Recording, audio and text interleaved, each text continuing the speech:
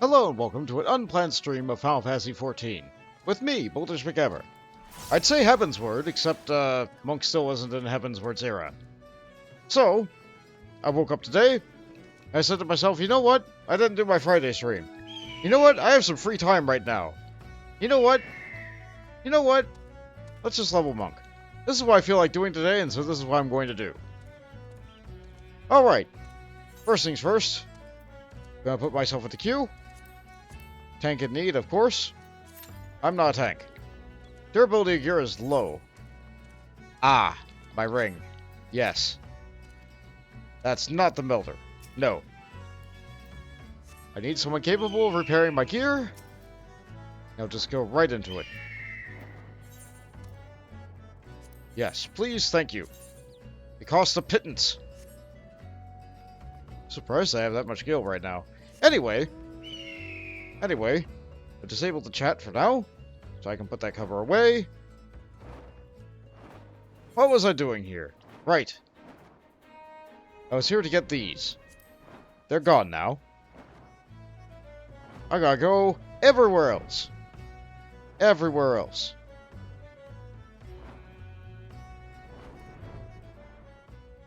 Everywhere else. Okay. Shroud, Dona, Korthus. Anything else in Ladosha before I leave? Okay, Western Ladosha, okay. Get these rivers. Gotcha. Am I a little bit low to be fighting them? Yes. I'll probably be fine. I have Bedley with me, after all.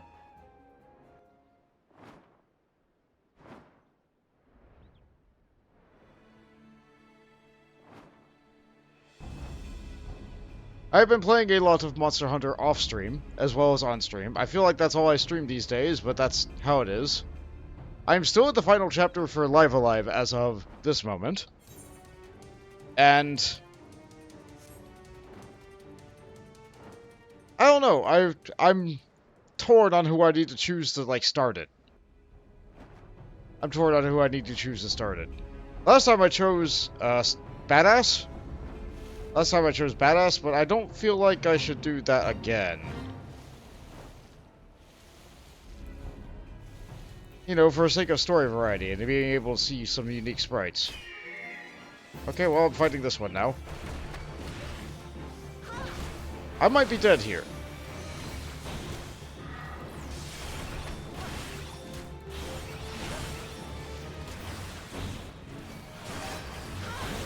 Yeah, I think I'm dead.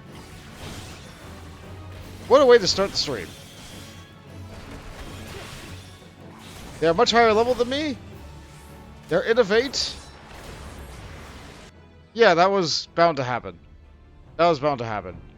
It's just very unfortunate that my hunting log target just happened to be a part of a fate, which spawned additional enemies in the area. I'm also going after something that's way too high level for me. But on the plus side, now that I'm here, what I can do is I can just try again. Just keep throwing myself at the problem. Yeah, the fate didn't look like it had too much time left on it. Let's just try it again. Oh well, I got a game over. It happens.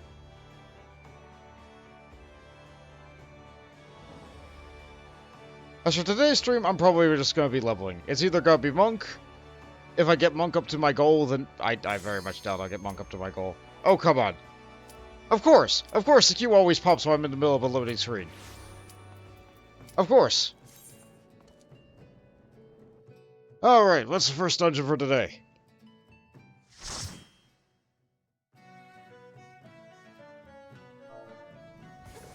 Of course it's Succotash.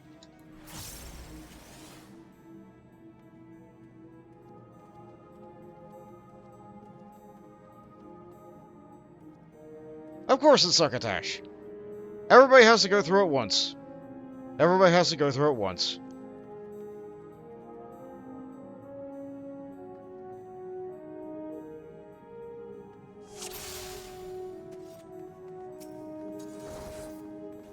Do I have area damage at this level? No. Does the tank care? No. The tank has area damage, that's what matters.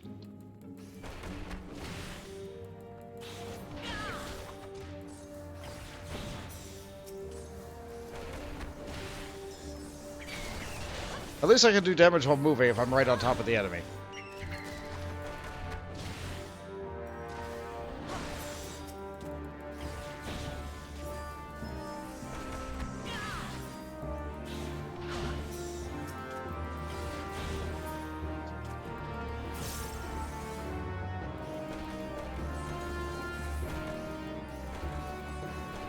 And now I'm like a foot away from the enemy, so I'm not ever going to be able to hurt them.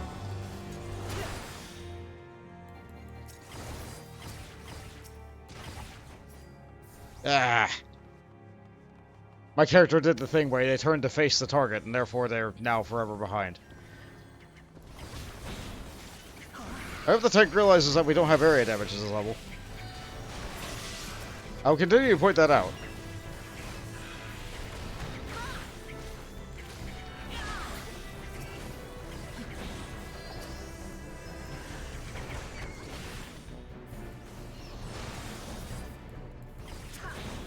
At least when I leave combat, I can rev up.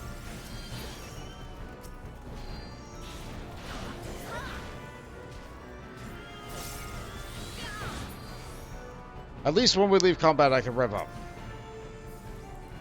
That is the one saving grace for pugilists at this level.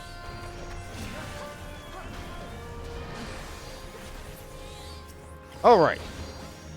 Alright. I feel useful. I killed the clam because of my off-global cooldown attack.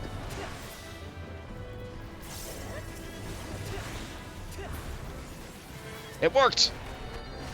Oh, I love this attack.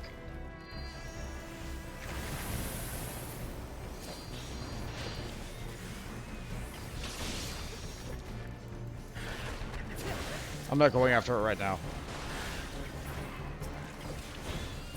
I'm not going after it right now. They got it. It's fine.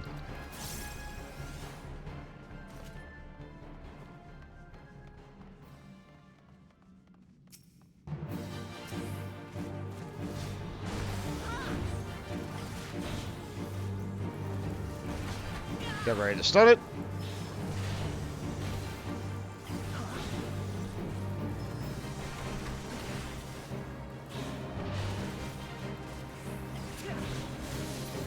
Oh, eat that paralysis. Rotation with it.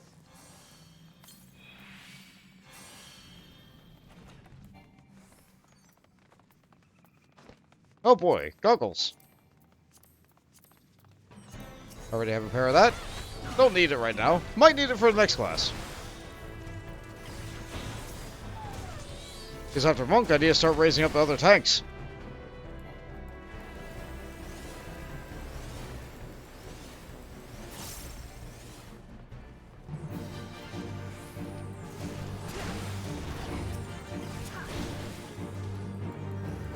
I'll go after targets with more health.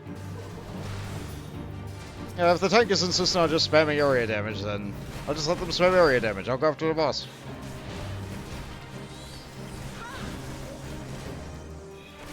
Not even a monk can make Sastasha better.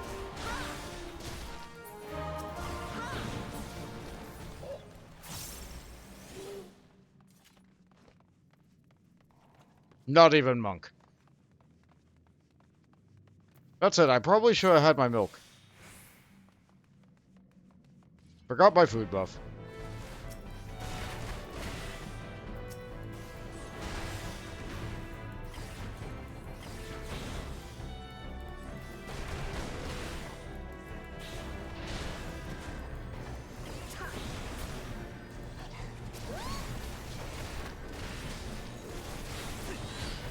Actually, since I'm only in combat with one guy,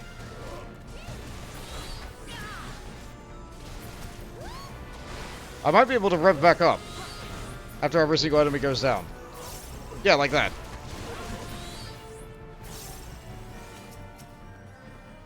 I got the key.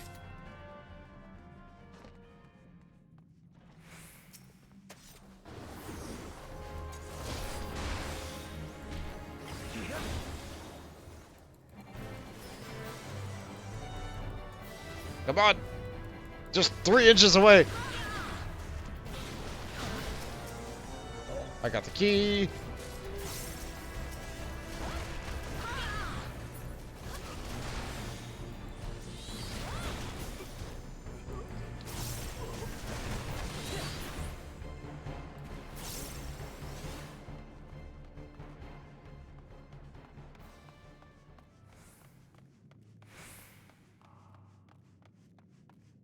They're just going through it as fast as they can. Which, good for them.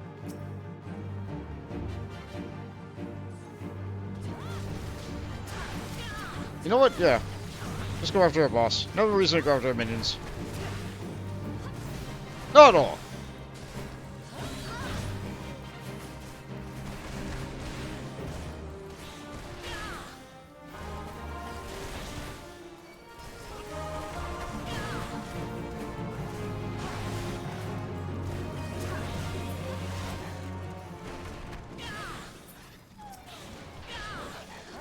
Get the little dog.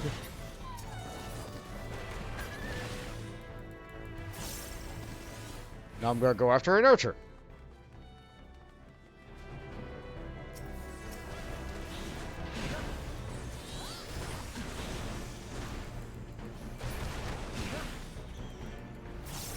I think there's another archer in this pack somewhere. Yep, there he is.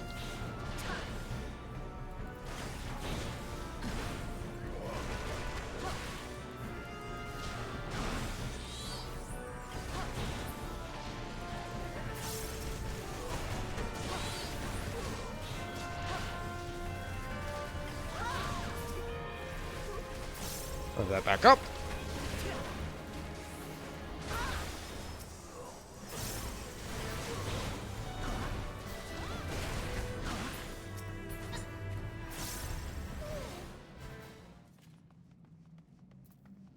I do enjoy the gameplay I'm getting from Steel Peak. I do enjoy that. It's like its own little mini-game. Well, I can't do area damage. If I could do area damage, boy howdy, this would be a lot better. Not there yet. Not there yet. Earliest dungeon I can do area damage is... Thousand Miles of Totorock. Alright, we are here. I lost my stance, whatever.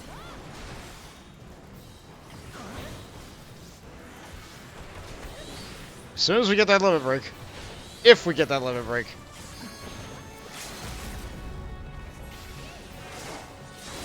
There we go! I did my job. That's why I'm here.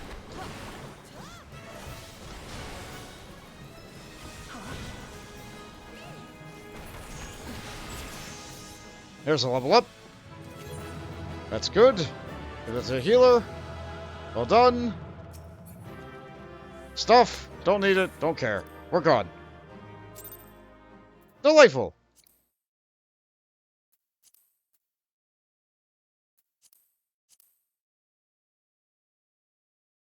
And we learned the mantra.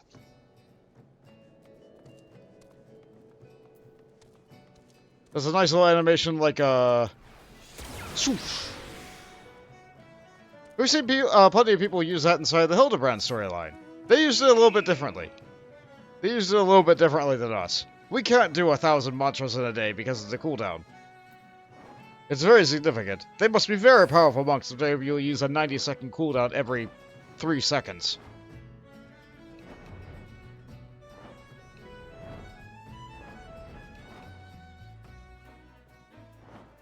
Almost high enough level to do Demile Darkhold, which is what we need to do for the Maelstrom. So, we get back into it. Not another leveling roulette. We'll just queue for the highest level dungeon we can do, which is still Stone Vigil.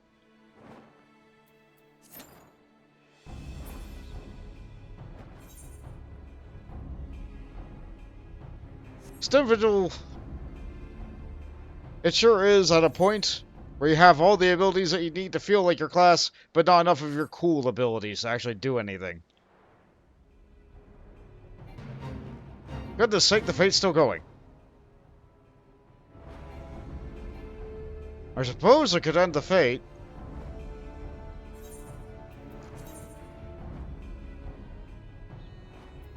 I guess that hat is a little bit better than the bandana. Yeah, you know what? Put it on. Not like it makes too much of a difference for me.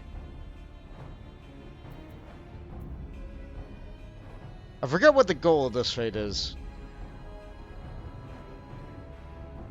I would say, oh, I could just do some ranged attacks and pull them one by one. That's not really how Monk works.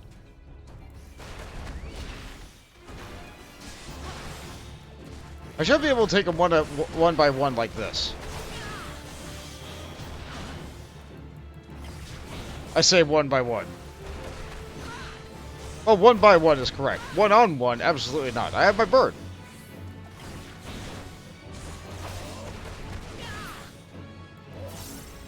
Okay.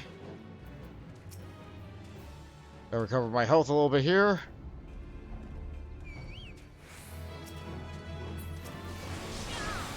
Fate enemies are usually a little bit weaker.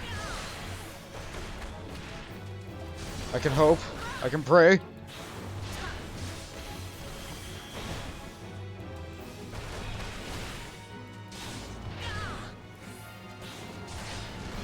Nope, my second attack is just not hitting. The level difference is there. This is not even what I need to defeat. Okay. Wait for my health to come back. Just give it a minute. Okay, I need you. Come over this way, please. Let's not have your friend interfere. Oh, you got some footwork too, huh?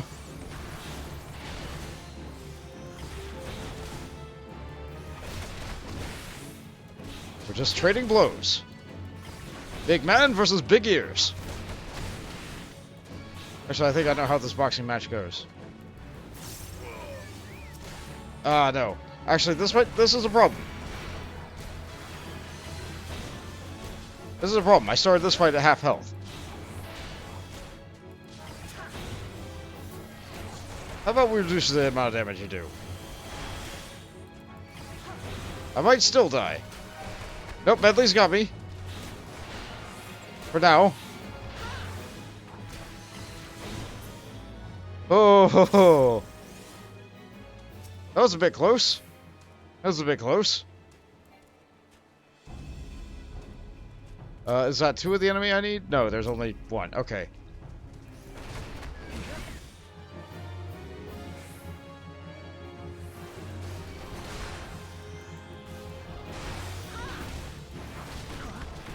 If he tries to do that footwork again, I gotta stop it. Okay. It stopped. Should go a little bit better. That first enemy we defeated is now respawned. How many of these do I need?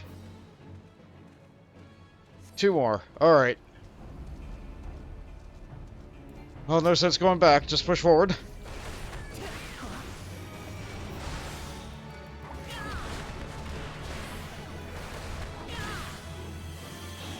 Oh, no. Oh, that's a problem.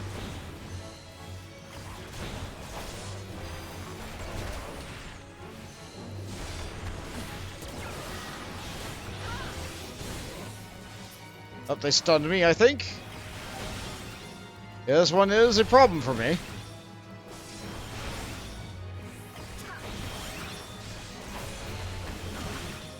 But through proper usage of cooldowns, I think I'm saved. I forgot that Fate enemies respond a little bit faster. I'm not here for the Fate. I think to clear the Fate, I have to, like, go up the stairs and fight a thing up there. Come on, get back here.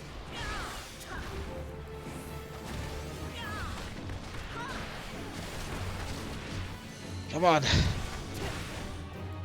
We need a few more.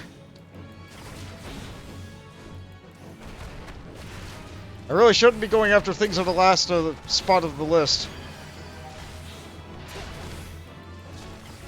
I would absolutely be dead without my bird, though. Every day we thank Medley for existing.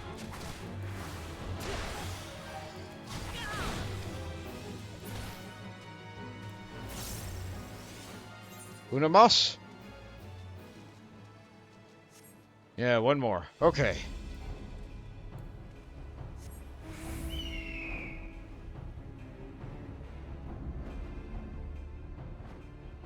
There's so many of them clustered right there. Oh good, this one just repopped here. Good, good, good. That's perfect. That's exactly what we want.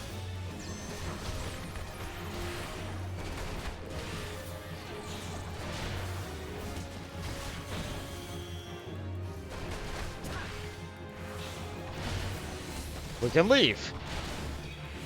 We can leave. Right after this one.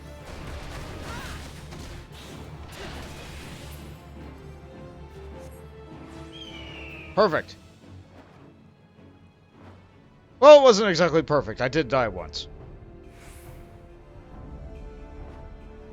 You can just go over here to this ship that's off the edge of the map. Like, it's marked, so you're technically allowed to, like, land and stand over here. It's nice. I don't think you ever actually have to go over here. I don't know, I just think this is neat. This is neat. I'm glad you can just go to the ship over here. How did they get this ship here in the first place? They must have had to tow it in, but, like... It's, like, right on the rock. Ah, well. It's an art piece. They have a ship in the back of the cove. It's fine. It's a pirate cove. Don't worry too much about it. Alright. What's next? We're ready to go somewhere else. Shroud. East Shroud. Very good. I sure didn't participate in that fate. It ended right after I got done, too. How about that? How about that? East Court... Okay. We can do that. We can do that.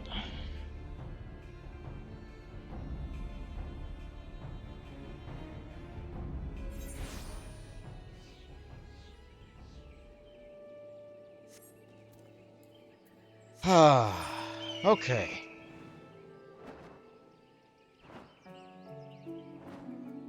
The queue is still going. Says we're about halfway to a dungeon.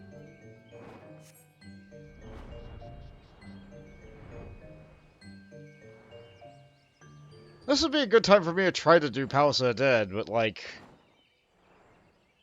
I feel like I need a party for that. I feel like if I go in with just a lot of random people, I'm not gonna know what I'm doing.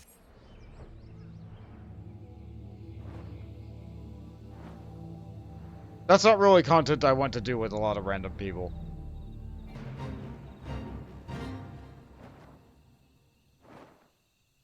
I went way past where I needed to go. Yeah, they're not in this deep bit here. They're in this little more shallow bit here, yeah? No, those are third cohorts. Those are third cohorts. No, I was in the right place. Oh, goodness sake. There's a fate on top of it right now, too. Is this just gonna be my day? This is just how today's going to be? Even better, I don't have a ranged attack to pull these. Okay, so that one's patrolling left and right. That one's looking that way, that one's looking that way. So if I land over here... Never mind. I get this one.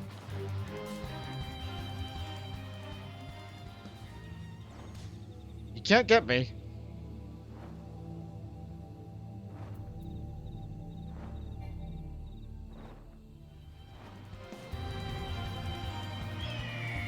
If it comes over and fights me now, that's fine.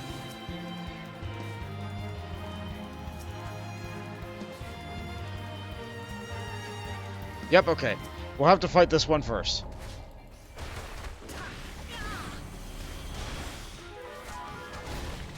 Alright, I think that's just an enemy from the Fate leaving. I don't have to worry about fighting two right now.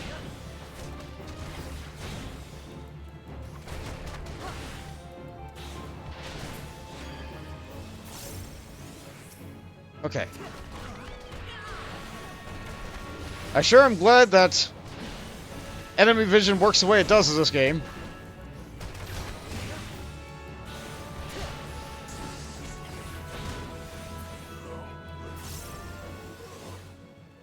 Okay. I only need two. I only need two. That guy's looking that way, that guy's looking that way. Wonder if there's a way I can get the one guy's vision, but not the other. Never mind.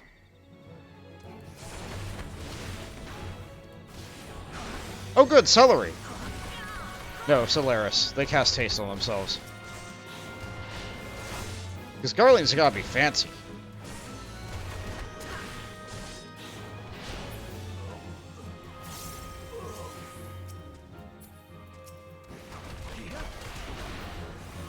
If I fight the other one, so be it. Stop that paralyze.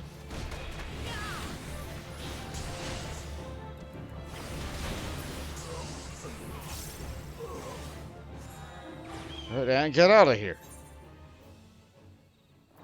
Okay, South Shroud for some hogs. Anything else in the Eastern Shroud? I don't think there would be, but, you know. Here we go. One thing. Hey, XIV. Good morning. Yeah, I don't know. I was in a mood to catch up on 14. I know it doesn't sound as good as Final Fantasy Friday, but it's what I'm in the mood to do right now. Self-lens, some Dream Toads. I'm never going to get done leveling Monk if I take weeks off. Doesn't roll off the tongue quite as well as Friday. Yeah, Final Fantasy Friday sounds real good. Final Fantasy Tuesday? Sick Mount. Yes, thank you. I believe this Rising event is still going, but not for much longer. So this is still available for free in the game. I say for free in the subscription-based game. But the way Final Fantasy usually does their event stuff is, this mount is going to be exclusive to people who did this event for the year. And then next year it'll go on sale, like, for the next Rising. And then they'll have... Then they'll be on the Mog Station forever, and they'll just have new event items every year. That's how this game does it. They never reuse the same event.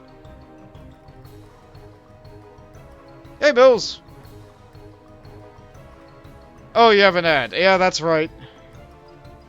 I'm so sorry. Oh, there's a Stone Vigil. Get the cover back up.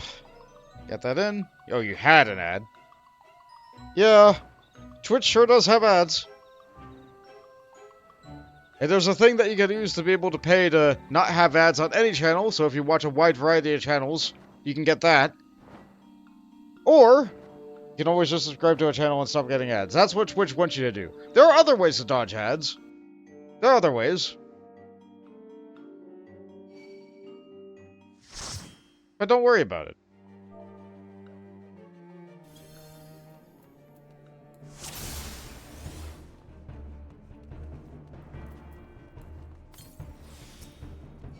Ah, shoot!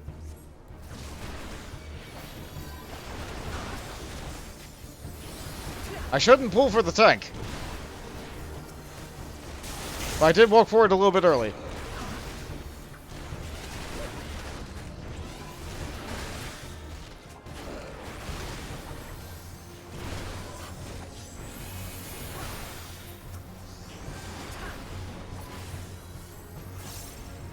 Well, nobody's saying anything about it, so I'm not going to say anything about it either.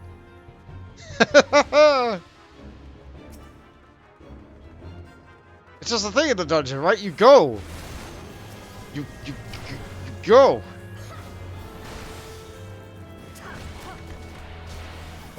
Gonna sit on this until we get a couple more enemies. Right, and rock punch. Yes. That was weird.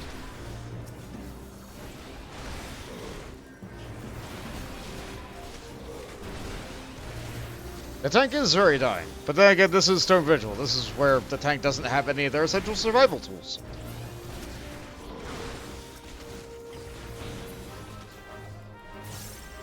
But at least we have area damage. At least we have area damage.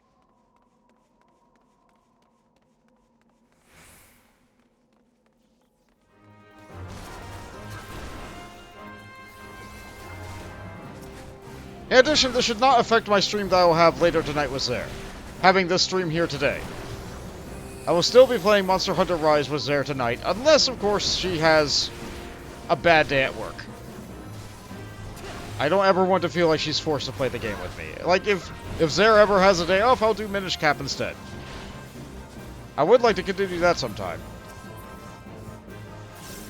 I was thinking about doing it now. I was thinking about doing it, like, now. But you know what? It's just Final Fantasy, leveling Monk, This is what I feel like doing today.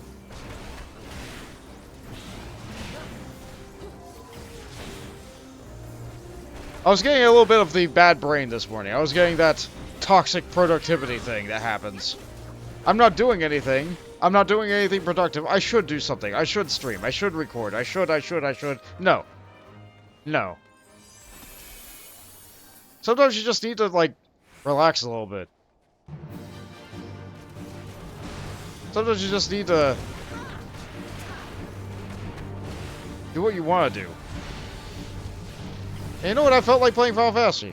It's not Friday. You know what? Heck it. Heck it. I'm playing it now.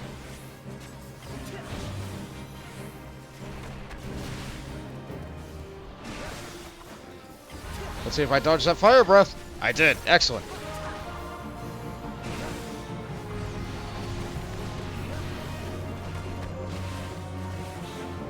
I haven't used my gap closer yet.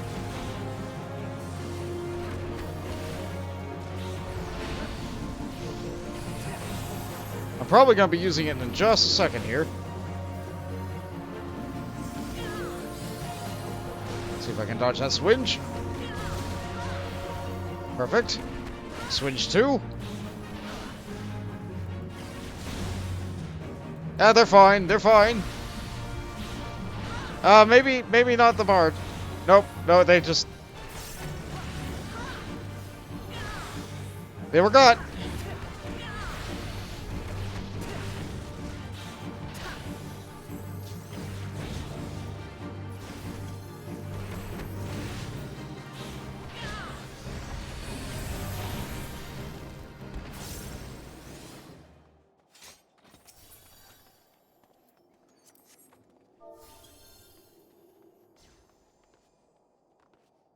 And look, they died, but they get a bow as an upgrade. That's a treat.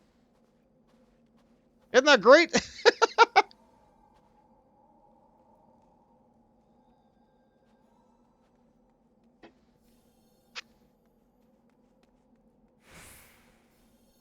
They're getting there.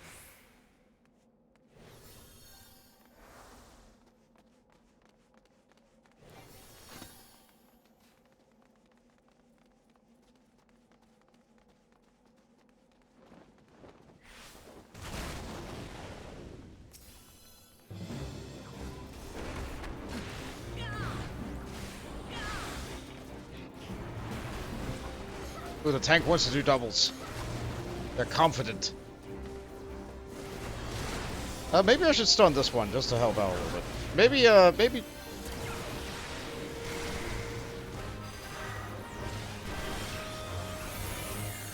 Nope, that didn't... No. That's,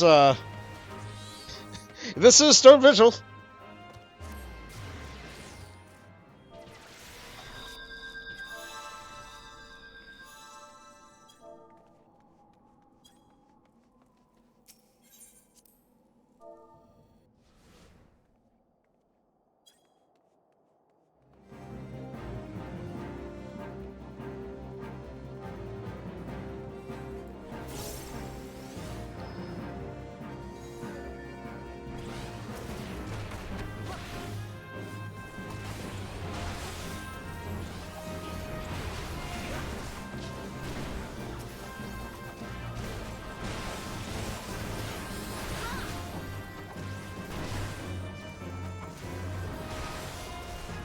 Yeah, Tiger's like, yeah, maybe not big pools. And I'm like, you can do big pools.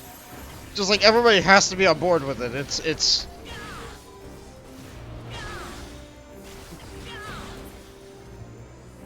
just Stone Vigil. It's just Stone Vigil.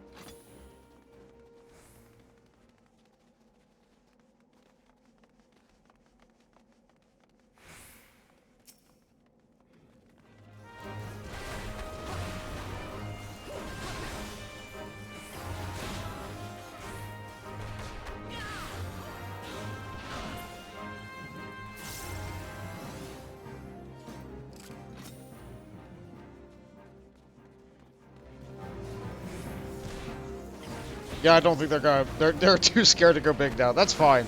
That's fine. Stone Vigil's just a place. It's a place where you don't feel invincible yet.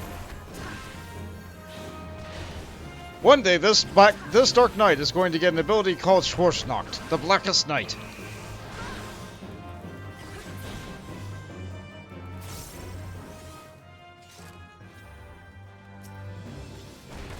And that will feel great for just a handful of levels. When it came out, it was the real bee's knees. It was the absolute top stuff. Then Warrior came and got an even better ability for herself.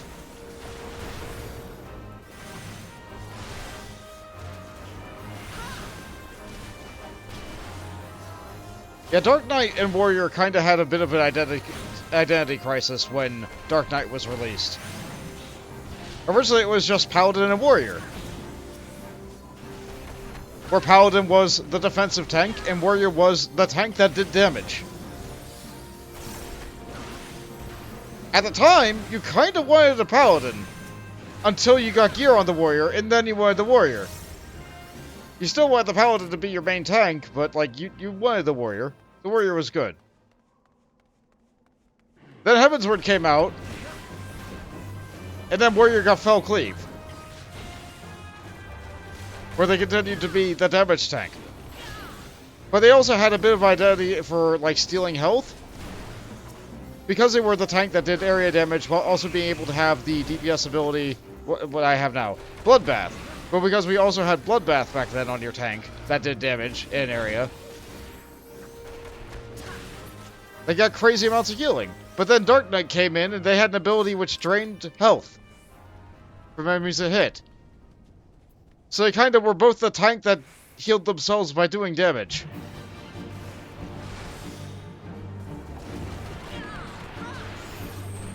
Now Dark Knight's more about shadowy magic barriers and Warrior's about hitting things so hard that you don't die.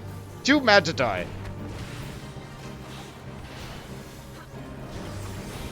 But it took the game a little bit to develop that kind of thing for them.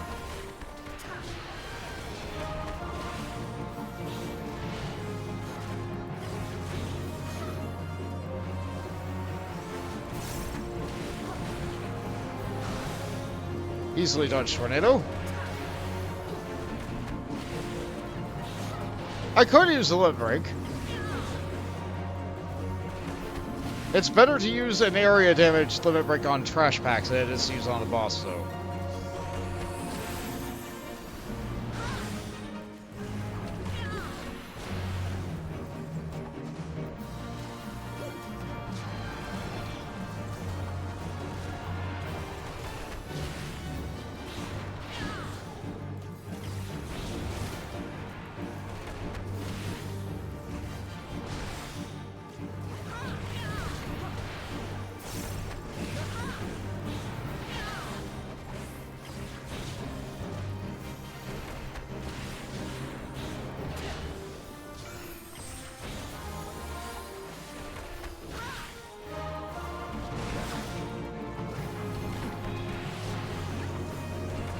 But still, the other DPS doesn't know that unless I let them know, so I just let them know.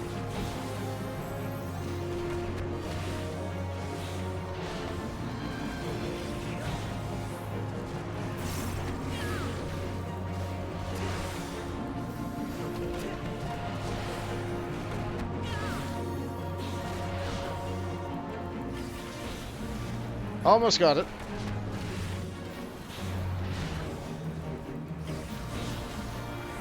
I'm really in the rhythm for this monk. The enemy doesn't have enough health left for me to dot them. Hey! Now I can do the Mild Dark Hold. That's a gear upgrade.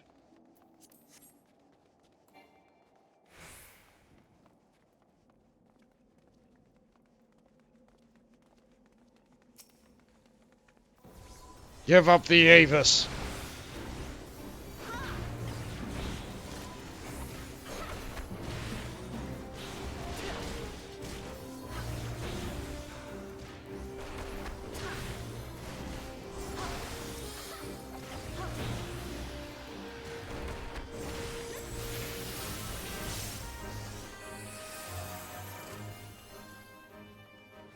Nice big barrier.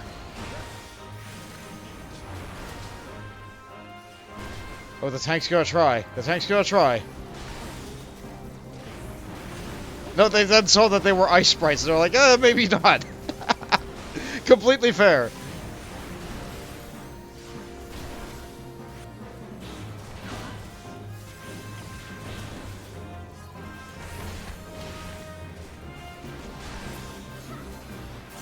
Completely fair. Hey, look, more ice sprites. Sure.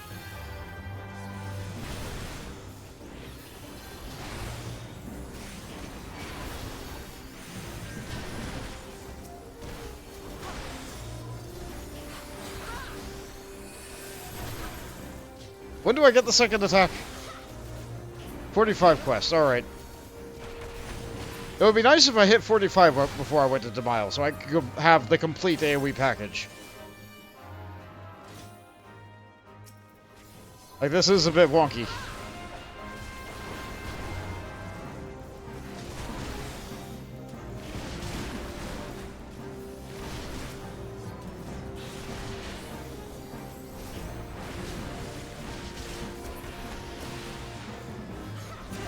It's not gonna hit by that.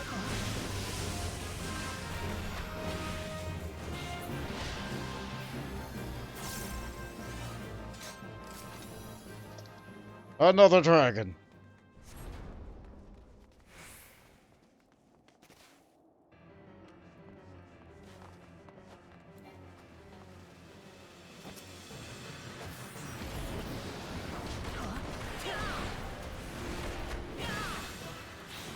I don't think we're gonna get the level 2 limit break, even if I do wait.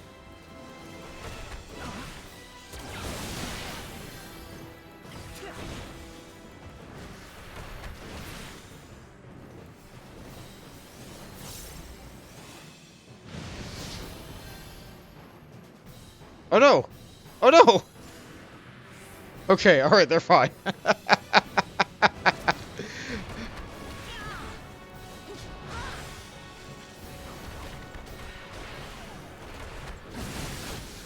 I really should use Faint for those Rhymeries.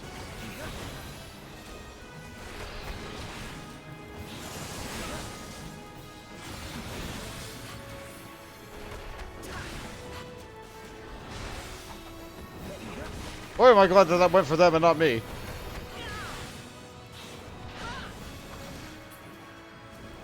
Alright, rev it back up. It's really aiming for the healer. Good job, enemy AI. You're sure doing it.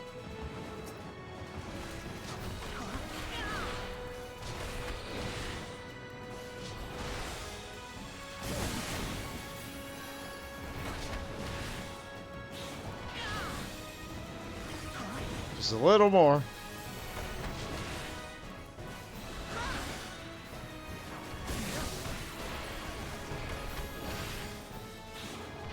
It'll be nice if I could get that final punch before it goes away. There we go. Oh no, the healer got hit by Ice Breath.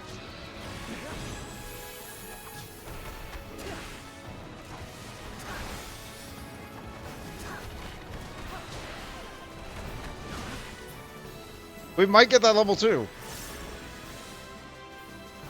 These don't leave ice puddles on the floor anymore.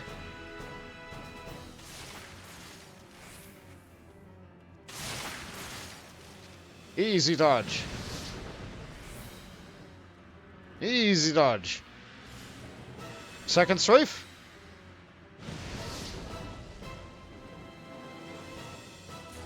Plenty of time. We're gonna get that level 2.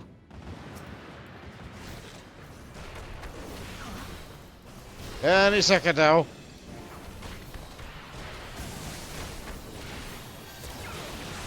There it is.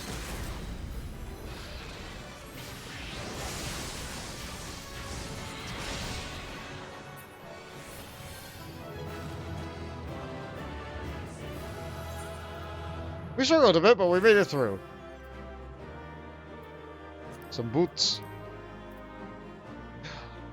Eisentaser. I don't know what the taser means, but I know Eisen means 1.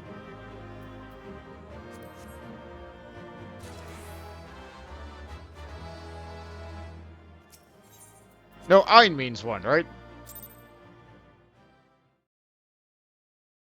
Oh, goodness sake. I wish I had the mental capacity to know more languages. Oh boy! What was I doing here again? What level am I? I'm very close to level 45. If I do my hunting log bit for this, I should hit 45, do my class quest, and then I'll be ready to queue for Demile Darkhold. And then I'll finally get that Maelstrom quest done.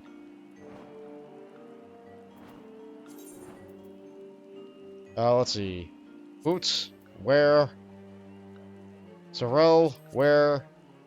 Cuffs, wear. Did I get knuckles too? No, those are old. Those are bad.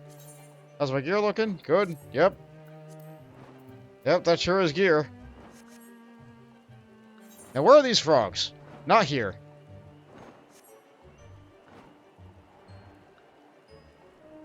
It is raining in the shroud. It is not tension. There's the frog.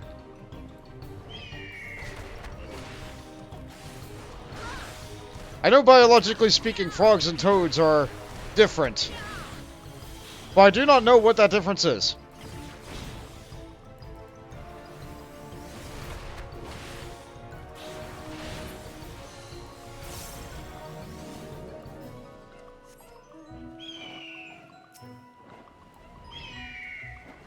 To the untrained, uncultured person like me, a bird is a bird.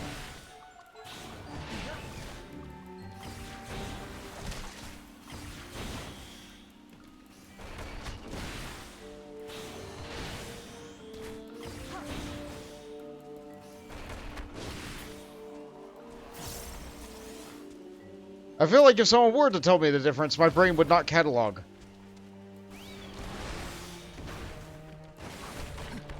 It would not catalog the information properly.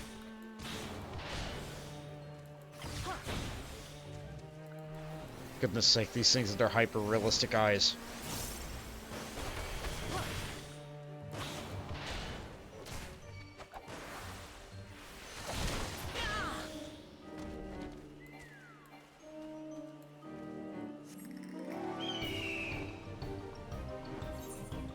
Can't be too much more of these, right? Oh, it is a lot. I need a lot of frogs. Are they only in that area? They may only be in the area with the fancy sylph music. With the slide whistle in it.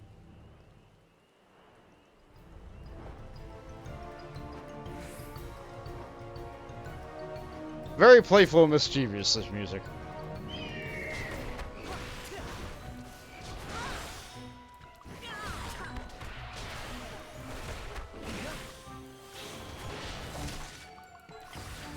I'm thinking about mounts now. A good friend of mine finished doing their savage rating for this tier. They beat some of the hardest content in this game. They got their mount, like just last week, and now they're helping other people get their mount for the rest of their party. That's great for them.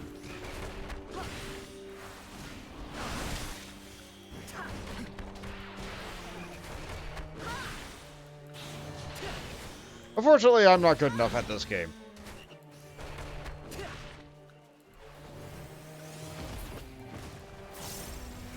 Oh, Medley finished it off. Good job. Well done, bird.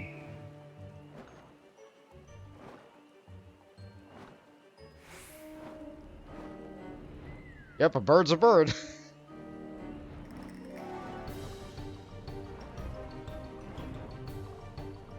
Such playful and whimsical music, when at the end of the day, we know that these sylphs are making drugs.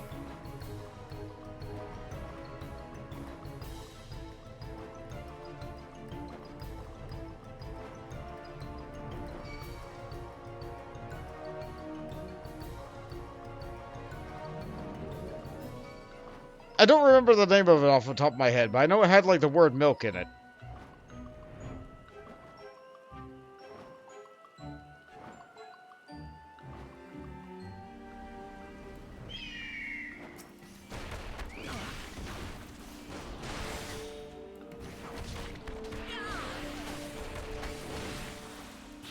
Because if people don't keep coming back to the forest, how else can they play their fairy tricks?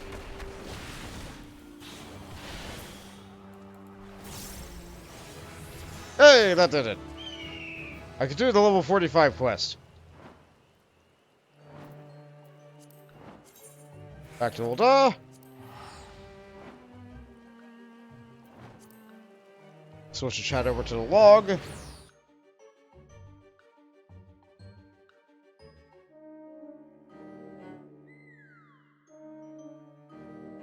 The amount of things that the log records is actually quite...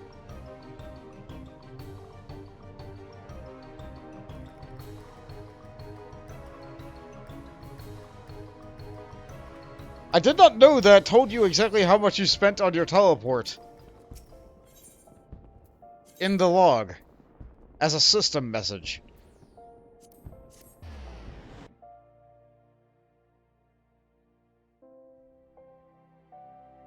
Yep, I sure am in the town. I sure do have to cover the chat.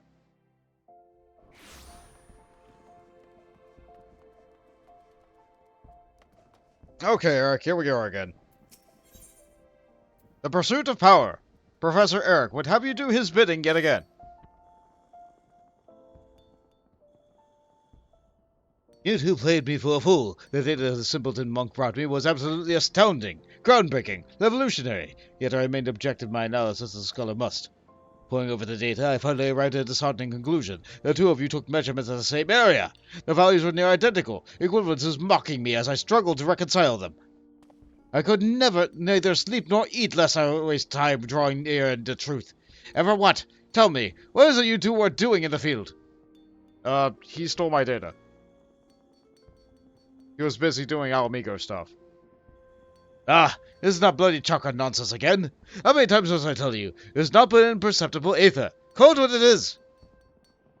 But to think I had a mind to put your names under mine when my hypothesis was published. This life force, this spiritual energy, this god's-forsaken eternal soul lessons, I care not what primitive nomenclature those backwards monks wish to assign it. It is aether, plain and simple. They claim they are able to manipulate and amplify it through discipline and opening of the so-called chakra. False! This is nothing more than the etherical regulations of the organisms, a basic and natural concept. In an attempt to explain that which science does not yet fully understand, the monks have erected an institution of control. Their preachings are unassailable to design, for none can disprove the existence of the unknowable. The promised power returned to their objection of servitude, control, and power, indeed. Only that of a man is the very essence of a religion, and should be treated with contempt, as all religion should. Aether resides in all living things, as do natural mechanisms with the capacity to regulate it. This is simply life, not some mythical, supernatural endowment. I concede, of course, that all the heightened mental faculties of man allow for the potential to gain conscious and control over those mechanisms. Indeed, it would appear that you and the simpleton monk have already achieved that end. Our indiscretion and impertinence of youth. I suppose it can be forgiven. Once. In my own youth, I was not the model of perfection you see before you. I too have made some might call mistakes. Not myself, but some. In our talks together, the simpleton monk often spoke of the seventh chakra. Its awakening is thought to be the highest achievement amongst monkhood. I make it a habit to know the tenets of my intellectual enemies. It was the flow of this aether without the two of you which betrayed your falsehood. The spreading of your chakra, as I'm sure you monks would rush to call it. But serendipity most often visits the industrious. Just so, it is precisely these ethereal whispers that prove to be most intriguing. The waves of these sounds resonate perfectly with the aether of the battleground. I can see by your vapid expression that you are missing my point. Allow me to spell it out. It follows that if one were to visit a battlefield with certain etherical wave amplitude and frequency, it would resonate with one's own aether. This is a phenomenon responsible for the initial opening of your own chakra. I cannot believe I am being reduced to speak in these terms. It stands to reason that any ethereal wave, there may be a location that will resonate with it. Think of the implications, Bond! If the seventh chakra the monks speak of truly exists, then so true must an ultimate battleground bond with it. The concentration of aether in such a place would be unlike anything ever recorded. I forgive your past treachery, guide me as it did to this great discovery. That, and I need you to do more work for me. Here, take this new aetherometer. Make for Lux's colony shroud. My research indicates it is very promising tract indeed. Serve the aetherometer and others have done in the past, and then kill whatever you must to obtain a strong reading.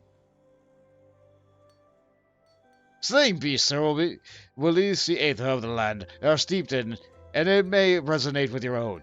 I suppose, in primitive terms of the monkhood, that would translate to the expansion of your chakra. Oh, and you'll not be crossing paths with a simpleton monk this time. I will be sending him to take readings in the East End. I've no intention of allowing you two to conspire to impede my research again. If you care to know more about the events that have transpired at Lockskoll, I suggest you pay a visit to a local library. East End, on the other hand, is a fascinating subject of which I never tire speaking. Ask me about it any time if your curiosity ever gets the better of you.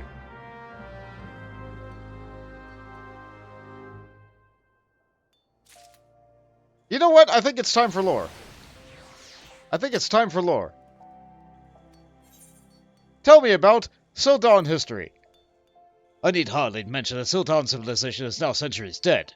Sildar was plunged into chaos in the wake of the King Lalawefu's demise, or the King of Springs as he was known. Despite the success of his economic reforms, the tax increases he imposed did not sit well with his subjects. This, coupled with a prolonged sequence of untimely droughts, fomented unrest among the people, and in time sparked violent unrest throughout the kingdom. Sildar was not alone in his want for water. Uldar too felt the effects of droughts. The Sultan at the time, Sasagan ul-Sigan. But perhaps you recognize the Ul name? The current Sultanate, Nanamo ul-Nanamo, represents the second of Ul dynasty. She is Sasagan's distant descendant. Now, where was I? Yes, right. So, Sasagan ordered the attack on Sildar and claimed the water resources discovered as a result of Lalawefu's flood control acts. But the royalty and nobility of Sildar would not remain idle. They mobilized their nation to face this crisis, and the people fought with great tenacity against the Uldan threat. The full strength of both nations met in battle, and the end result was an arduous, protracted conflict. Arguably more desirable than surrender, the ruling Sildar elite took little pleasure in having succeeded in uniting the theretofore querulous citizenry to fight. For despite all their accomplishments, every day spent waging war dragged on the nation's financial affairs, which, you will recall, had only just been brought under control back into the mire. To bring an end to this long military deadlock, Sildar devised and set about implementing a perverse yet ambitious strategy. It sought to zombify the deceased among its army, and they might fight again. At first it appeared to have worked. At the height of the hostilities, the Sildars lost control over their necrotic creations. The undead turned on their masters, and before long the zombification had spread to a majority of the population. Ever knowing the opportunity when they saw one, the Uldans used this to justify their war, now proclaiming it a crusade to send these zombies back to Thor. After seeing the extermination of all zombies outside the city, they then sealed the gate to Sildar, entrapping both the living and dead within. And that, in brief, is a history of the fall of Sildar. I only pray that your feeble mind is able to retain it. That sure is a version of history. But you know what, that's what the books say, and you are a book-learned man. One day we might learn more about it. One day. The study of Aether. I shall tell you yet again of the study of Aether. As I laboriously explained, Aether is not only the source of all magics, but also the fount of all life. Yet despite its ubiquity, it remains imperceptible to the senses of man. When a living thing dies, its aether comprising its life is released. It has been learned that the discharge takes place, a portion of that aether remains, lingering in the physical world. No doubt you have come across ethereal crystallizations in the course of your travels. All scholars now agree that these are the physical manifestations of great concentrations of aether. I have a theory, however, that they are not only such manifestations. Allow me to give you an example of even one such as you can understand. That of ghosts, spirits, disembodied souls. Apparitions of the deceased come back to haunt and generally unnerve us? False! These are nothing more than a luminescent glow of aether in the atmosphere. It is possible, though highly unlikely, that you're asking yourself why a portion of the aether remains. Right, well, the amount of aether that can shift between the physical and ethereal realms at any given instant is limited. I call this the ethereal threshold. Any aether present in excess of that threshold is left behind. The more violent or traumatic the loss of life, the greater the amount of inner aether released to take the form of crystals, or remain imperceptibly in the atmosphere. And you surely recollect the scene I identified as most apt to produce such violent deaths? On the field of battle. It stands to reason, therefore, that though the ethereal measures of such sites, I will be able to reconstruct details of the wars waged upon them. And that, Mont, is why this military historian has a deeply vested interest in the subject of aether. Despite all that we do know, however, many mysteries remain. The study of Aether will no doubt continue to yield fascinating and awe-inspiring discoveries for years to come. Of that I am certain. Tell me about Bloodshore, which is right next to Coast del Sol. Very well. Prepare to learn all you ever cared to and more about the land known as Bloodshore. The sanguine nomenclature derives from a truly horrific battle which took place some 50 years ago. The two greatest pirate fleets of the day, the League of Lost Bastards and the followers of Rykard Mustbeard, met one another at sea just off the coast. To this very day, none can say with certainty who shot who first, nor why. Mayhap there was no good reason at all. All I know is that two pilot leaders loathed one another, and when dealing with pirates, little more than that is needed to ignite a war. By the by, it just so happens I have heard the head of the League of Lost Bastards, one Blosis, was father to the current admiral of Limsa. It is told that the old sea dog wished for his daughter to take command of the fleet upon his death. But that's a tale for another time. Suffice to say, a shot was fired, and the mightiest pirate armadas in the realm came to fight one of the bloodiest navis battles in Eorzean history. All told, 7 galleys were sunk that day, and dozens of smaller warships. 4 of the 7 galleys went down in mere moments. When at last the smoke cleared and the cannons fell silent, hundreds lay dead on the ocean's bottom. It is said that the foam of the tides was tinged red with the blood for days after the battle, and bodies washed ashore for weeks to follow. So, as you can see, geography and history are inextricably linked. Regrettably, the region has recently been purchased by a wealthy Oldon merchant, named Jejeruju. He has chosen to turn a blind eye to the land's history and has taken to calling it Costa del Sol. And I believe I will stop there concerning Bloodshore. Allow your feeble brain to process all it has heard. Darn! Darn, so the ocean turned red with blood, and it all washed ashore, so it's Bloodshore. Neat! Tell me about the fine sandbanks. The fine sandbanks have a rich history indeed. They are found on the west shore of the Vilbrand River, at the foot of the now extinct volcano overlooking the Rothland Sound. The area is sedimentary. Extinct volcano? The area is a sedimentary basin formed at the bottom of fine silts and sands carried by the river. Today it falls within Gridanian territory, and days past it belonged to my own home region, Alamigo. A century ago, King Manfred came to power in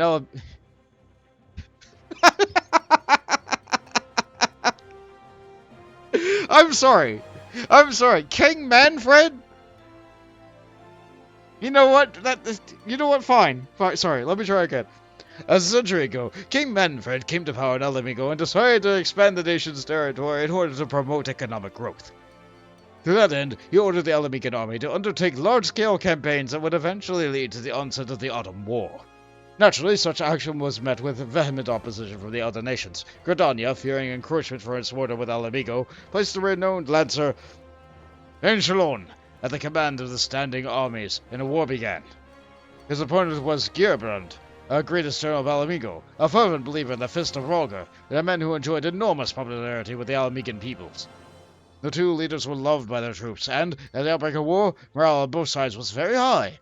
The armies clashed time and again all along the border, neither general yielding an ilm.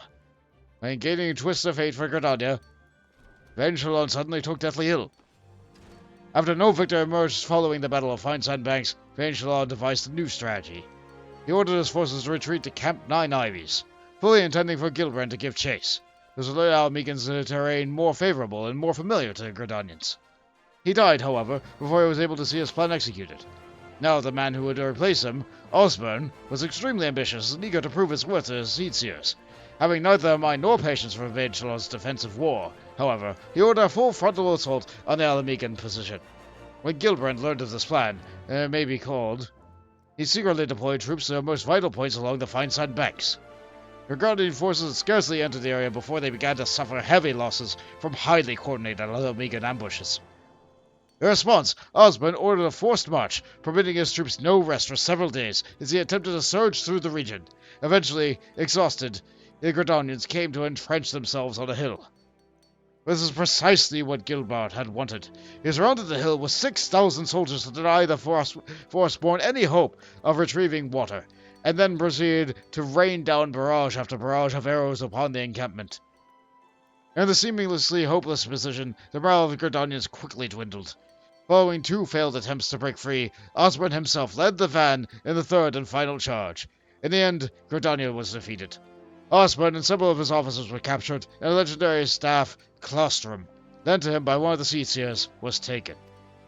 This abject defeat accounted for what little morale remained within the surviving troops, and they beat a desperate retreat of 5 hangs, with the relentless Alamegans harrying them every step of the way. Gilbard's victory brought them ever greater accolades from his country, and as a result, both he and the First of Rhalgr came to wield considerable political power. And that is a brief history of the fine Sandbecks. No, you needn't thank me. Knowing there is little less ignorance in the world is all the reward I require. Wow, that was a lot. That was a lot for a guy fighting on a hill. And finally, the East End. East End is just that, the eastern end of the Black Shroud. The Autumn War marked the beginning of the hostilities between Alamigo and Gridania. The first major victory of the war came from the First Battle of Tinochka, and it belonged to Alamigo. Defeated, the Gridanians retreated to safety into 5 hangs. The front was splintered, and afterwards they would resort to opportunistic ambushes and the constant redeployment of troops to continue their resistance. The Alamegans, confident of ultimate victory, enjoined Gridania to surrender. As conditions, they demanded that all of East and portions of the Central Shroud be relinquished, and perhaps more disturbingly, that the Seats be taken as wards of Alamigo, where they would be met with no harm. Needless to say, Gridania refused. Providence was to be delivered to the firstborn by a neighboring nation of Ishgard. Where of Alamigo's ambitions for a region, the sea appealed to Limsa and Uldar for aid. The 3 joined Gridania in her declaration for war against Alamigo and sent troops to reinforce the front. Really? Really? Ishgard? In the middle of its Dragon War, Ishgard helped Gridania against Alamigo.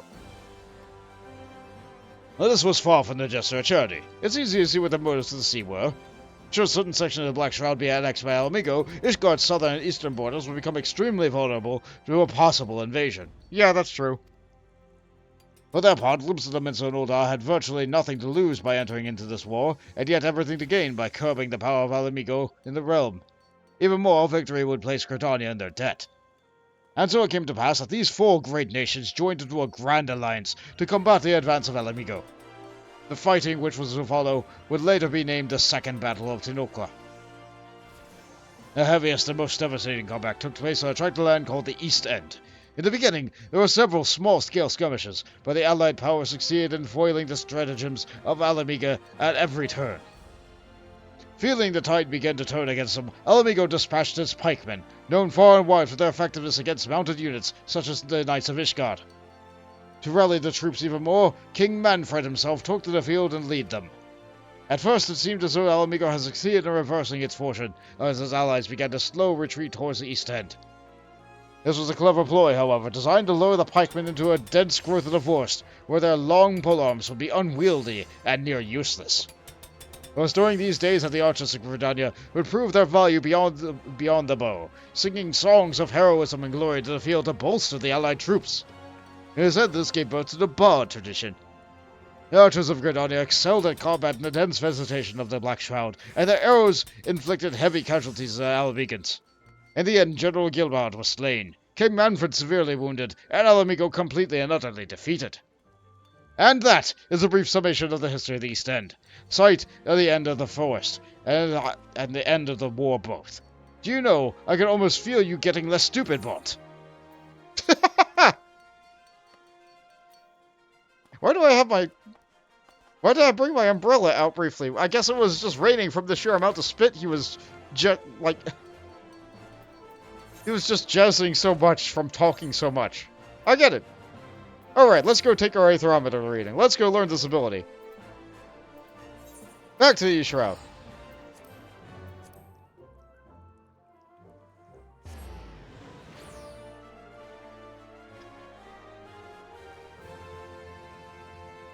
I don't know, I like it. I like when the game gives you history. A lore dump is not always the best. It's usually better to show, don't say.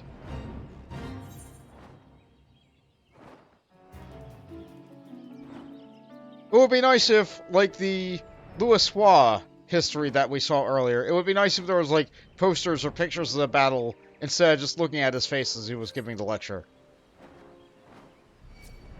But this is also an Aroma Boring class quest. I might have to kill that. I might have to kill that just to be able to do this. Alright, here, I have another half-hour medley. Yep, okay. We're fighting this one.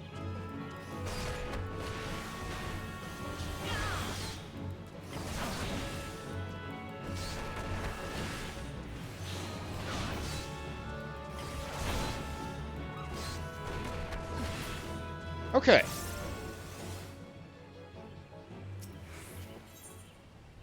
Alright, another Aetherometer usage.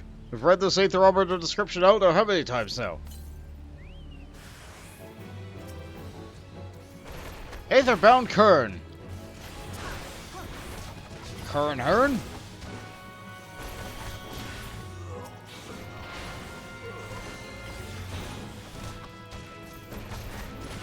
I guess Kern's just another word for zombie. More? More. Kern Hearn.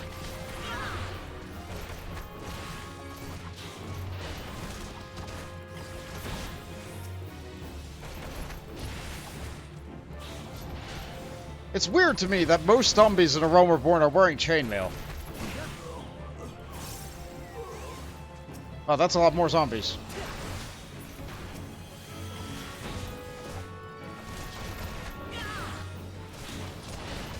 Good thing we have a bird.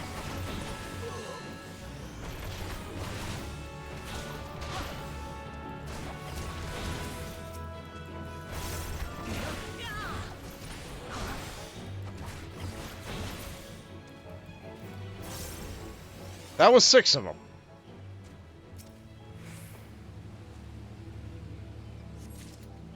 Got that?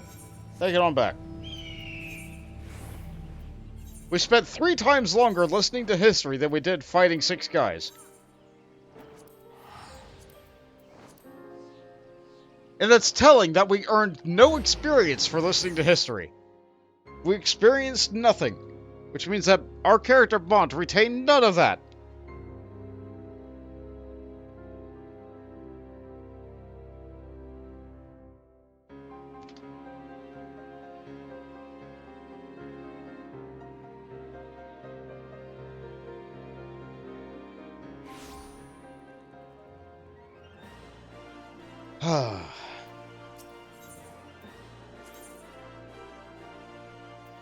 Let's see, Goldsmith. There we go.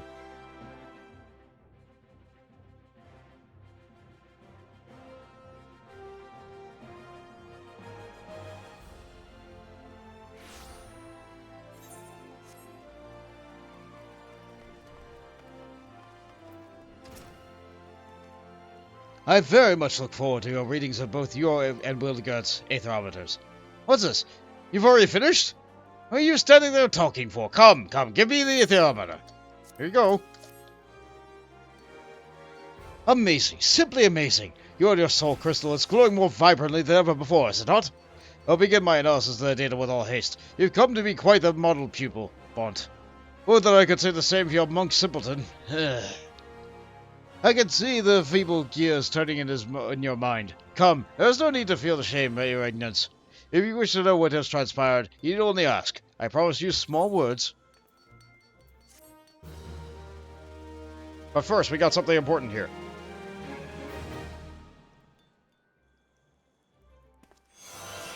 You have opened the chakra within you and learned 4-point fury. Finally, this is lit up. Okay, hold on. I don't have an ability that lets me show this off out of combat yet. Darn! It's one of my favorite monk animations. Good vibrations. Professor Eric wishes to speak with you about Wilgert. The simpleton monk asks that I send you his way should I see you. He waits for you at Little Amigo in Southern Talon. Surely you see Wintergelt for the danger he is. His is the most dangerous type of mind, one blinded by revolution and revenge. I do not wish to tell you... I do wish you'd tell him yourself that people should live for the future rather than the past. Though I did not know he was of Alabegan resistance, how saddening it is that on the rare occasion you do trouble yourself to think you are wrong. Of course I know. What manner of imbecile do you take me for? No doubt Wintergeld thinks me an idiot. False! These two eyes can see far more than you know. I too am an Alamegan, and love my homeland every bit as much as he. Go now, hurry to little Alamigo. I'll keep you no longer. No doubt Wintergilt is already awaiting your arrival.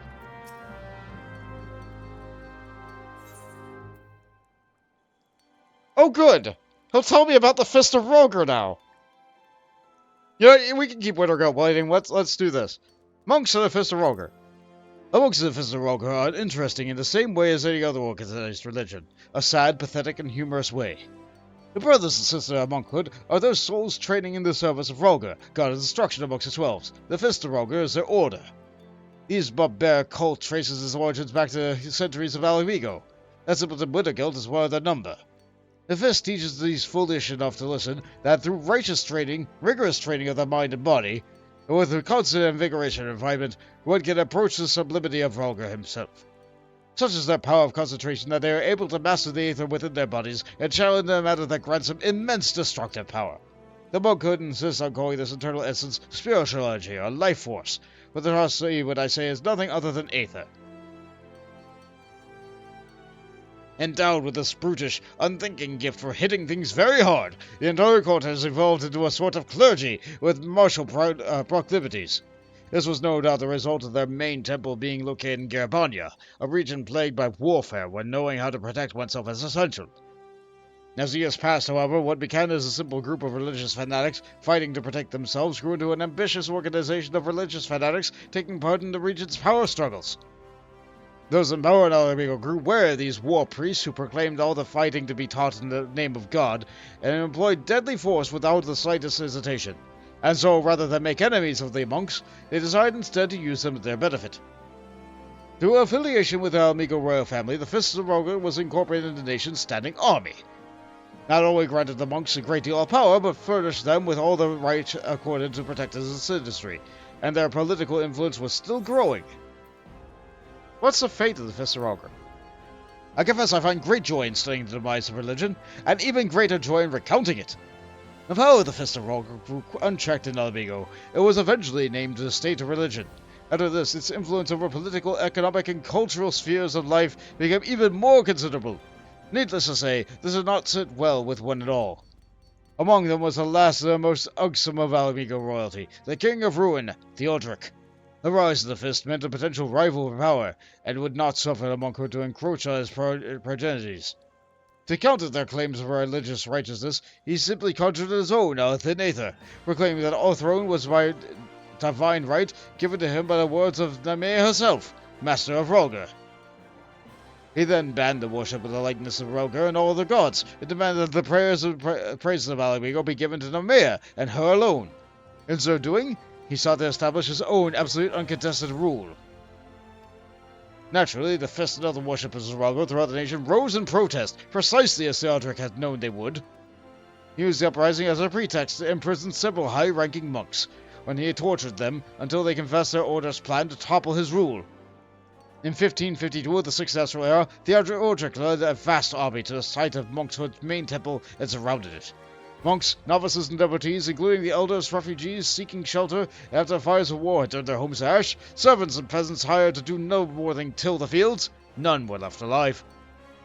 The monks fought heroically and historically, but were hopelessly outnumbered. With the massacre of that day, nearly all of the monkhood perished. The elders, the keepers of the tradition and knowledge, resided within the temple grounds. It was thought that all versions and ways of the chakra were lost. But then what of Wintergilt simpleton? Just who is he? Perhaps the end of Fist was not the end of the monks after all.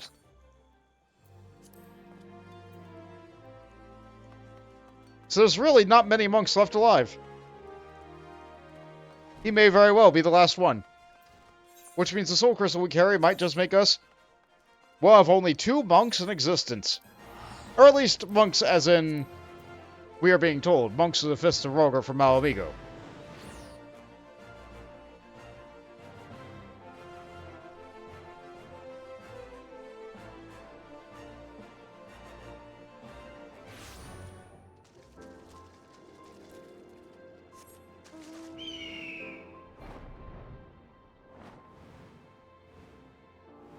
That sure was a very tight area.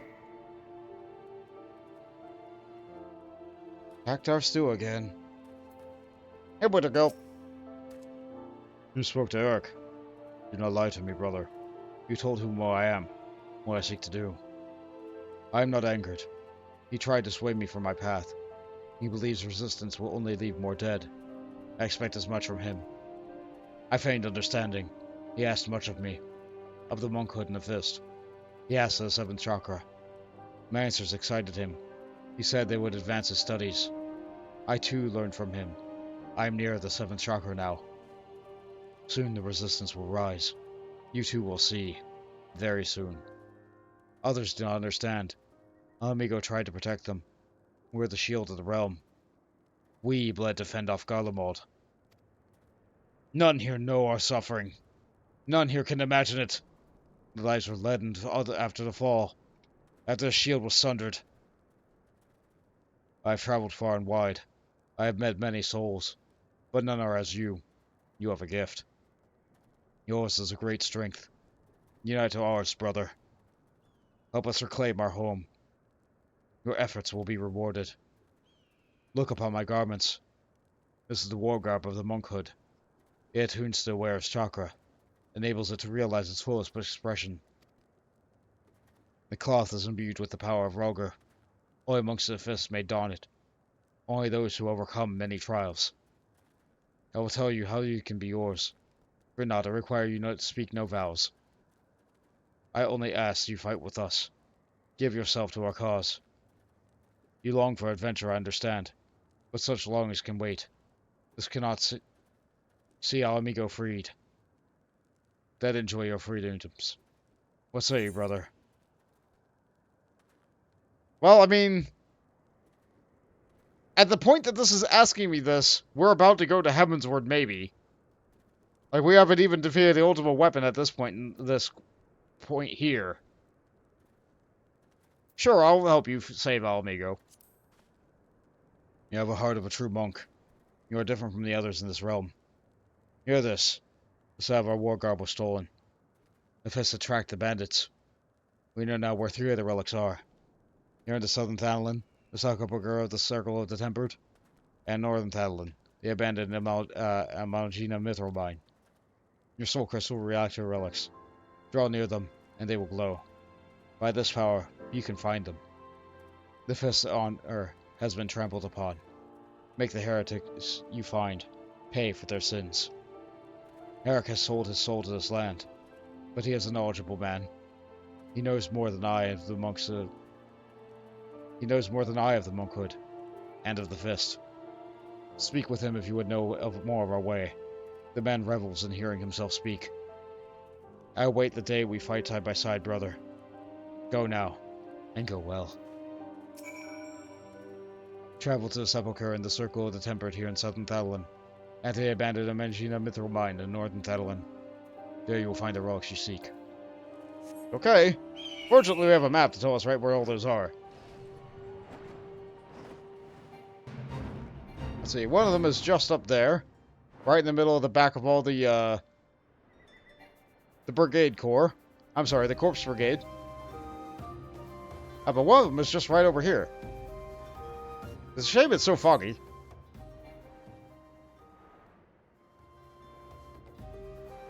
I might not even need to fight anybody for this.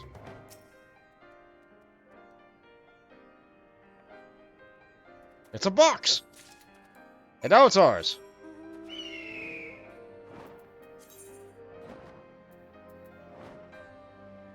Some gloves. Slap those on. It's better than what we're wearing, that's for sure. But not for long.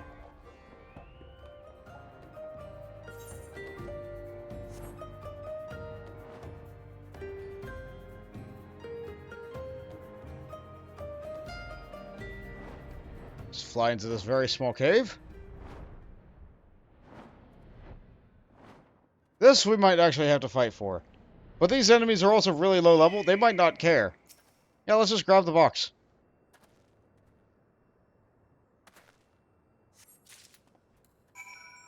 Fantastic. New pets. And finally, the Mithril Mine. We'll just warp on up there.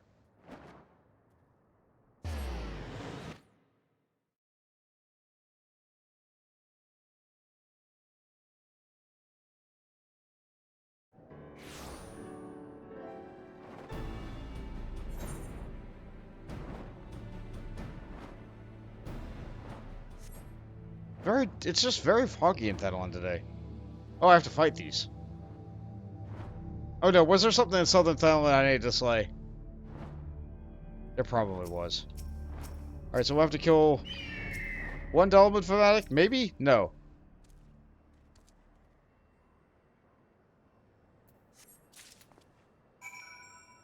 Guard of the Year, right there. Got some shoes. I think the only thing I'm missing now is a hat, which I'm not even sure it'll give me. Go back over to Withergill. Well, you know what? We're here in Northern Thailand. We should just defeat this thing. I didn't rev up my chakras.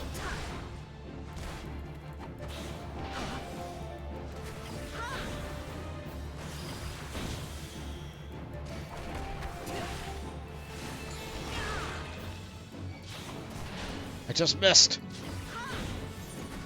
I fire my fist and I miss. I need 3 of these suckers. That's not too bad.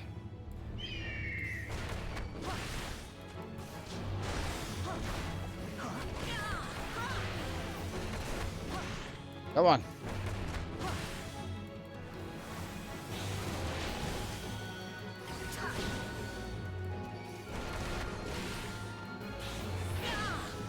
This is not the body shape I imagine when I think of a basilisk, but like, honestly, what kind of body shape does one think of when they think of a basilisk?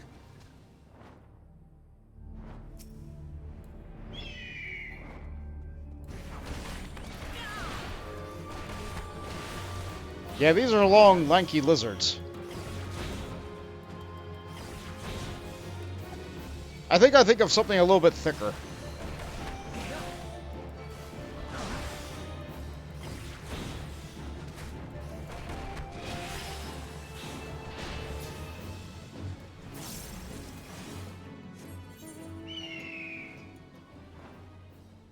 Anything else in Northern Thanalan? Yep, there we go. There's something in Southern Thanalan. I should have slew that thing was in Xanarak. I gotta fight some battle drakes.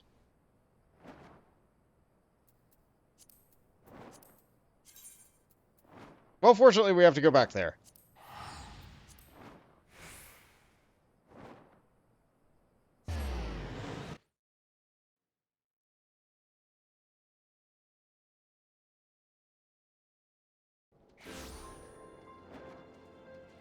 I could probably stand to put myself back in queue now.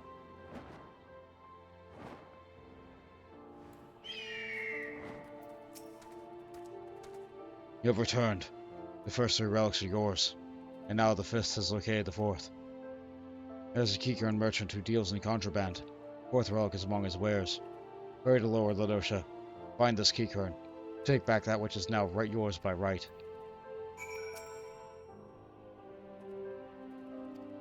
And that's the same dialogue. Before we go and get that, however, we're going to go and slay these battle drakes.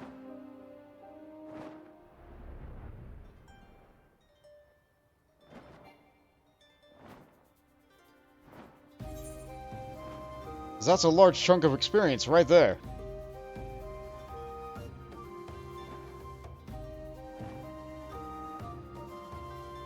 There's a lot of things in Mordona.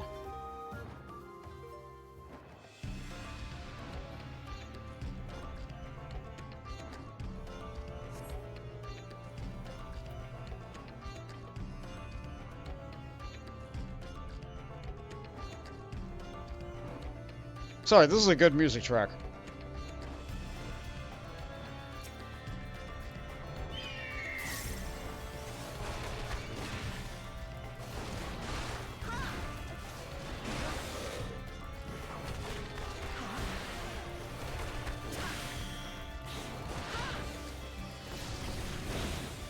I don't know, it's just something about this stringed instrument.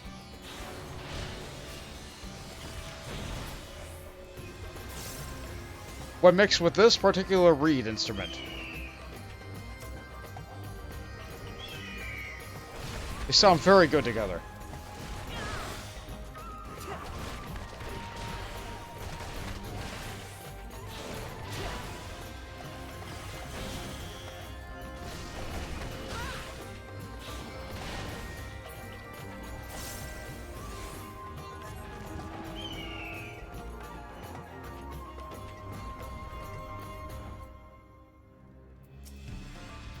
That's where the B rank hunt is.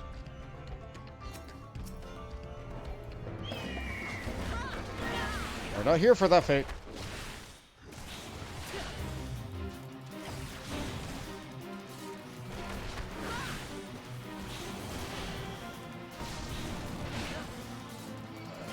Just not here for that.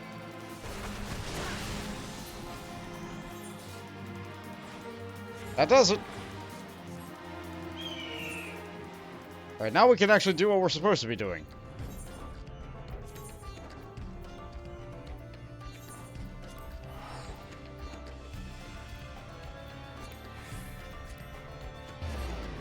The keycard bandits here sure do seem to be a problem.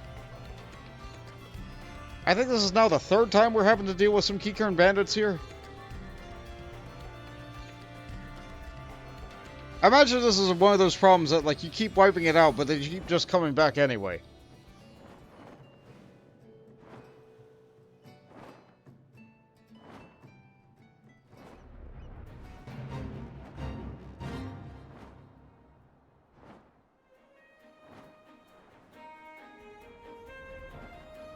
Hello.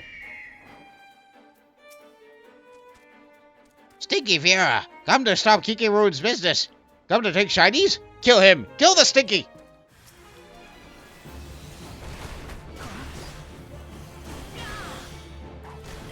What are these mercenaries you've hired? Are they Rogadin? Well, that one's a Mikote. What's this one? A Hura. Huh.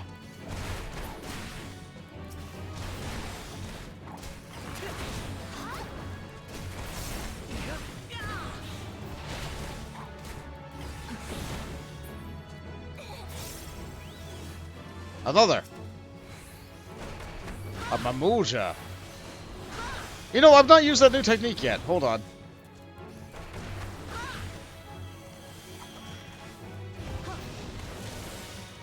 Yes! You do a nice little handstand, then spin your legs. You do a handstand with your fist weapons. Even if they're long and sharp and pointy. No, I think my current ones are disguised to just be my fist. But you just stand on your knuckles. It's great. Don't kill Kiki Ruin. Please, don't kill. Take back Monk Circle. Take it and spare. Thank you. Don't kill Kiki Ruin, please. Monk Circle. Can I wear... No. No. This does not display on my character. Dagnabbit. This one would not be hard. This is a headband with a long feather on it. It's a headband with a long feather on it. How does that not work with Vera? Gosh darn it, blast and bother.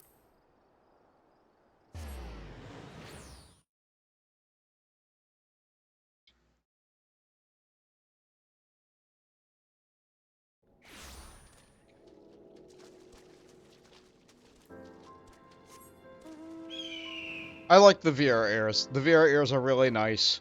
I could wear 2% of hats. The fourth relic is now yours. You have done well, brother. But know this. There's another relic. A fifth and final piece. It will be yours. A gift, from brother to brother. Given on the day Alamigo stands free once more. That day is near. Eric sent word not long ago. He claims his revolution has begun as well. He has made a grand discovery, and is now setting to paper. I look forward to his work. With it we will know all we must. The day he finishes will be the day Alamigo is reborn. Return to him now, brother. As to yourself, when that day will be, may Roger watch over you.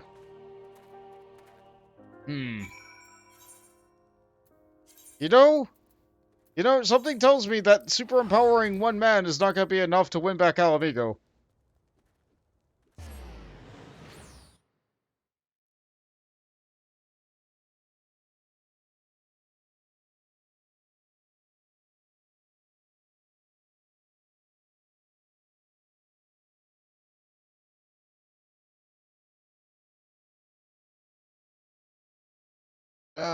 It's not just that the story is going to have us go to Alamigo next expansion.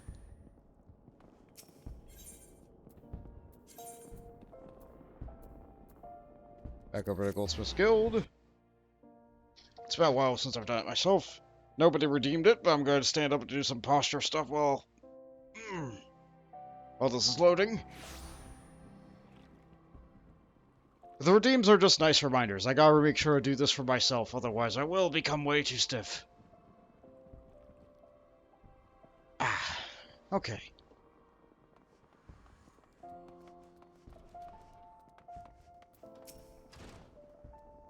I'm afraid I haven't the time for you now, Bond. I'm penning my thesis based on the ethereal data you and the simpleton have collected. There have been significant developments since last we spoke, or rather, since last I spoke and you stood before me with eyes of a vapid expression. Soon, I'll complete my work and present it to the conference of my peers. Surely you can pass the time until then punching and kicking and pursuing your other monkly interests, yes? Go do that then. Alright, the next quest is level 50. Our gear is significantly improved over what it was previously. So that's nice. So now it's finally time to queue for Debile Darkhold.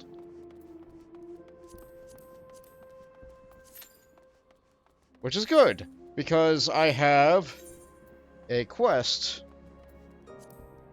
that wants us to do that. And now we'll finally be able to get that done.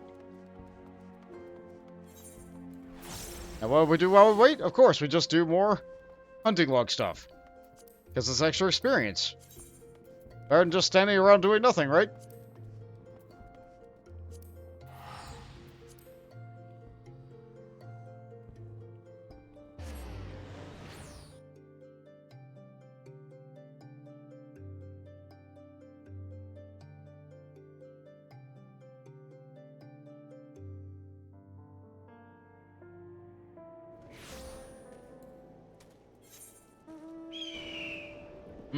Thunder in the Shroud. Had me concerned there, I thought it was tension.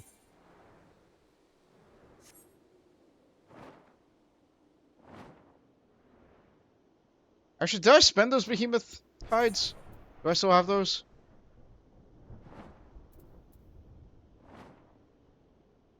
Oh no, I sure hope I didn't sell them. Oh, there they are, behemoth horns. You know what, let's just put those in here. Let's not accidentally get rid of those.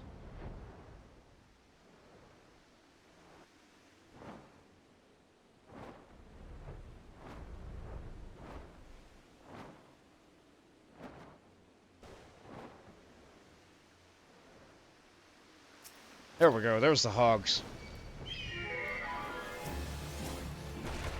Oh, I'm fighting two of them. Fortunately, they have cast things, so it's easier to dodge them as opposed to them just auto-attacking me to death like those sailors. They're also much lower level.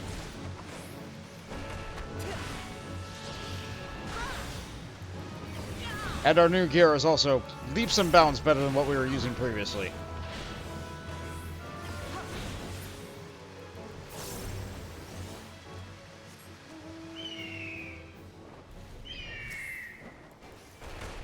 Plenty of hogs here.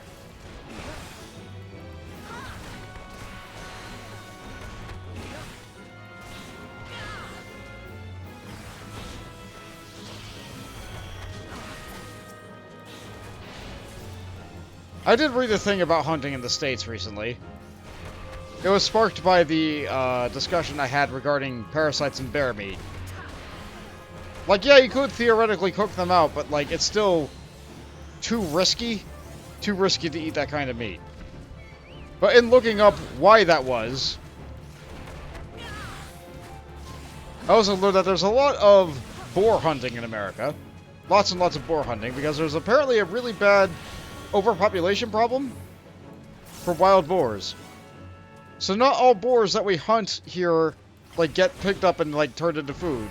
Sometimes, like, the amount of boars that they need to kill does not give them time to pick up the body and, like, take it over and, like, make stuff out of it.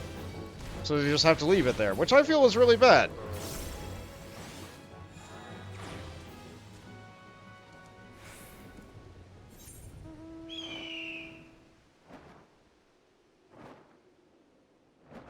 If only there was some other way. If only there was some other way that we could properly make use of the creature. Did I kill enough boars? I did. Mordona, Quarthus, Mordona, Quarthus, Mordona, Mordona. Okay, so we have a couple things in Quarthus. Let's wrap those up first.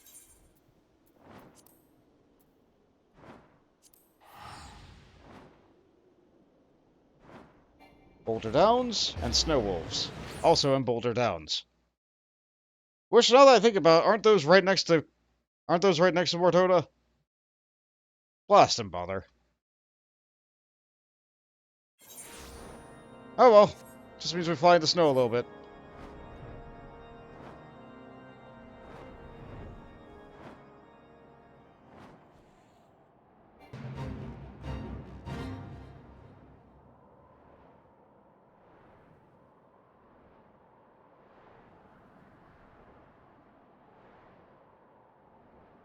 Ya da da da da da.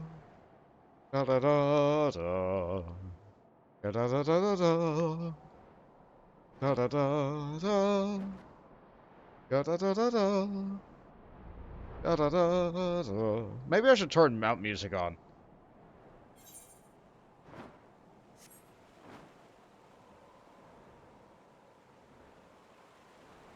Actually, what is the mount music for this Phoenix mount? It's probably just the generic mount music.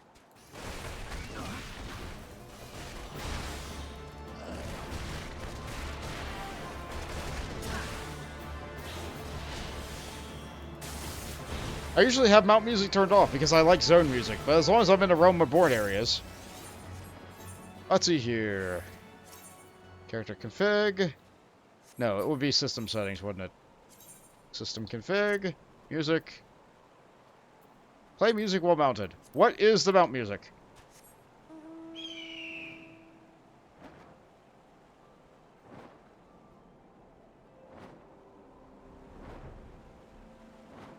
Oh, it's the login screen music. Okay. Well, it's not the generic mount music, so that's fine.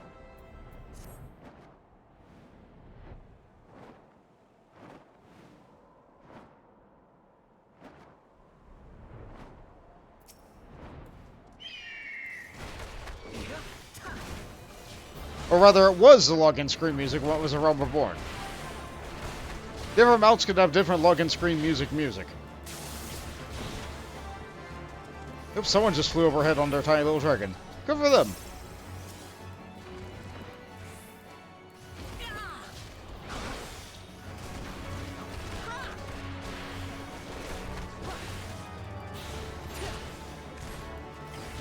Last one we need of these.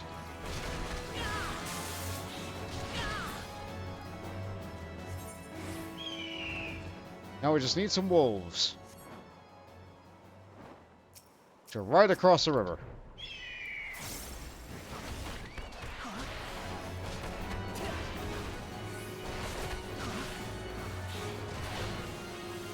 My attacks are still missing because they're just ever so slightly higher level than me.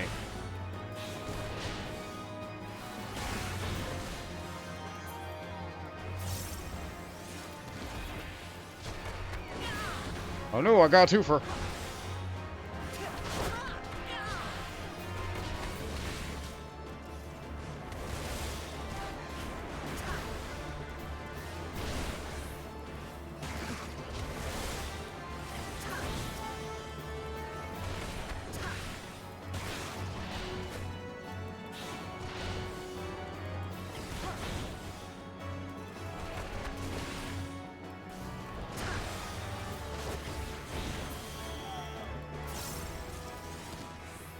How many more? 3.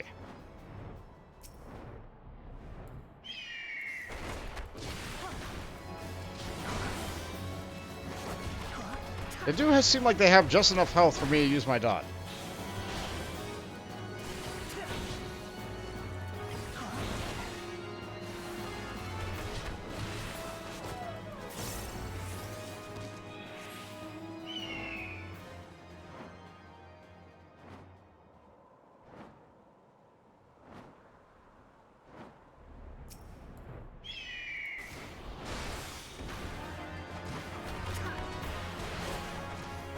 Feels a little bit bad taking out the dogs. I don't like the little whine they have when they go down. But that's what the hunting log says. I have to do it because it's written down on a piece of paper.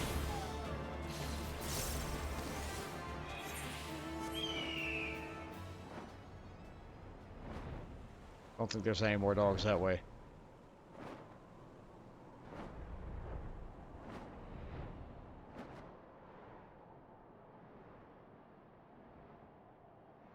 There we go.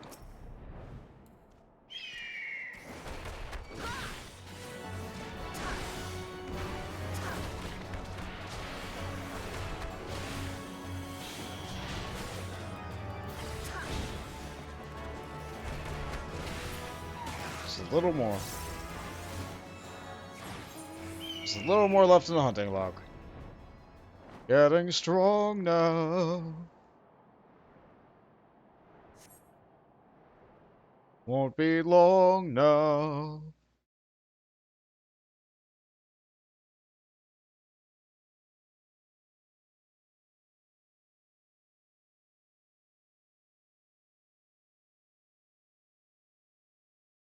Or maybe it will be if the game has loading screens like this. Like, it's only Mordona. There's not very many people here. Usually. Oh good, there's someone on T-Rex. Well done. You got T-Rex. I think that's on the current Mog Tome thing. I haven't really participated with the Mog Tome thing.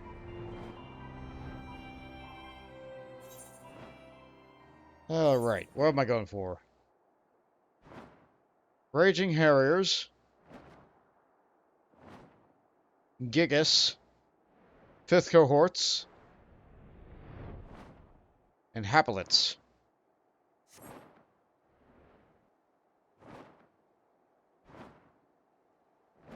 The Gigas should be right over here. I think the Haploids are a bit further north. Oh good, there's Korea.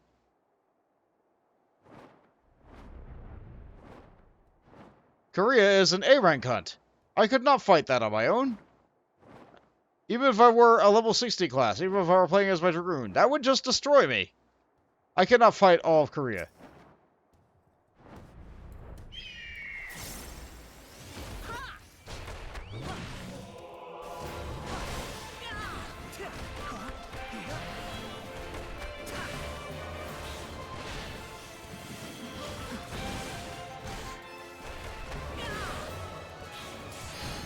Oh, there it is. Cover back on.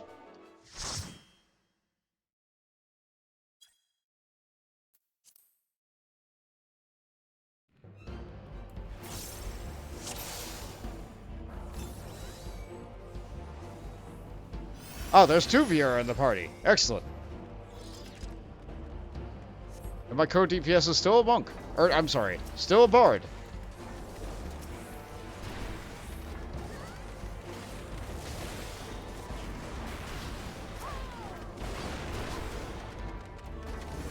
Oh, right, I have to remember. Oh, they're not going super massive. Do I get my damage buff for doing... I do, okay. There was a time when the second AoE action, 4-Point Fury, did not give me the damage buff.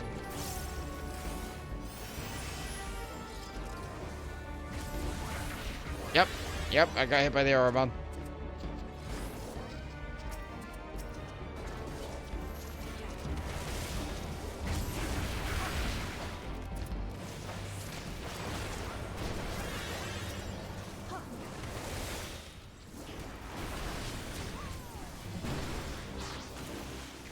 It's so nice. It's so nice, it just works.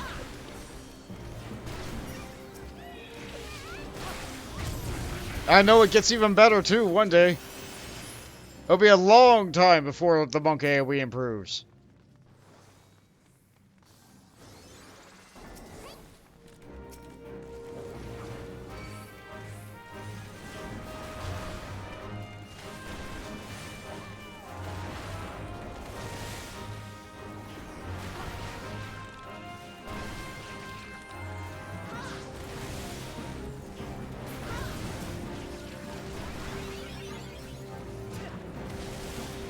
really don't need to worry about being in the crystal so much, do I? No, no, there's still the all-seeing eye there.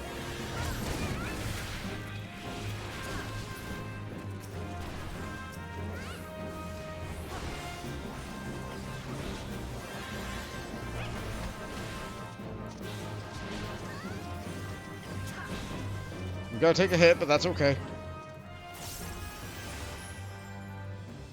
Got those things done real quick.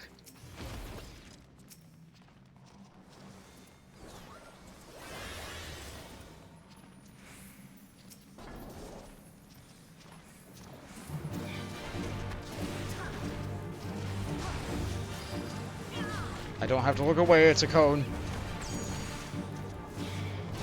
I'm glad this party knows what's up. They're on it. They did not do a super massive pull. Probably because they're more concerned about making sure it goes smoothly.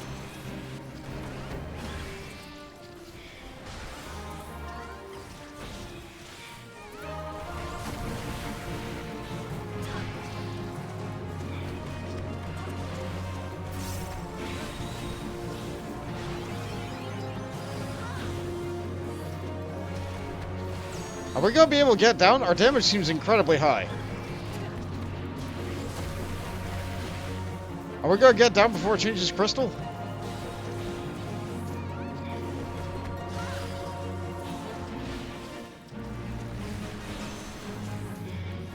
Oh, the crystal begins to wane.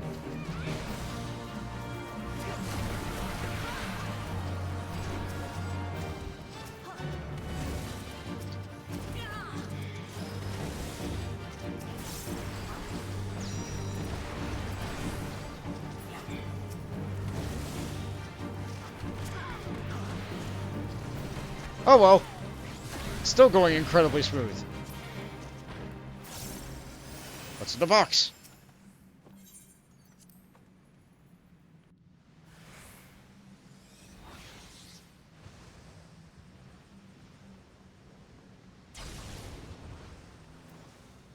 Let's see, a stick and a shawl.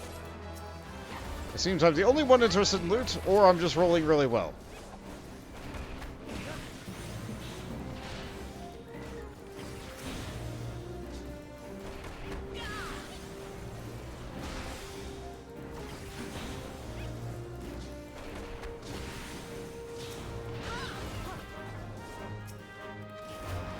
I do like that I can keep up with the tank, even if an enemy stays behind, with this gap closer.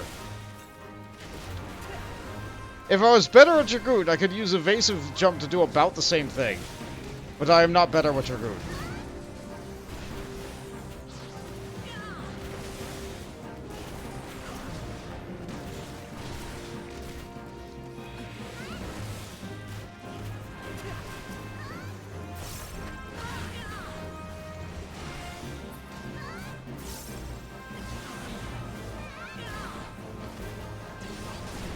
Ah, that got me.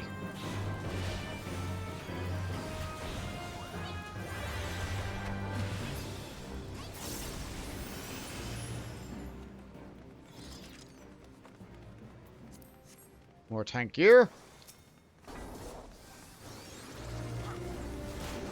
I don't know what the tank's plan is here. Are we fighting him here? Are we pulling past a thing? Or we're pulling past. Got it. Oh, they went to this little edge. I didn't even know there was a tiny little wall there. I've been going around the thick wall the entire time.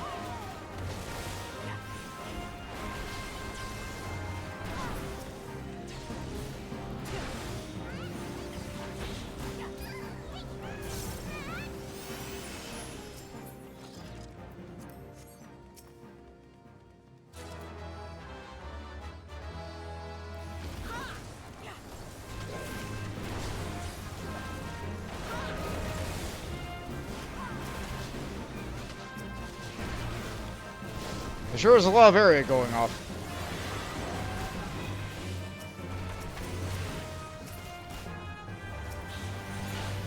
Okay. We've done this before, we're doing this again, we're always going to do Demile. Not as much as Stasha.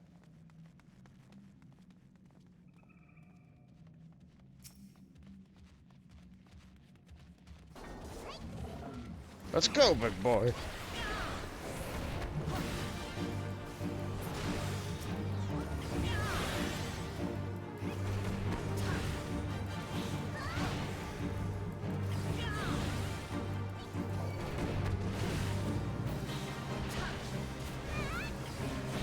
I think I moved into that.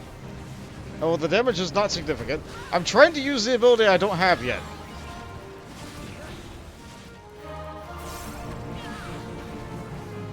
I really want to use the level 50 kick.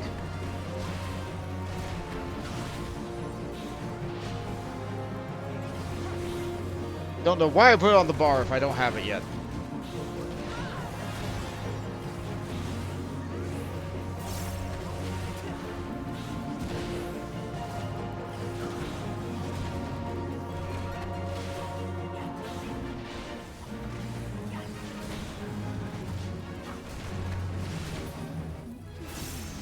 That's a level.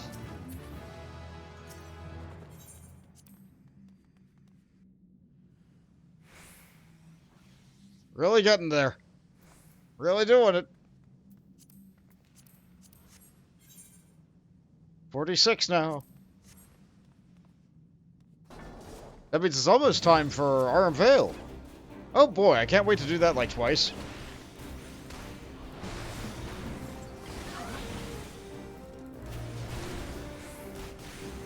I don't find Arm Veil that bad.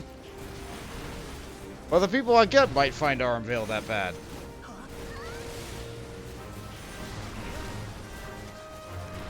That's a luck of the draw, I guess. The way the roulette goes.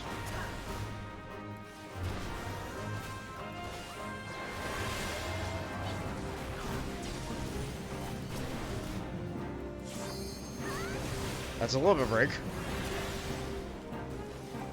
We're a bit late in the dungeon to be getting it.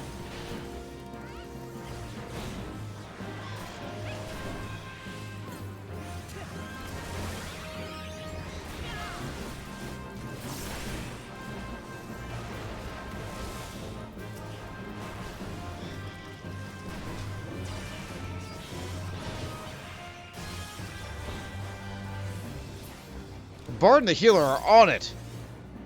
They're doing all the mechanics. I just kind of go around and punch.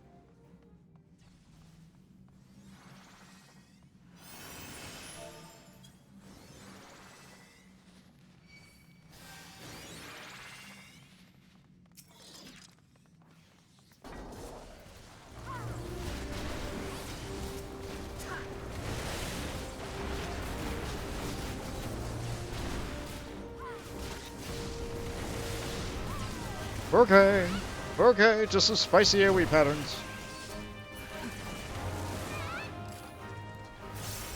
Mopped them up real quick.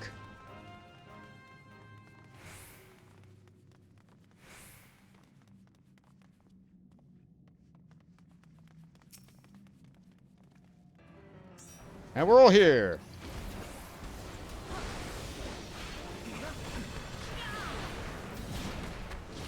Let's just not be in front of him. I am going to take spin damage, no matter what.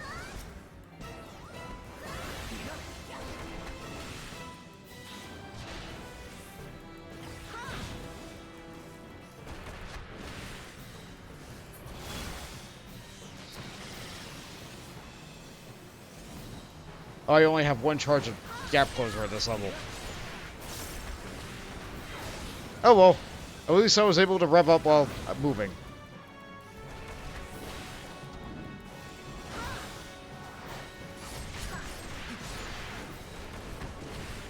To the left, nope, it's the one behind me.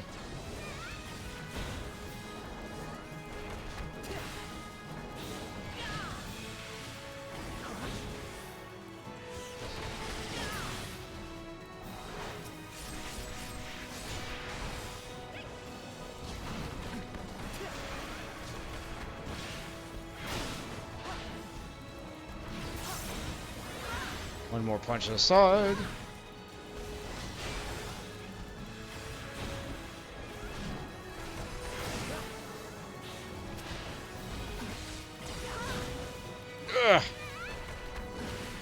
Ugh.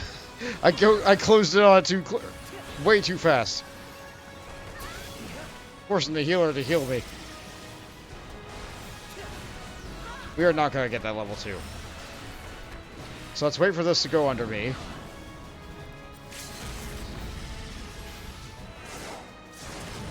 Smack him with that.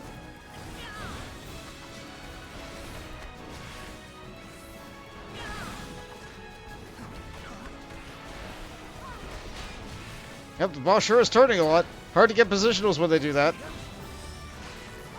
That's what True North is for.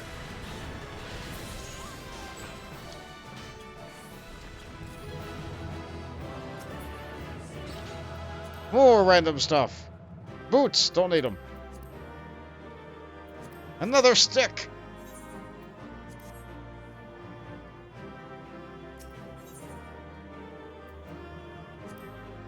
Good stuff. Good stuff. Finally, we're able to get a promotion in the Maelstrom. Oh good, we spawned right on top of an enemy I needed to defeat for the log.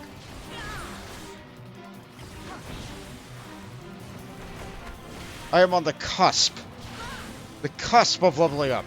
I will not need to do another Demile Darkhold.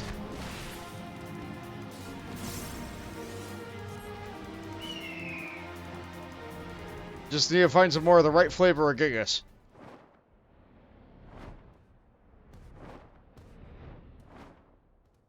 Nope, not these. Ah. I flew low enough that they were able to bop me.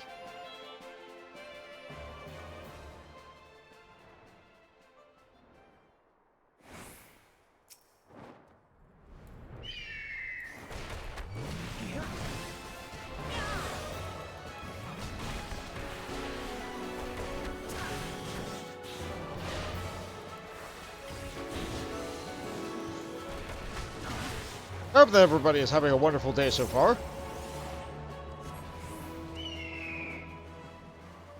It is now shortly afternoon, about where I am. I say shortly.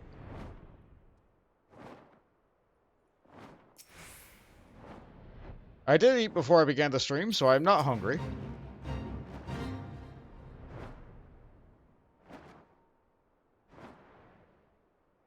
Oh, I do need these. And they're in the Fate. Why not? We're doing the Fate. I need to wait for some more giants to respawn, so I'll fight other variety of flavor of giants.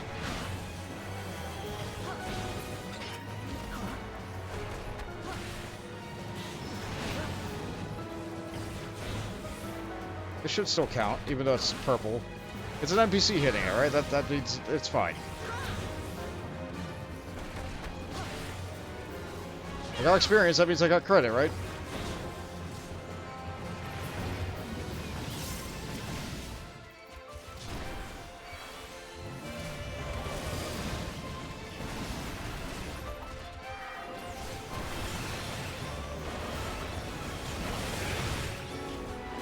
I'm getting a little bit cocky.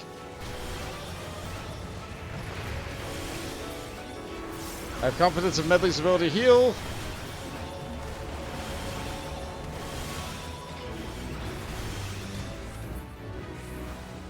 Alright, that leveled me.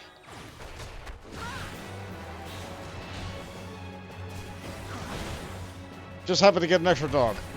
Hipposurf. Whatever they are. They are a Hipposurf, but there was like this weird demon dog thing.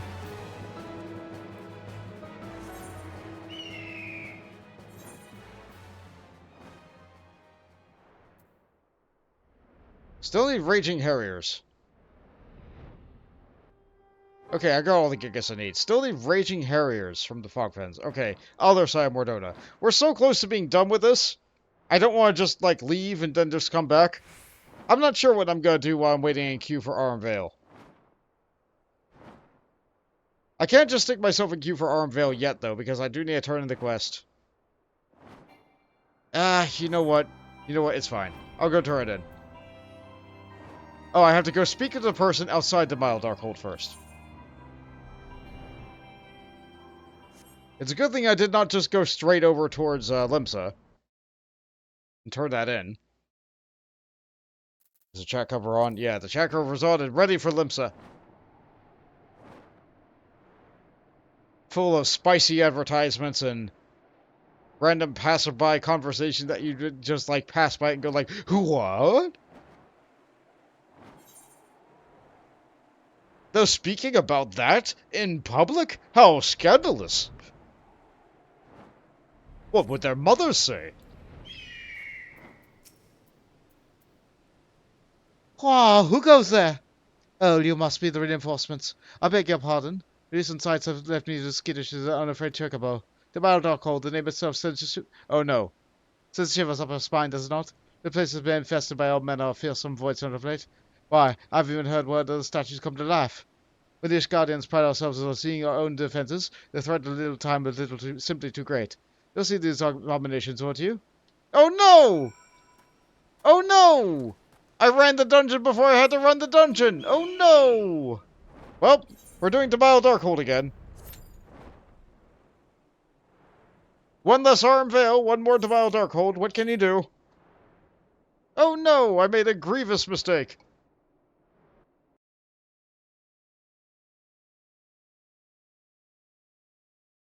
That's what I get for not reading. This is what I get for not looking at the map.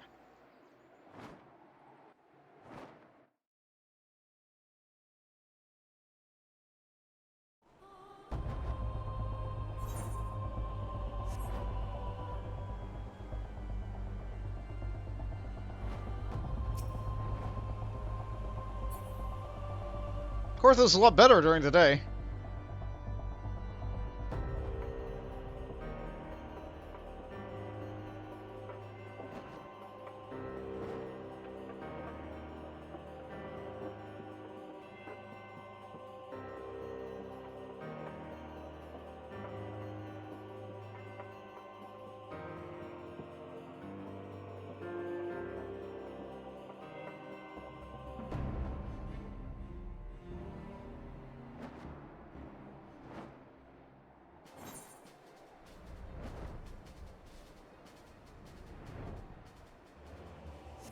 Well, got time now.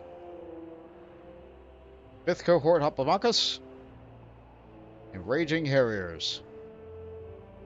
Harriers, I'm gonna guess, are dead guys. So probably down over there. This entire area is just called the Fog Fens.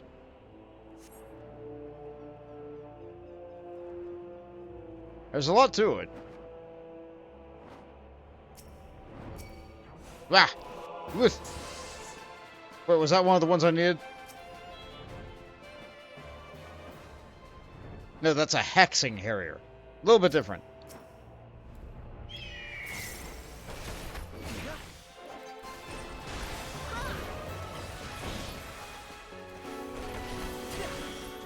Still more zombies. Still wearing chainmail.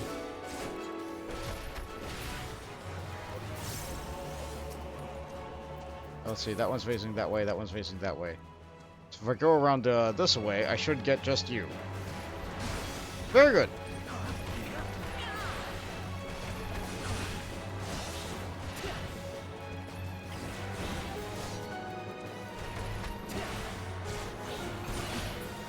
That worked out. That didn't. I did not anticipate the other one patrolling backwards. I probably should have. Got me with a shield. Nice stun. Good on you.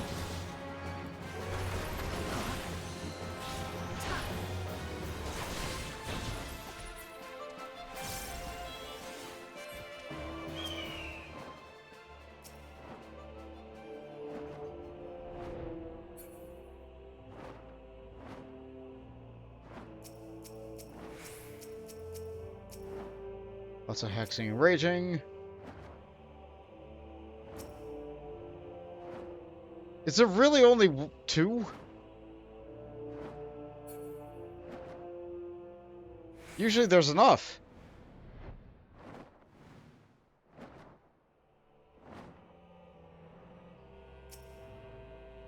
I am most surprised. Guess I'll fight something else while I'm here. Pass the time with a small bout of fisticuffs. A fair bit of pugilism, bully! Oh-ho!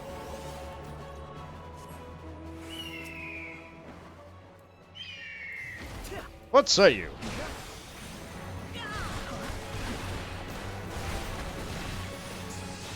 How about no to that paralysis? That's what I say.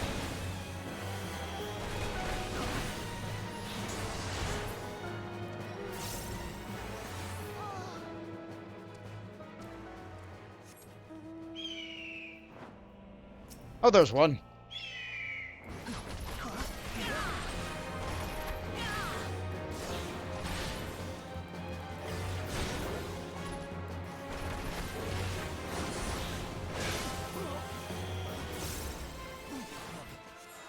Fair chunk. One more left.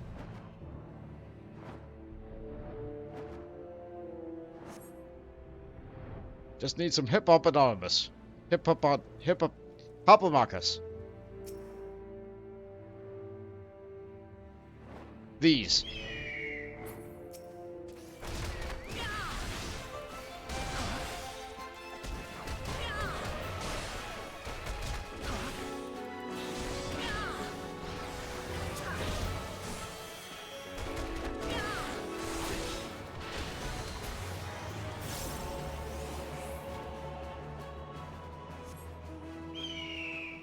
Signifier, Lucky Arius.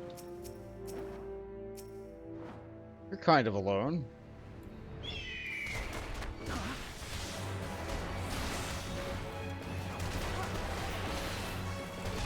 How about you don't get haste?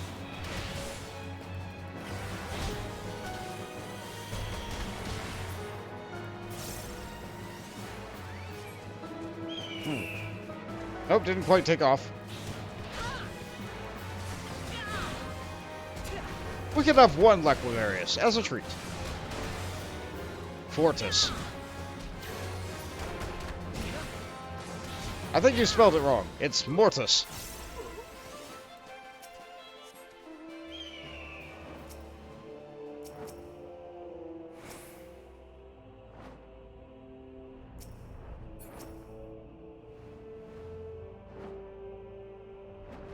Can I find the Hoplomachus inside?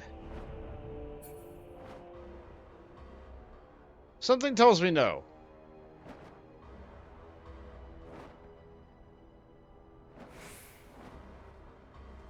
Nah, maybe.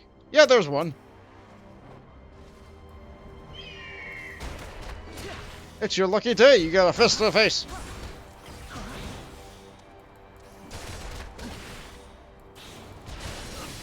Yeah.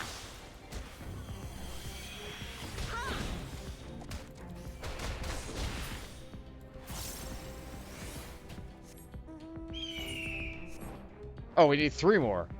The last one we only needed 3, so I got a little bit confused.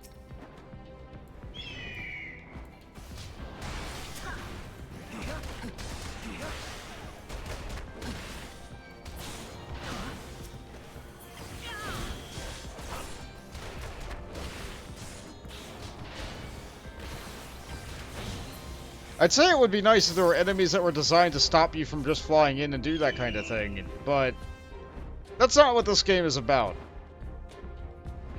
That's not what this game is about.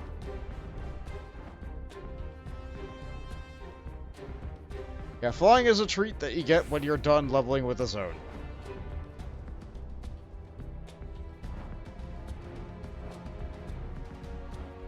It is a reward that helps you get through the content again faster.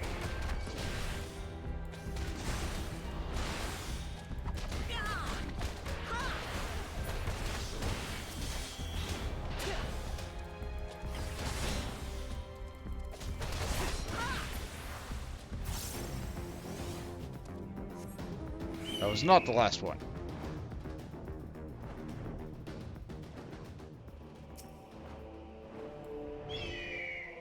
Now you head over here with me. Over this way. Oh wait, now your buddies can help you.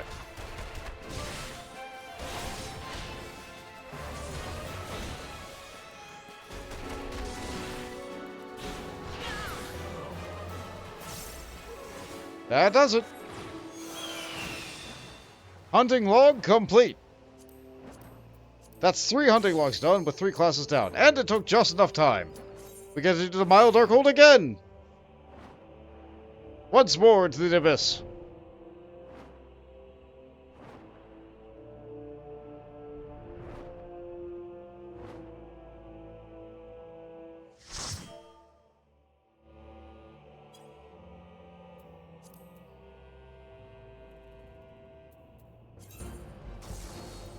Did I get a fist weapon last time?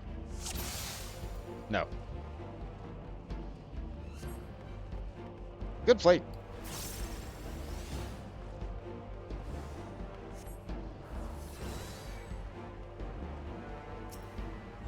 Let's see what this tank does.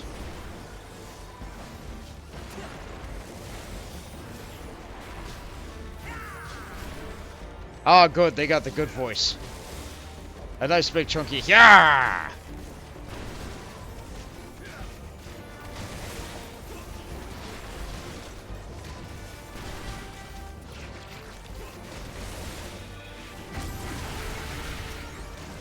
They're also pulling to the first crystal. Unusual. Curious.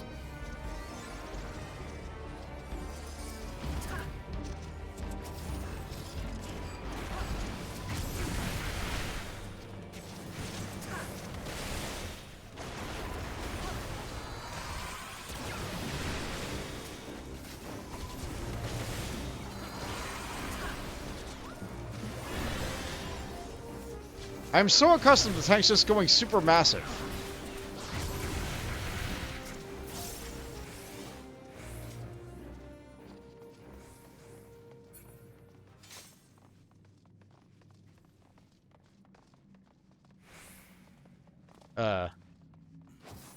I think the healer went the other direction.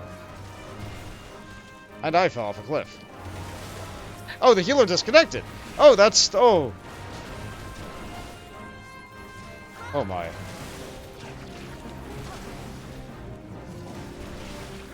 Well, that's a problem. Fortunately, we have the crystal to keep us safe.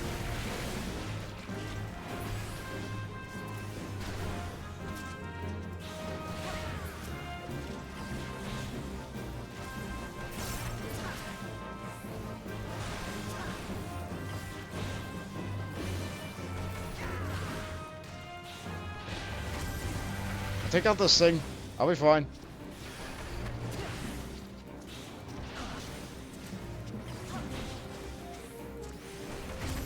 Once we get our combat regeneration healing, we'll be fine.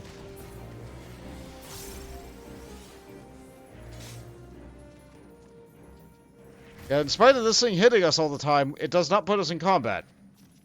Which means that we should be fine.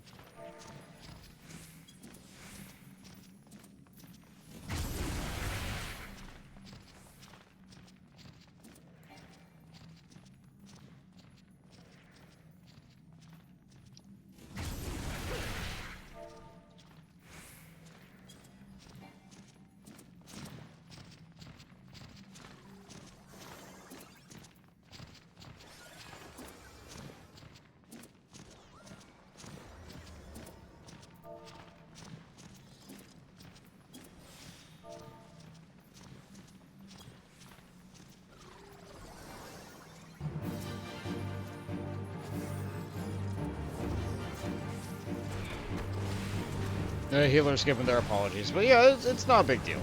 We're fine. Sometimes it happens. Sometimes the internet just gets a little hiccup.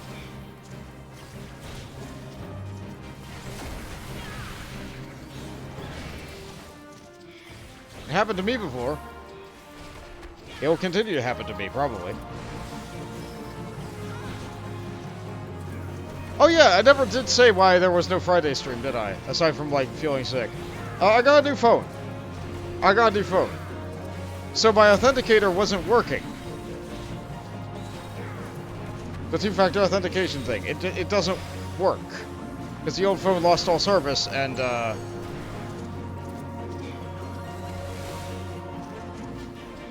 yeah, I was unable to log in. I couldn't stream even if I tried.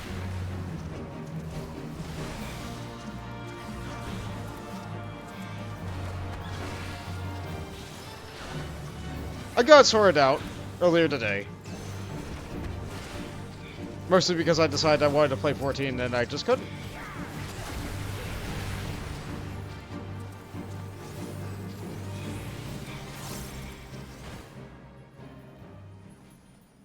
We win. We almost killed it before having to switch. Not quite. Ooh, the pinstaz. That's not what I wanted to do.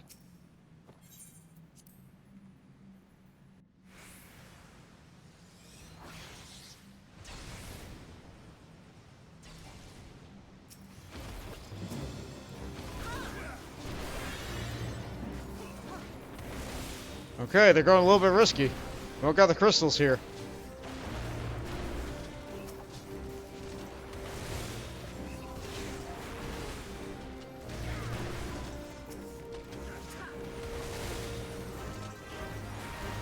I am ready to kick this frog.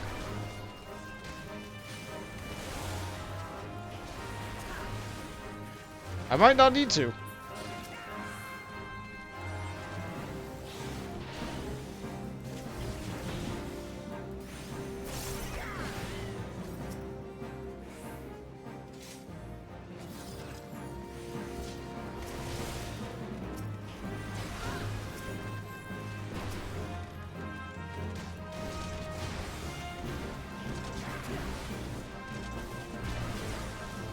I really don't need to get out of that ghost attack. All it does is silence.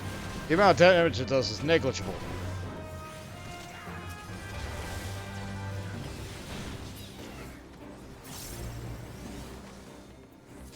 This. For casters, don't need that.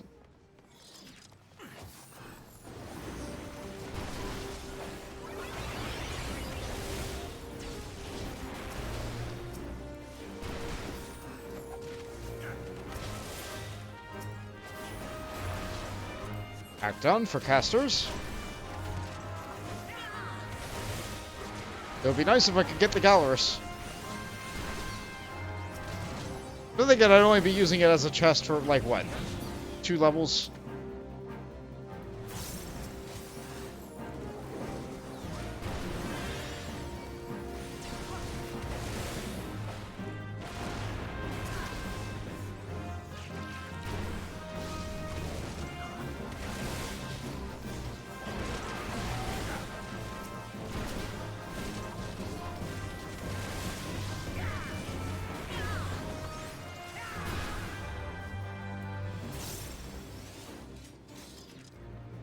Good titles on these guys.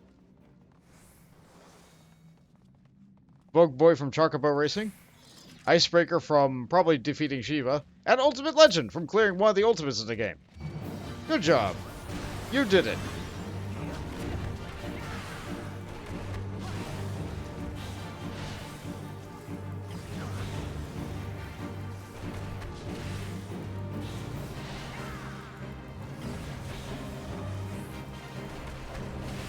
It's a bit close quarters with everybody piled up in melee like this. That's the downside of having 2 melee in your party. It's fine. We're all okay. We all dodged.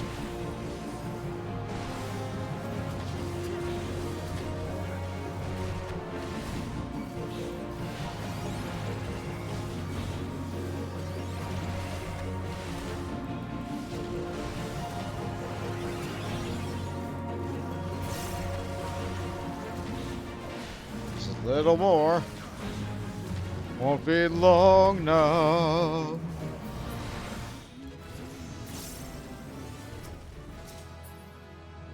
Even more stuff. You know what? I'll take that shirt. I'll take that shirt.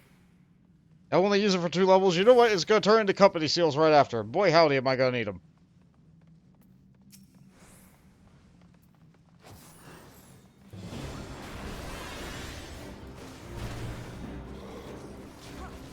Those skeletons just walked away. As is their right. But now we're going to get more skeletons.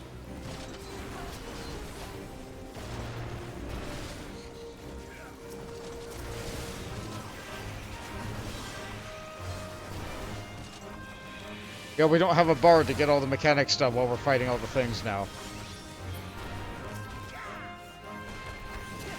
I'll go stand to the thing.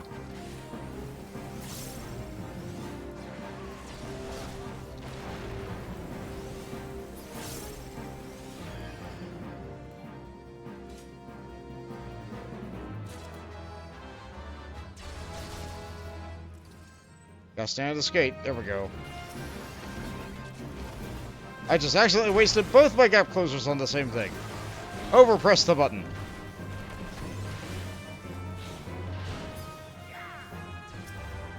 Can I punch him from down here? Kinda. I didn't know I could stand on this rock.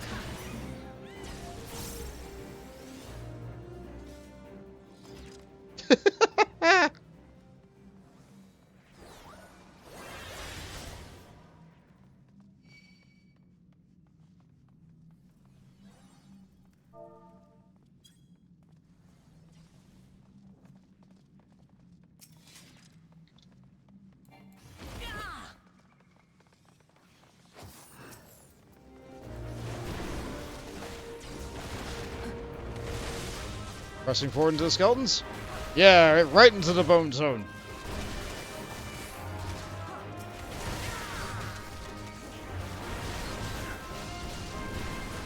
We like it big.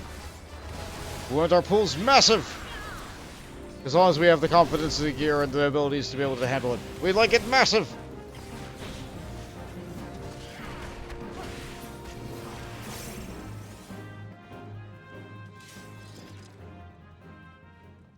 Did the gear rolls go through? No. I cannot put the shirt on before I fight this. That's unfortunate.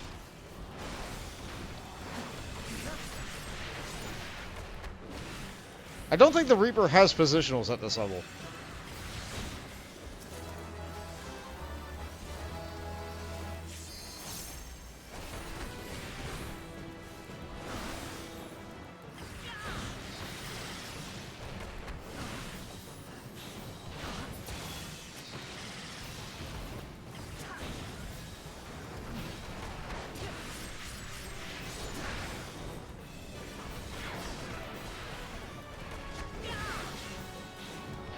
And yet they're still probably hitting harder than me.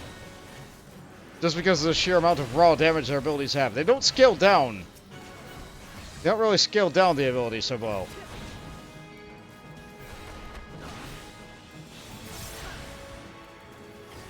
My abilities scale up. But their abilities do not scale down.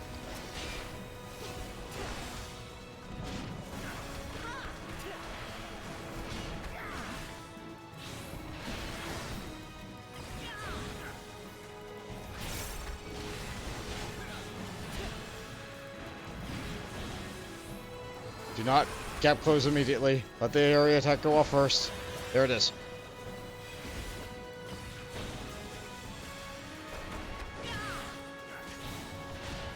Who's it on? Who's it on? Who's it on? It's on the healer. Excellent.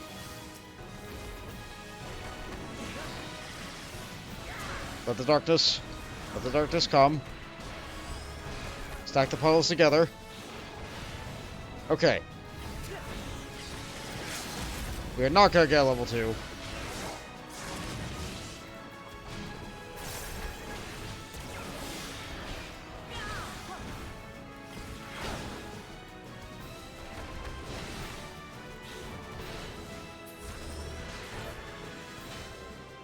That person leveled up. Give them regrets. Well done, Reaper. And we got a gun! Of the ranged DPS classes currently in the game, I do enjoy Machinist most. I enjoyed its Stormblood iteration.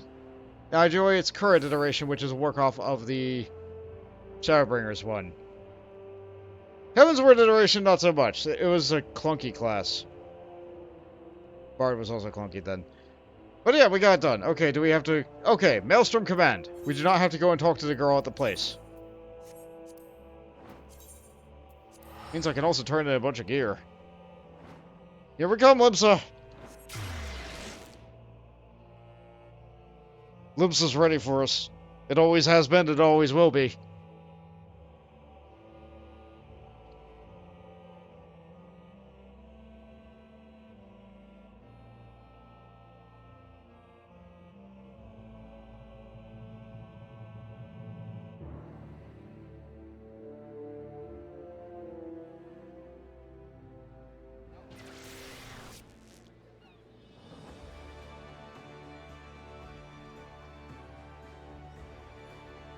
Okay. Up to Maelstrom Command.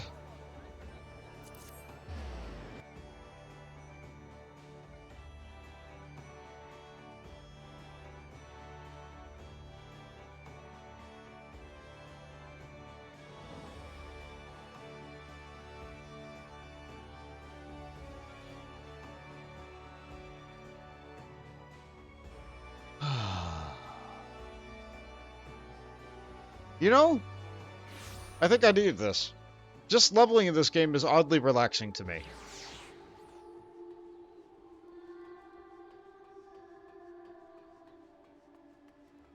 This whole game is oddly relaxing to me. Even when it's at its, like, most stressful. Even when it's at its, like, most tense. Like, I still feel like this game is just oddly slow-paced in a good way.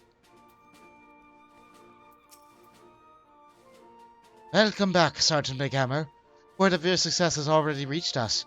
If anyone deserves a platitude of storm seals and recognition, it's you. The House the Mile Knight spoke most highly of your outcome. This will go far to impress the Maelstrom's reputation to Ishgard. Rest assured that your superiors will hear directly from me of your efforts. At this rate, you won't be long until you have a shiny new rank to show for yourself, I'd wager. Be strong and safe, McGammar. 'Tis sea swallows all. Thank Miss Ricky. What else you got for me? Sergeant McGammar, you are, as ever, a welcome sight to the Maelstrom Command. Our worst fears are realized. A primal Leviathan has returned to threaten our shores. We did not think it possible for a fishback to summon the rapacious god without a considerably longer period of preparation, but there can be no mistake. Prior to contacting Urianje, we received a report detailing the most complete destruction of a merchant fleet upon the open sea. Only one known vessel managed to limp into port, bearing the decidedly unwelcome news of Leviathan's resurgence. Judging by the testimony given by a surviving crew member, the massive waves that entirely leveled against the ships dwarfed anything the likes we have ever seen in the Primal commanded before. Should we unleash a tidal wave of similarly empowered proportions, Limsa would be scraped off the island like a barnacle from a hole. It is with such dread imaginings in mind that I bid you sail forth and slay the Lord of the World yet again. Our strategy remains unchanged. That twin vessel, the World Eater, is ready to be prepared once again under the command of the Storm Marshal Sarsin. Make your way to the Morabi dry dock once your own preparations are complete. Seek out the stars in stern Leona, and she will see you safely aboard the ship. May the Navigator guide and protect you. What else do you have for me? Ah. No, we're not doing that. I would like a promotion! Okay, we've fulfilled the requirements. Without further ado, I shall make the necessary arrangements for your promotion. You are currently Storm Sergeant First Class. Qualify for Chief Storm Sergeant, you must fulfill the following requirements. I've done that. I will pay this fee.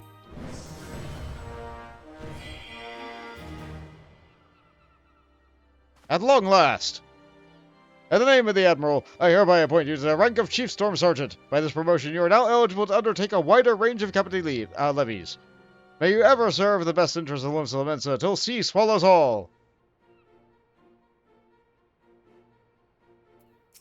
I would like another promotion. To qualify your next promotion, you must complete the trial as well as complete the rank 2 of the Grand Company objectives in your hunting log. According to our records, you have yet to fulfill the Commander's request. I require that you speak with her to receive your trial. Very good, then. Let's see. Gilding the Billiards, Maelstrom. Rush Hierarchy would give you the opportunity to raise your standing in the Maelstrom. Ah, Sergeant McGammar, ever the shining example of your fellow members of the Maelstrom. Time and again you have risen to the call. Today I would give you the opportunity to add to your growing list of accomplishments. In return for the battle chocobos provided to us, the Holy See has petitioned for our aid in purging the cavern known as the Arm Vale of its most foul inhabitants. Our contact from Ishgard, Sir Williams. I will apprise you of the particulars of your mission upon your arrival. Okay. But first, I need to make a little bit of backspace. Let's see. That's striking gear. I need that. That's striking gear. I need that. Dark Knight weapon. Need that. Gun. Don't need that. Currently not planning on raising Machinist. Rapier. Don't need that. Fending. No. Strike. Aiming. Get rid of that. Striking. Keep. Keep. Keep. Actually, yeah, we need it. We need it. Half gloves of casting. Get rid of that. Done. Get rid of that. I think I can safely get rid of everything that's below this point. Give me the seals!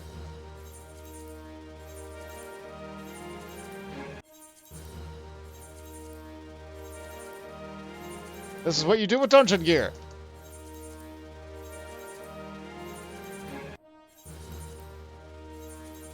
You put it away.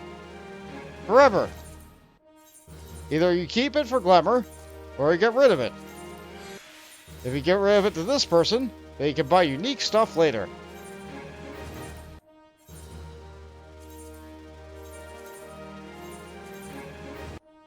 Fantastic. That cleaned up a good amount of my inventory.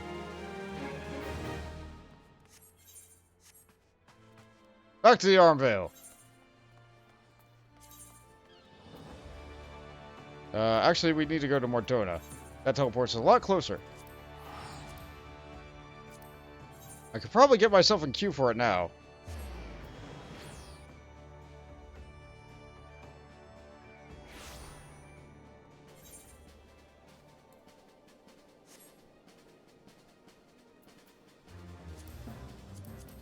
Yep, let's stick it there.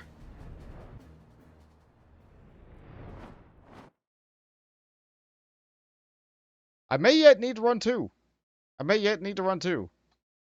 If I get Monk to 50, that'll be great. I can do a lot more roulettes once I'm 50.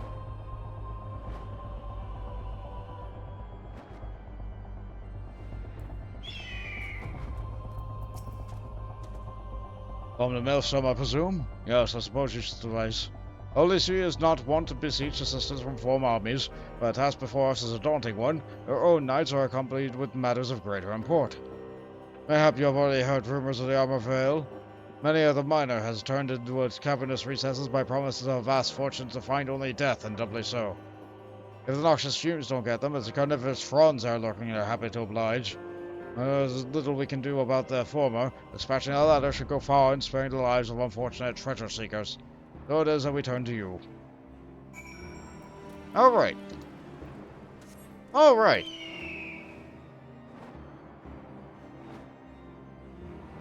Well, I'm out of things to kill while I wait. I'm out of things to kill while I wait. I'm level 48. Running one Arm Veil will probably not level me. Running one Arm Veil will probably not do it. So...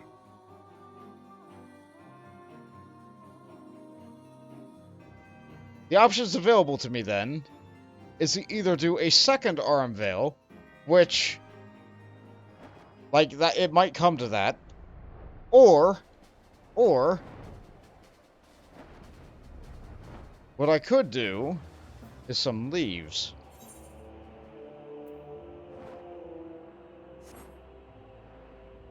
I don't think I ever unlocked these leaves down here. Maybe I did. I don't think I did. Leaves of St. Coinarch's Fine. No, I didn't.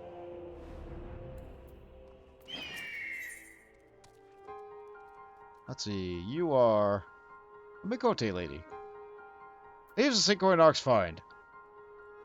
VA, the Adventurers Guild representative for the local labor quest of St. Coinarch's Find, is seeking an adventurer to undertake the guild leaves. Ah, another adventurous soul. Welcome to St. Coinarch's Find. I'm Claire of the Adventurers Guild. It is our responsibility as Levermeet to recruit hard-working, industrious men and women to fulfill the Guild's many contracts. Be advised that these contracts can be quite demanding, and we cannot afford to assign work to the unqualified. Many of the levies would require you to travel far from the safety of the encampment. The creatures which roam Wardona are not to be trifled with, and I have no desire to send you to your doom. Therefore, I will evaluate you based on your ability to complete a battlecraft leave. Oh, and should you know that I was selected for this post due to my military experience, don't expect your trial to be an easy one. A toad less taken! I must say, this is truly exciting stuff. A genuine adventure. Could the giant toad have been bred by elegance in antiquity? Could these marvelous people have been engaged in, dare I say it, Nick's husbandry? There is only one way to find out. I shall need live toads.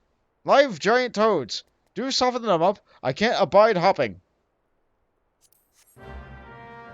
I should remind you that the client explicitly requested live specimens. It is essential that you do not slay the Nixes.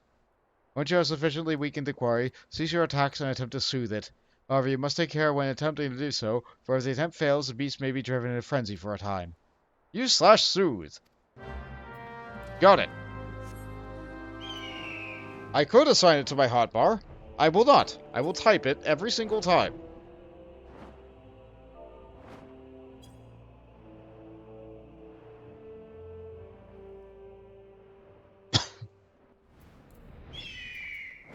A toad less taken.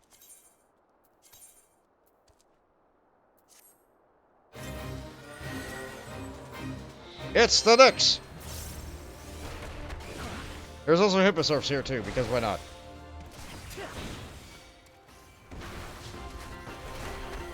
I'm gonna get to like 30% health. Okay, now I target it and soothe. It worked. Delightful. Medley! Medley, stop! Medley!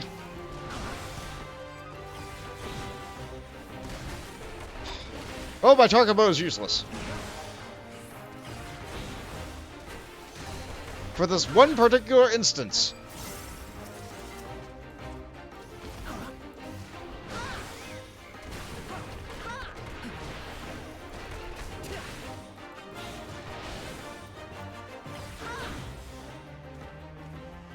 It's not below 30% yet. How's that? That'll do. That'll do. 2 more.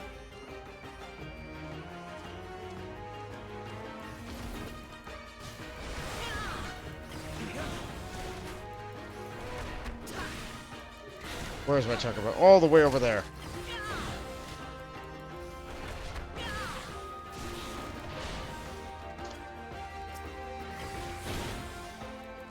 I don't know what the magic number is. I think it's 30%. 30% feels good.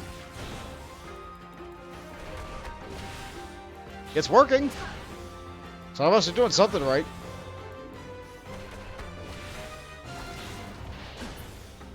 Okay, my Choco finally teleported over to me because I walked far enough away from the first Nyx. One more Nyx.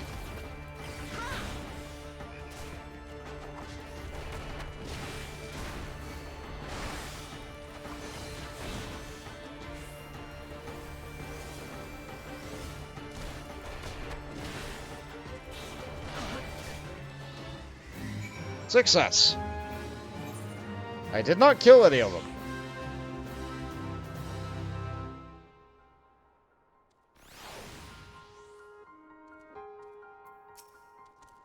Based on reports from the local levy watchers, I am more than satisfied with your qualifications.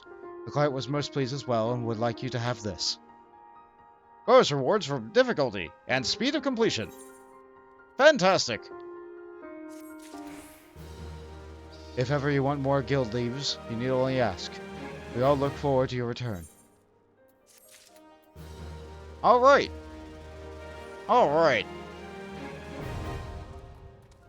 And there is also the Maelstrom one over here. I think I can do these. Ever a company leave? You know the drill. Oh, good. Current company leave quests are various one-man tasks that have been deemed too important or dangerous to place in the hands of a normal adventurer. The Orzi Alliance Charter states that Grand Company leave quests are to be made available to all adventurers enlisted in the Grand Company regardless of allegiance. However, Grand Companies will provide members with bonuses for undertaking their own company's leaves. There are also other bonuses rewarded based on performance. So these just reward a little bit more. Let's see. This award's like... Yeah, these award about 5,000 experience each. Meanwhile, if I do a normal one...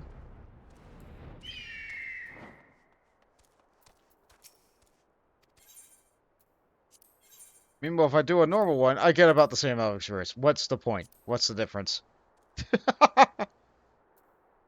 Electrum Ring. Lenosian Toast. Yeah, toast! We can get some Ventures.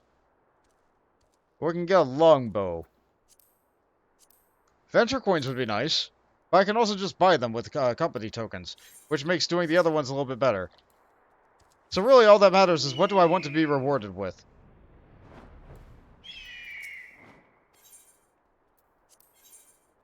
Okay. Yeah, this reward's a bonus. It's only a little bit, but... You know, yeah, I've never done these before. I've never done these before. I've never needed to. Never mind, we're not doing it now. We might do it after, we'll see. Arm Veil!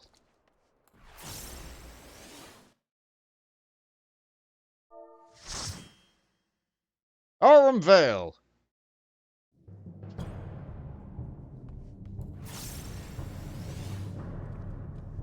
Dump the milk. The tank is ready to go.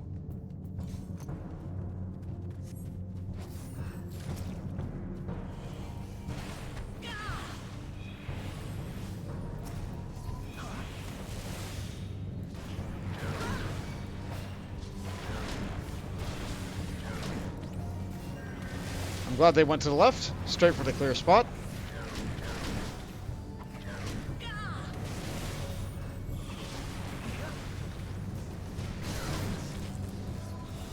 Yeah, if they're calling the Knicks outside mutated, and what about this one?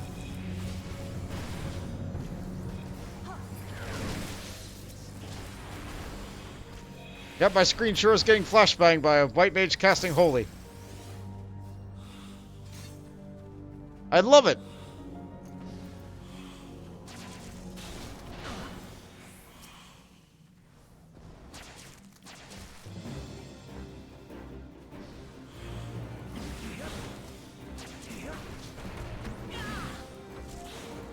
Honestly, that's the best way this room could have gone.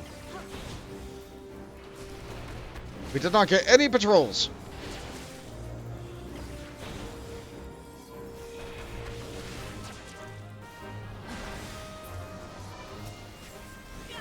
Unfortunately, I was not able to rev my chakra back up. The tank pulled very quickly. That's fine.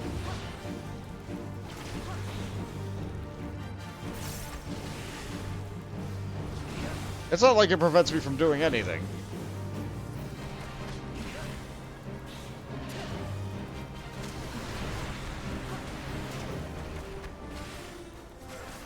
I know it's 2 stacks, but I'm going to take it after 1, so that we're not fighting over fruits.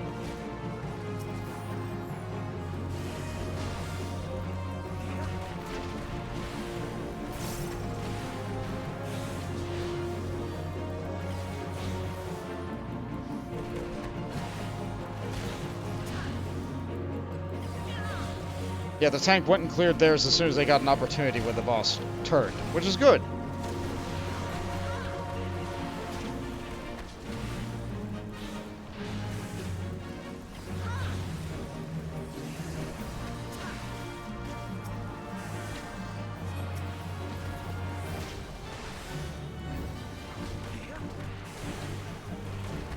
I'm just gonna eat that fruit every time it pops back up. If I don't have 2 stacks, that's fine. The healer died because I did not eat fruit. That's a problem.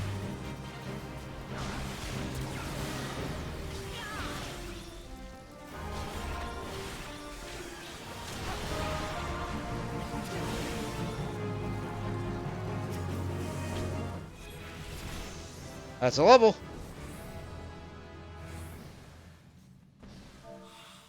Congratulate the other person who got a level. Well done, you. We're hearing combat music.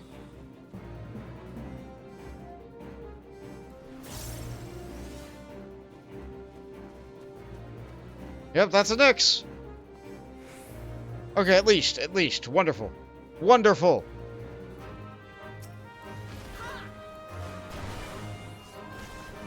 I did not know the enemies from the first room would leash.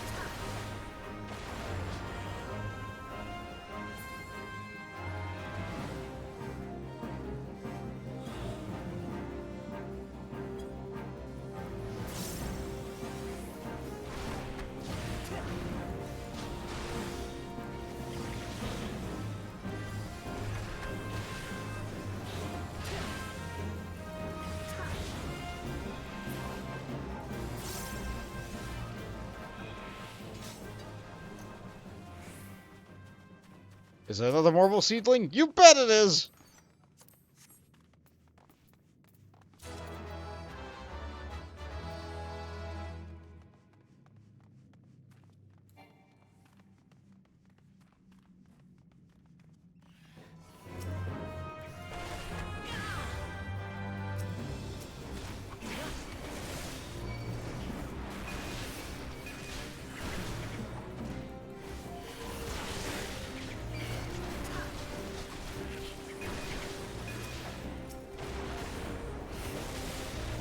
This room we did not handle so well.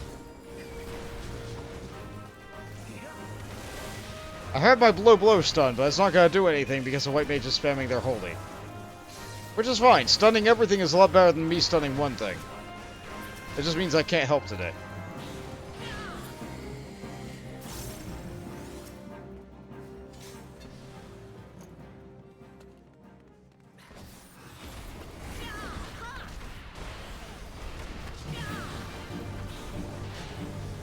Are we just spamming the boss? No. Yes? No. I think they're just trying to dodge auto attacks.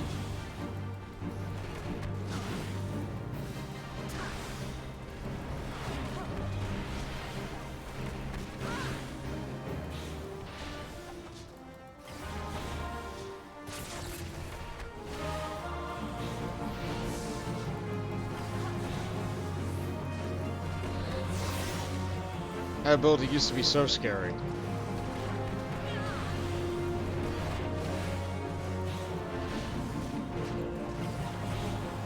I miss it, but I don't.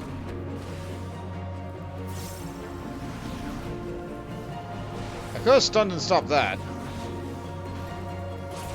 That one's still scary. That could kill me.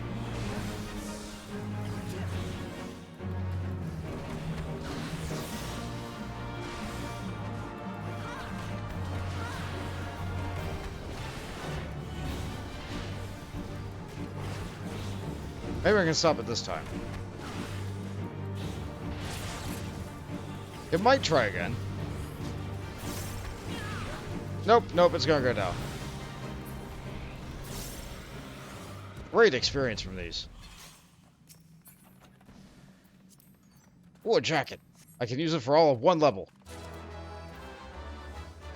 I've got the seedling. Okay, where did that go? Right there. Eat it. I already have it. Good.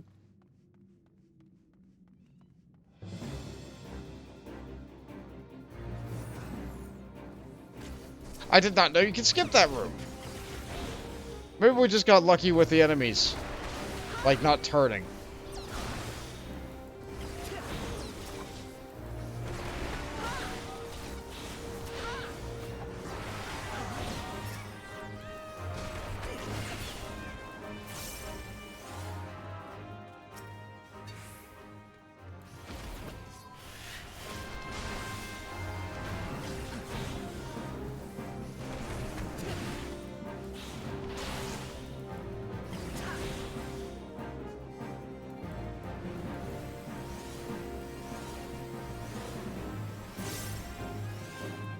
Come on.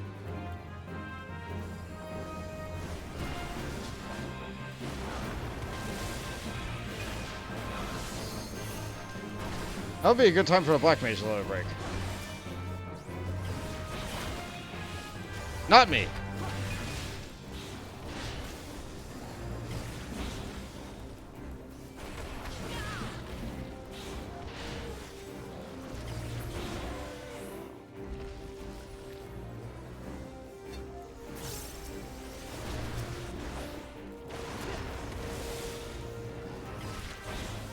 It's weird. This party knows about some skips, but not others.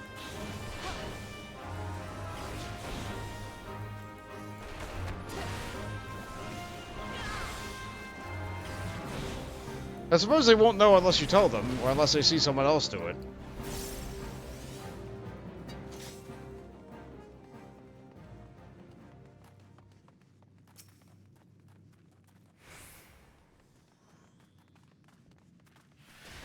But ultimately, this game is trying to move away from that. They want you to have to kill everything, even if they don't give any experience anymore.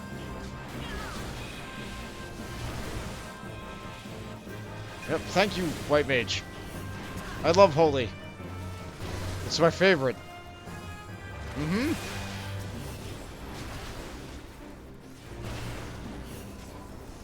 I've seen a lot of sages lately. I've seen a lot of scholars. I've not seen a lot of White Mages spamming Holy.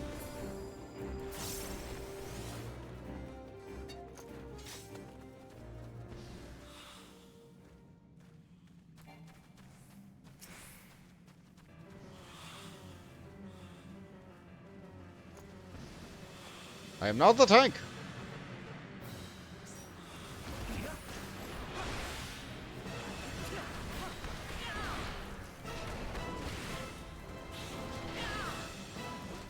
Here comes some. No, no, that was the thorn. That was the probe. There's the burrs. Oh, he had 3 stacks and not before. That was the second stack.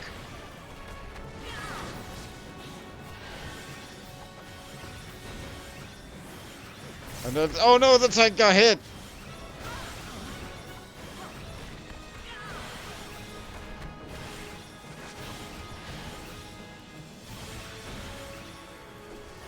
Oh, that's real bad.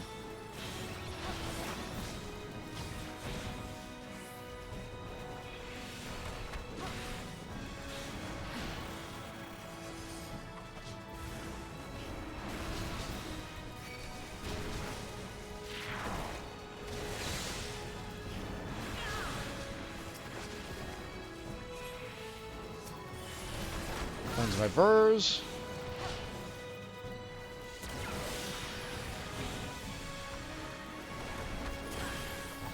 Help out with the healing a little bit. And we're going to be fine.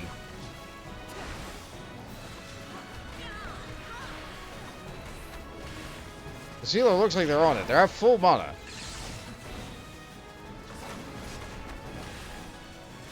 We're not gonna get level 2.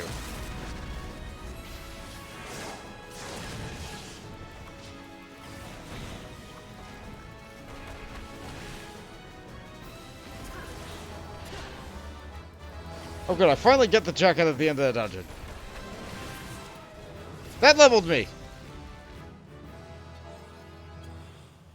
That leveled me! Now I finally get Dragon Kick. Yeah! Good job, Black Mage, you got it. Stick. Bed stick.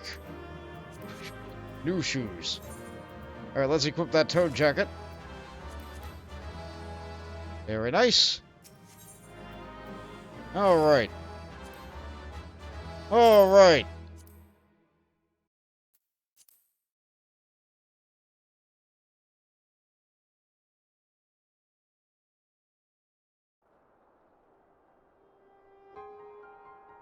What level are we? 50. Okay, we don't actually have to do any leaves. We don't actually have to do any. That's great.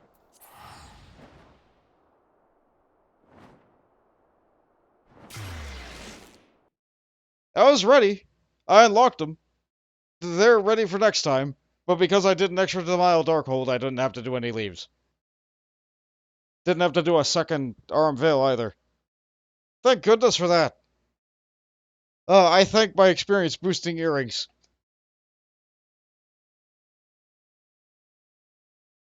Which actually, I need to upgrade my experience boosting earrings.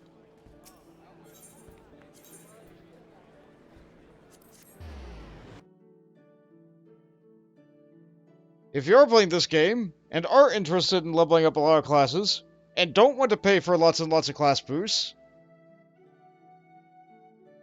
or if you are looking into this game and do think that you will want to play a wide variety of classes, there is a new expansion coming out pretty soon. Pre-orders I do not think are available yet. I do not think they are available for yet.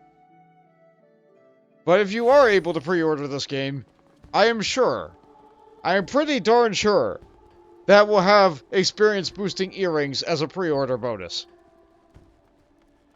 They have so far. I don't know why they would stop now. I had no doubts that you would triumph, Sergeant, but the swiftness and surety of what you have done so is impressive indeed. As head of the Foreign Navy, I dare say it's been prouder of an adventurer under my command. Rest assured that your deeds have been conveyed to the powers that be.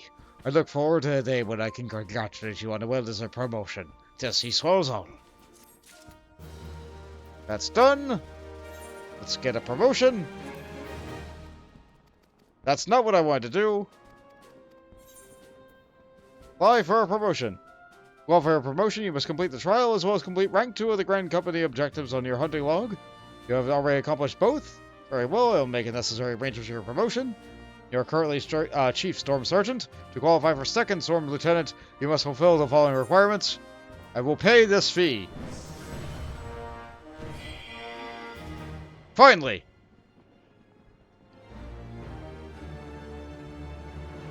In the name of the Admiral, I hereby appoint you to the rank of Second Storm Lieutenant. By this promotion, you are now eligible to transfer between the 3 Grand Companies of Eorzea. In order to entice more capable individuals to join the Grand Companies, the Alliance leaders recently introduced a system which allows members by one organization the freedom to transfer to another. If you wish to shift your allegiance, you may do so by speaking with a personnel officer of the Grand Company you wish to join. The procedure incurs a registration fee, though the payment is waived for the first time you transfer. In addition to this privilege, you are entitled to purchase land or an apartment in one of the residential districts established for adventurer use. If you have an interest in owning an estate or other property, I suggest you consult the resident caretakers in a district you fancy. Among other things, you will be able to learn how to go about purchasing a plot of land and building a hall upon it. Yeah! Home ownership is unlocked. But we also get this.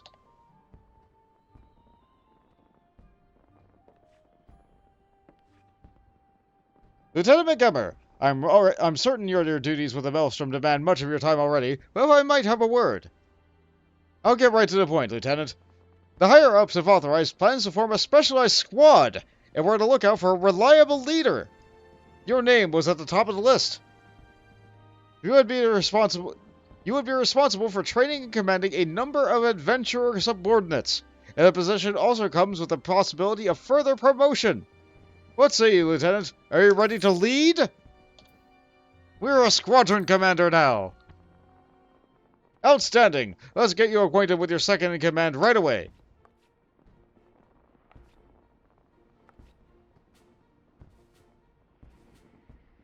It's an honor to be serving with you, Lieutenant McGammar. In the capacity as your aide, I'll be filling the role of Squadron Sergeant. And these Ego troopers will be inaugural members of a squadron. Form up! Every one of them is a fledgling adventurer who's enlisted in the hopes of following in your legendary footsteps. They're green to the military eye, but we'll harden them up soon enough. When you have a moment to spare, stop by the barracks and we can discuss their training and employment in greater detail. I'll leave you to it then, Commander.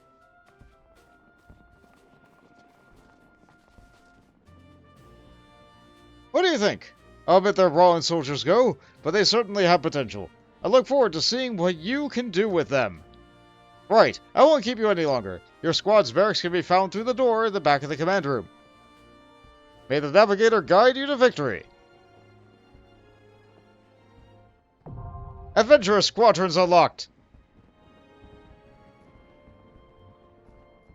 You are now commander of an adventurous squadron. Enter the barracks and speak with the squadron sergeant to deployment or to get more orders. We can also now do the hunt. I believe we are now high enough rank that we are allowed to do the hunt. I would like to get this. No. No, I'm not yet authorized yet. I think I need to talk to you over here first. Let the hunt begin! Lieutenant Trackrate detects in you a certain whiff of brine and vinegar, a perfect cure for the realm's plague of villainy. I'd wager a salty swab such as yourselves been known to be what was a big parley. Upshot is, those your lads called for ounce. What's that? Ounce, I said, with their harpoons and narwhals. The ounce has made a system what puts a bounty on what flouts the law. It don't matter whether it be man or priest. If you say a troublemaker, you get a reward. Ours a bit nice in cooperation. Of course, we still like the squid and whales and interlands. There are large six that people haven't noticed. They'll have them drunk in seawater. That's neither here nor there for you. Hey, it's time for out you need to go. Put down some marks, contribute a piece. The column whole thinking for it. You got a mind to learn more, head on to the Maelstrom Command and speak with the Billmaster. A book can tell you more of the details.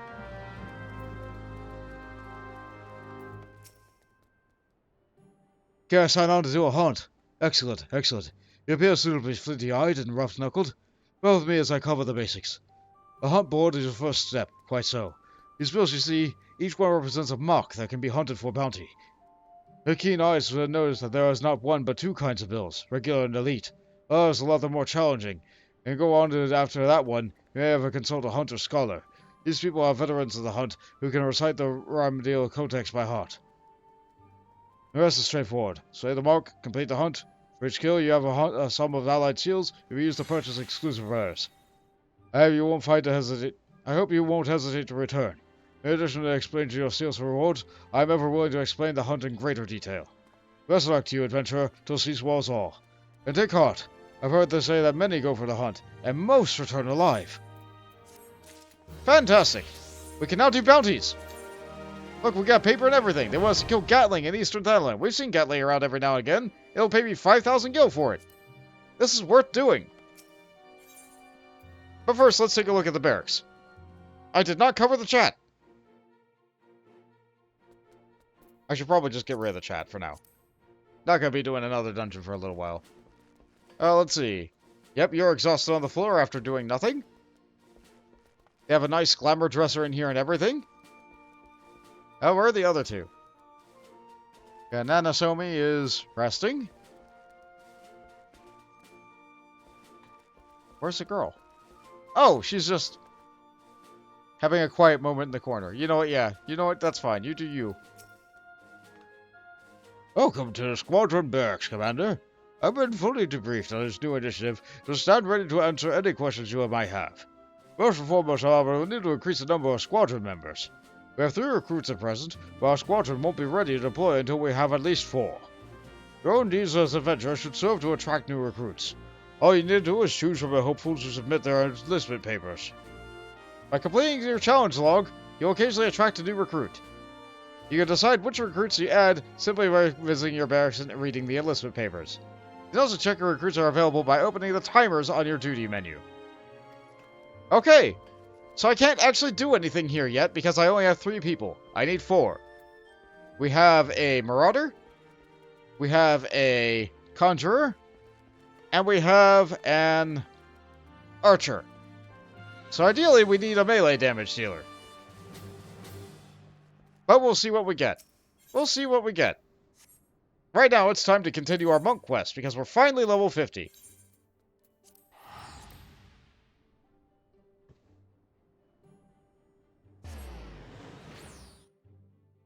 We're finally level 50, which means I can finally earn a decent attack.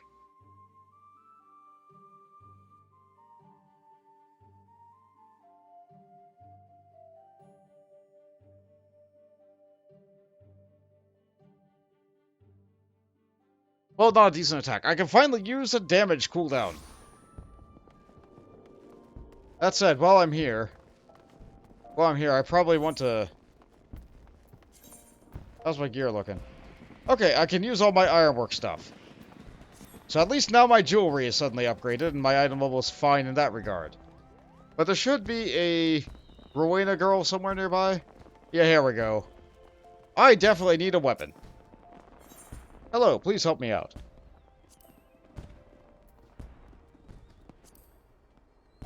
Yeah, I would like these whatever they're called. Jane hearts. Sure, we'll go with that. I'm now no longer capped on poetics.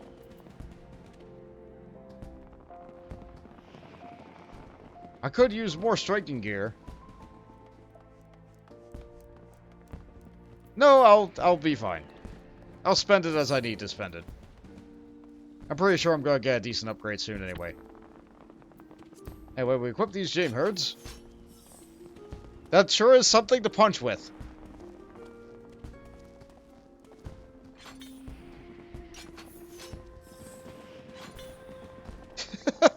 Weird weapon. Weird weapon, but I'll take it.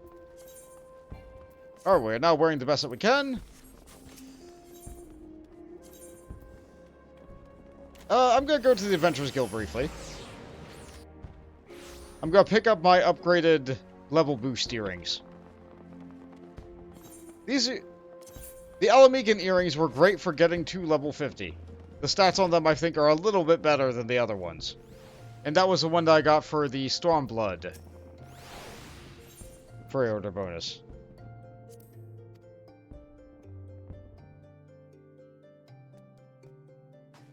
However, I would like... Alright, the Aetherite earrings go up to level... What is the current ones? I think it's an Nemea?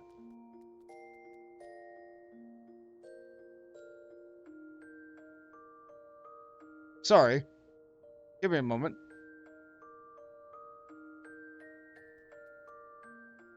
Ah, here we go. Menfina. Menfina's earrings. These will go all the way up to level 80. Yeah, let's take those. Slap those on. They're just better. It's good. The amount of experience they give is the same. So you get less benefit from newer pre-order earrings if... Actually, yeah, I think you get no benefit for new pre-order earrings. Except for the new classes that come out, which usually start like a couple levels lower. But they're great for people who are just getting into the game. Alright, so now that I have these earrings, which I think they look fantastic. Yeah, it's just a nice little blue charm that's off my one ear. It's good. It's good. It's a nice tiny little detail. Alright, Goldsmith skill.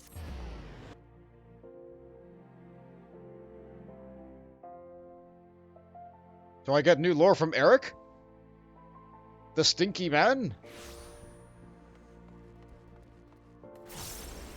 There's that back up. Professor Eric looks overjoyed. My theory was correct. Correct, I tell you. This will be the greatest academic breakthrough of my lifetime, perhaps of all lifetimes. I shall spare you the details of my experiment, as you are not like to comprehend their significance anyway, and proceed directly to an all-important conclusion. The announcement of my theory before the council of my peers was met with thunderous applause. Thinking I owed all to the vacant-eyed adventurer and a simpleton monk. Both you and the Pugilist Guild are due to a debt of gratitude. Speaking of the monk, where in the ocean does semi-elite oaf wandered off to? Sorry, let's look at that word. Semi-literate. Sorry. The semi-literate oaf wandered off to. I took note of his attendance among the spectators of the conference, but he has yet to present himself and offer his gratitude. What have I done, bud? I fear the words I have offered may have driven Widgill to attempt to insane. Analyze the ethereal waves of your body second by second. I was able to isolate and identify those of the final ethereal regulation mechanism, and so called seventh chakra. From that I was able to find the land which was most likely to resonate with those waves. Silvertear Falls. I went to the site myself to investigate, and it was there that I made my great discovery. Discovery of the century. It occurs to me that you shall never accomplish such a feat of the mind, Bond. I feel myself pitying you, but I digress. Did you not see what I have done, Bond? I know precisely where to go to unlock the seventh chakra. He has given his life to fight to reclaim Alamigo and the Empire. More than anything, he desires the power needed to achieve that end. The power to combat the might of all Garlemald. Any fool can see. Oh, almost any fool can see they imagine the seventh chakra to be that power. Yet battling the Empire in such terms will only result in another tragedy like which befell our amigo. I pray you do not mean to go follow this fool's crusade. He has gone to Silvertooth Falls in Mordona. I am certain of it. You must go, Bond. You must stop him. My words will not sway him, just as they could not sway you, my son. Perhaps yours will. What? What about your son? Tell me about Silvertooth Falls. My dear poor Bont. What you do not know about Silvertooth Falls can fill a book, and has multiple times over, I'm sure. Since ancient times, the falls have been a region of Mortono which they are located have been believed to be the seat of a great spiritual energy, as less advanced people would want to call it. So old are these beliefs that a tomb of Zand himself, the first emperor of Valak, was built beneath the surface of Mortona, in a hope that this mystical power which resided under the lake would raise him from the dead. Oh, there are any number of legends of myths surrounding the place, I think. The oldest is widely known to have been that of a dragon in the falls. Do not claim to be a folklorist, but I certainly provide a general tale. There was the birth of Althik, the god of time amongst the 12, and in turn, his younger sister Maya, goddess of fate. And then there was water, and then through Silvertip Falls came to be the center of all that was. Here the source is not only the water, but the fount of all magic as well. Now when the water came into being, so too did the great dragon Midgardsormr, brother Time and sister Fate, fearing the falls might fall into the hands of evil, ordered Midgardsormr to protect the warden. Much later, with the arrival of man, would Midgardsormr be worshipped as the guardian deity of Silvertear Falls. Have you ever been to Silvertear Falls, Bont? Or are you as untraveled as you are unread? Have you gazed upon the enormous dragon corpse, frozen in a statue with wings outspread? If you have gazed upon Midgardsormr. The tragedy is but 10 years old. After invading the home of our amigo, the Garleans launched a fleet of airships led by the monstrous Agrius. There flew Silvertip Falls, following the arbor the greatest concentration of aether. And then, as those horrific instruments of evil loomed overhead, casting a dark shadow into death, the surface of the lake suddenly parted and outburst skyward as Midgardsormr emerged to defend his waters. The battle between Midgardsormr and the Agrius has since come to be known as the Battle of Silvertear Skies. The dragon fought with a divine strength and purpose, and after a fierce and grueling struggle succeeded in bringing down the airship. As it fell to the lake, its impact caused the ceruleum on board to detonate, and Midgardsormr was killed, his corpse charred black with his conflagration. The structure formed by the wreckage of the Agrius and the entangled remains of Midgardsormr is now called the Keeper of the Lake. For many religious and mythological enthusiasts, it stands as proof of the existence of the gods. For most people, however, it serves as a grim reminder of the horrific, dare I say, decidal power of the Garlemald. Why did that dragon appear that day? Was it truly the Midgardsormr, the legendary guardian of Silvertear Falls? Such questions and more remain unanswered. For my part, I would make the entire debacle an elaborate Garlean fabrication, acted out to near perfection. The less put aside dragons and empires, is speak instead of mine own latest discovery of the lake. Aether the area is in an extremely chaotic state. It has been thought to be a result of a battle of Silvertear Skies, but the learned know that this is not the case. The disturbances I have observed did not at all derive from a single source. Beyond the imperceptible aether emitted from the Keeper of the Lake, there are even stronger ethereal waves coming from deep below the earth to the east. I studied them in great detail and learned that they are coming from a massive tower that was buried deep into the earth at the time of the battle, the Crystal Tower. To think I had stumbled upon this legendary structure, the very height of Alagon civilization and technology. The shifting and grinding of the earth caused by the calamity woke the tower from its slumber some 5,000 years. And having once slowly risen to its earthen tomb, the tower pierced the skies once more. You must someday gaze upon it with your own eyes. It was truly a sight to behold. Yes, I can still recall the thunderous applause of my colleagues when I presented my theory of the tower. They were such a great deal more grateful than you, that much is certain. There's a team of scholars who specialize in the study of things Alagon. They are known as the Sons of St. Cornoc. At present, they are focusing their efforts on testing the validity of this theory. I very much look forward to news of their findings. You don't say! To be fair, this questline here is taking place in the timeline right before the Sons of St. Cornoc are giving you the Crystal Tower timeline. So, yeah. Yeah, I guess monks knew about Crystal Tower first, if they listened to Eric.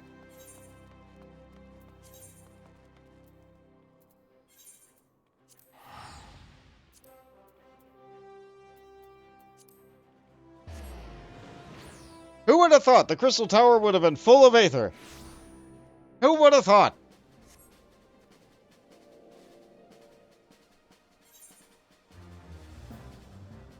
Anyway, we need to go and stop this guy from absorbing the Aether of the Crystal Tower.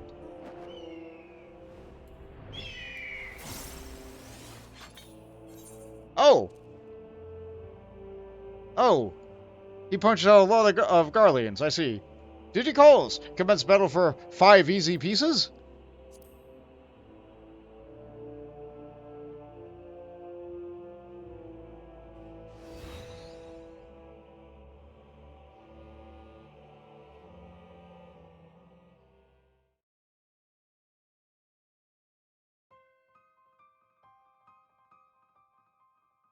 You claim the power of Garlemald.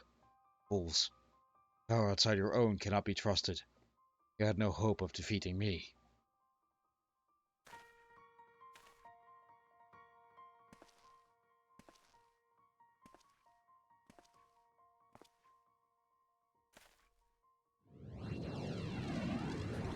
He glows with an awesome power. Seventh chakra swells within me. Soon it will be open. When it does, the Empire will burn. The power of Magitek. The power of Garlemald. They are nothing. Alamigo fell to these.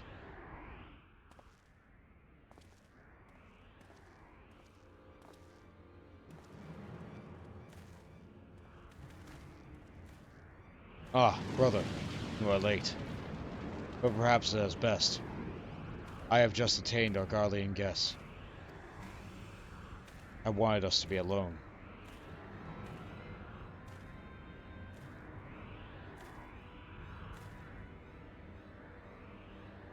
Eric was right.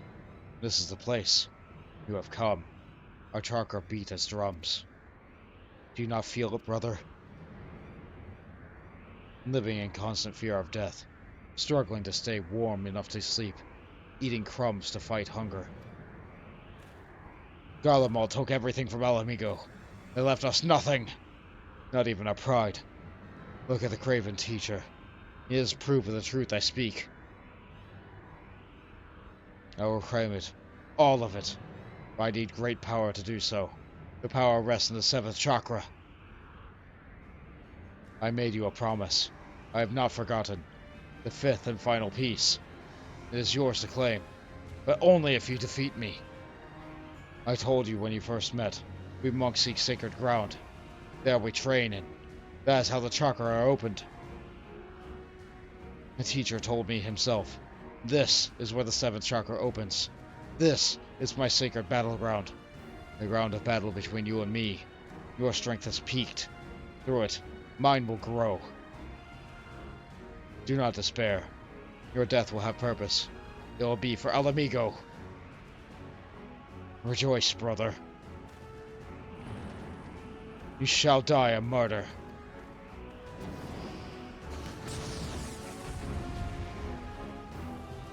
Well, shoot. We are being betrayed. Well, let's fight Wittergill. The 7th chakra must be opened. Only your death will serve as Alamigo's thanks, brother. Well, we can handle all the lackeys, no problem.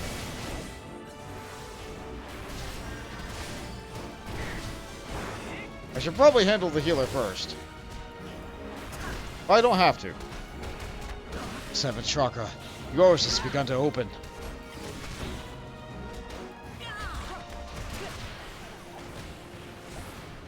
It would be nice if I could hit him.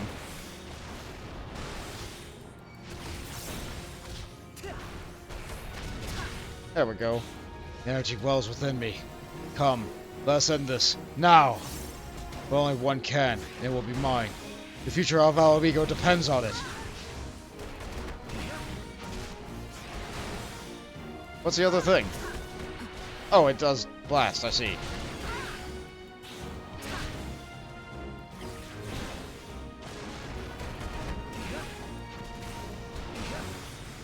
Unfortunately, I just bought new gear.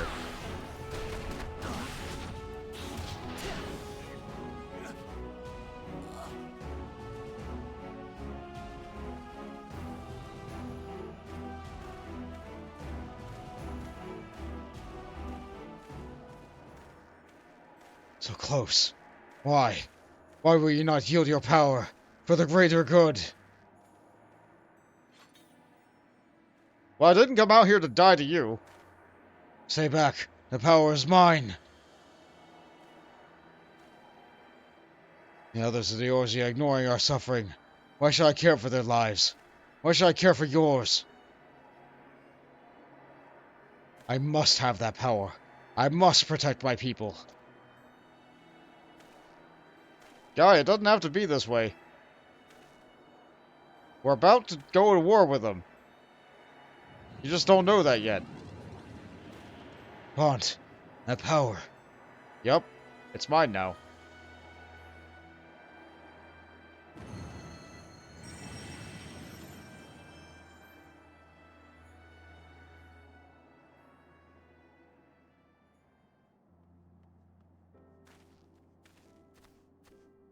Hey, Eric, you're a little bit late. That light. Never had seen anything like it. Is it the opening of the seventh chakra? Fascinating. Simply fascinating. You have no mind for study, but your gift for field work is extraordinary indeed.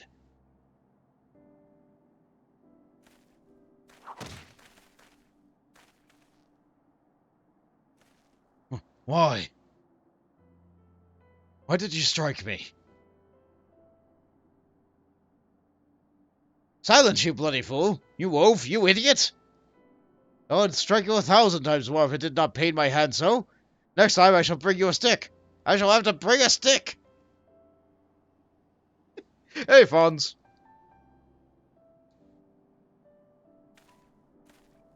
Fuck opening your infernal chakra and open your bloody ears for once. St. Garland in the ironworks that bear his name once wrote that these Silvertear Falls lie at the center of our world. Our world is round, and we live on its surface. Even you should see, then, that you do not speak of the center in a physical sense. I am no astrologian, nor a biologist, but I have studied enough of the various sciences to say this. The vital energy of the Hydaelyn, which would be called Aether, is one and the same as the life force of which you monks believe.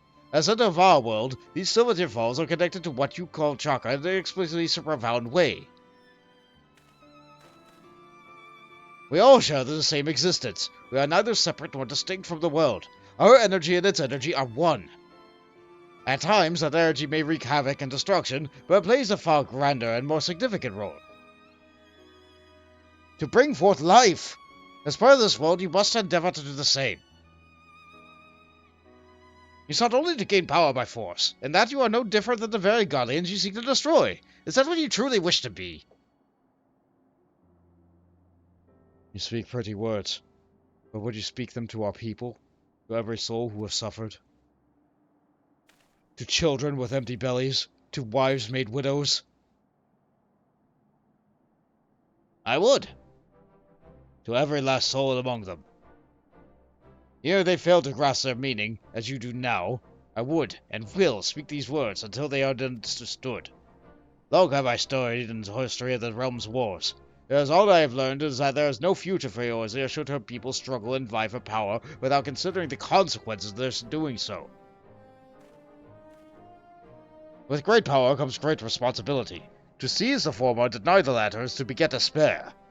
The duty we owe to one another, and this world as part of it, is to use what power we possess to deliver a future full of life, not death. Can you truly not see the right of this?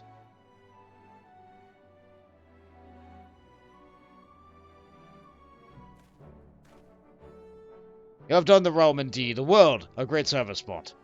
As a scholar, as a teacher, as an Alamegan, as a man, I offer you my deepest thanks. All I did was punch him. Yes, I do still plan to do Monster Hunter tonight as well. Aether imbued with an ancient fighting style has been gifted unto you.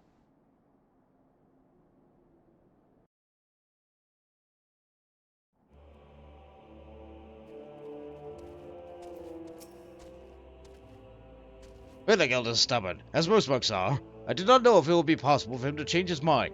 But I pray he does, for his own sake and for the world's. He calls you his brother. Go now, speak to him as one.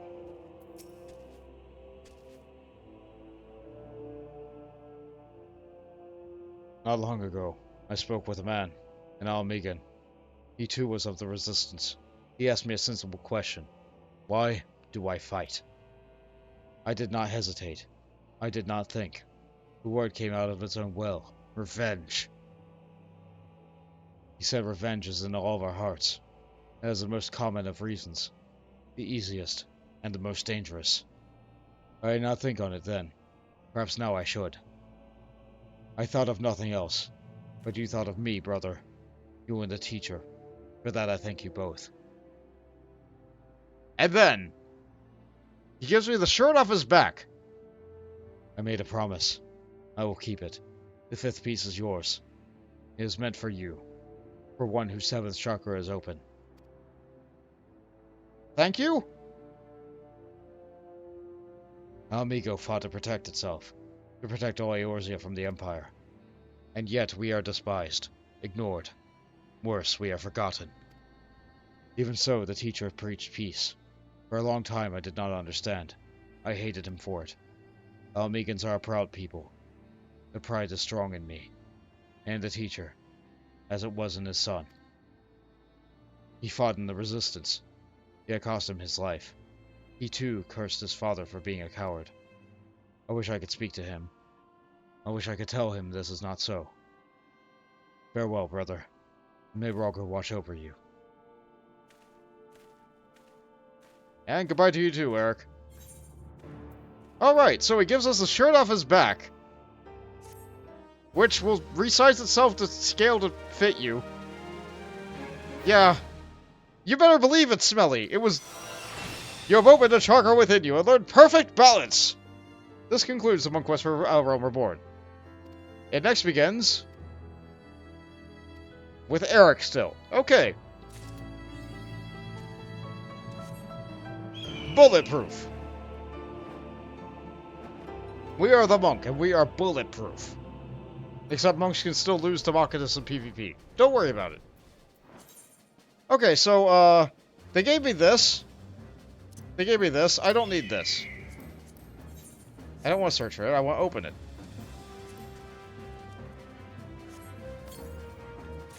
Alright, now we have these, which are much better. So he gave us a shirt off his back, which is symbolic. There was a period in time where you did not get these 5 pieces of better equipment. But, now we have these 5 pieces of better equipment. Which look a little bit better. Just a little bit. I still don't get the hat. Very sad. But now I am the Yellow Ranger. As for rest of the gear, we need to take it out of our inventory, because I don't need it anymore. Take that out. Keep the inventory a little bit clean. It's very messy, but you know what? It's fine. It's fine. Okay, my monk gear is upgraded. I am yellow. This is fine. This is fine. Perfect balance is a wonderful cooldown. Perfect balance is just wonderful. With it, you can use any of your abilities in any order that you want. You're just in the correct stance to be able to use all of them. I also got Dragon Kick, but I didn't really explain how it works. Dragon Kick. If you use it in Opa Opa form, which is the one that you... Well, you don't start combat in it. But if you use it in Opa Opa form, then it makes you get Leaden Fist. And Leaden Fist increases the damage of... Yeah, this. It increases the damage of Boot Shine from 180 to 280. This attack on its own also just has a potency of 290, which is really good. Or not 290, no. It is 290. What? Why would I ever use this? Oh, this is a guaranteed crit. Alright, so that's fine. So either way, these are my 2 strongest hitting things. Snap Punch is only a potency of 220. 280 from the side. So, like, this is fine. These are better.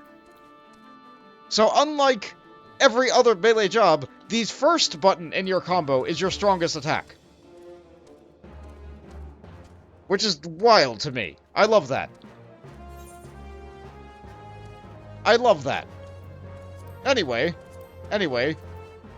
now we are able to do Crystal Tower raids, which means I have unlocked another roulette. We've done the leveling roulette today, but guess what?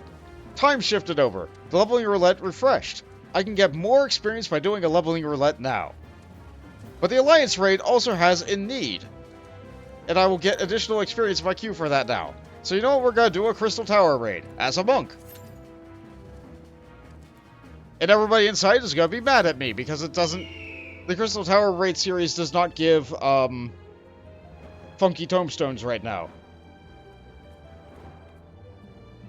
Oh well, they can all leave if they want. I just want experience. But while we're waiting in queue, let's head on back to Ul'dah and start up the Heavensward Monk series.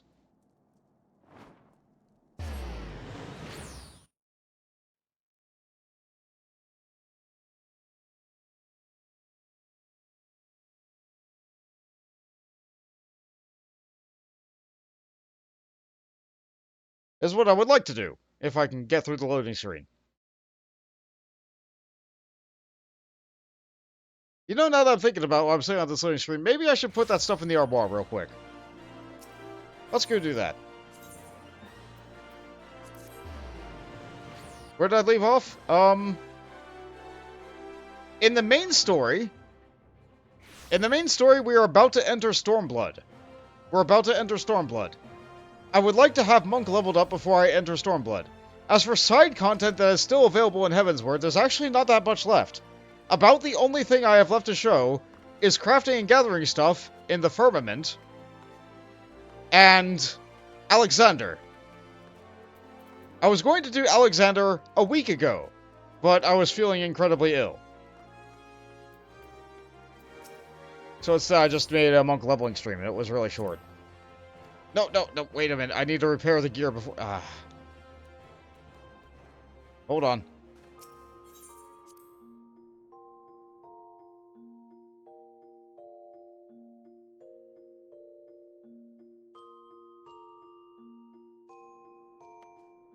Hold on. I need to fix the gear first. It took a little bit of damage from the brief period of time that... No. It took a little bit of damage from the brief period of time that I was in there.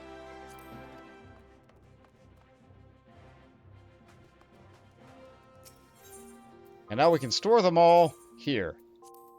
That guy's stinky shirt can just go live in the armoire forever. And I would never wear it, and he handed it off to me symbolically. I didn't do anything with my retainers lately. What you up to, Blankent? Thanks for the pants! You leveled up, good for you. Did anything sell? Yes, I got a little bit of money. There we go. How about in the oven? Some basilisk eggs. Delightful. You can do another long one. Good for you. Did you sell anything? No. That's fine. That's fine.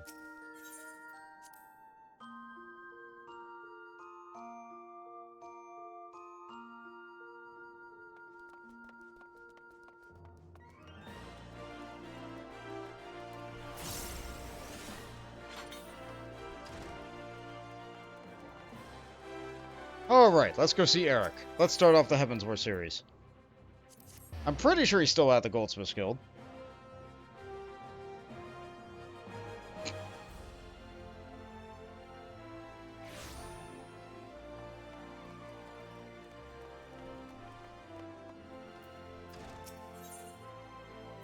The legend continues.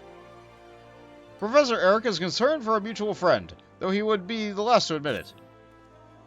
Ah, Bont. Your sense of timing is impeccable as ever. A pity your mind was never quite so reliable. But worry not, for a task I would have you perform shan't tax your limited intellect. It pertains to your monk friend, Wintergelt.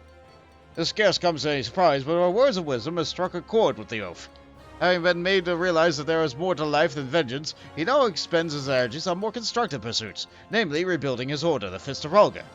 Indeed, he has been taking on pupils, and rumors he's been teaching both charisma and zeal. Lately, my known brilliance as a tutor has rubbed off on him. And what is more to the task I would have you do? Take more readings with my thermometer, you are doubtlessly thinking. False! You of all people should know that I am finished with my research. As such a triumphant it was. To be sure, I may have need your talent in field work again in the future. For now, however, I simply wish for you to go and see how Wintergelt fares. Unless you think that I worry about the fool, perish the thought.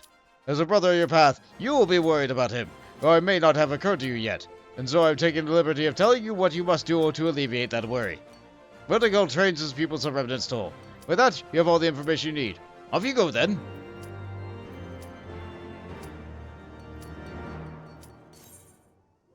And we are not the first to hit yes. Does he have additional lore? Does he have additional lore? No. Wintergelt trains his pupils of Remnant's Toll. Take yourself there and see how your friend is faring.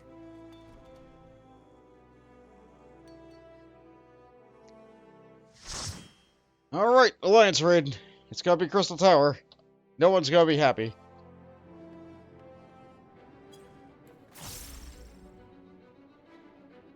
Oh good, I'm sliding around because I'm not loading everybody good. There we go.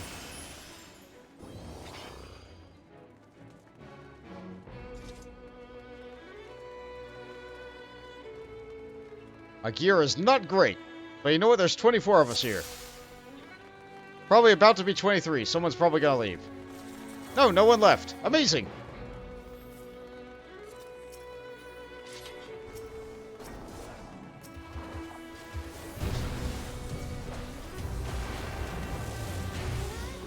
As long as there's 3 enemies, I'll just keep on stomping.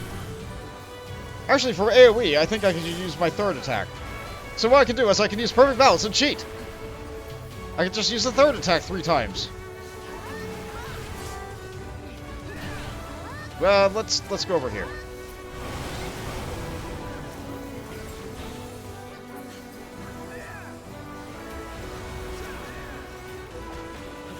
Maybe let's not stand in the nonsense.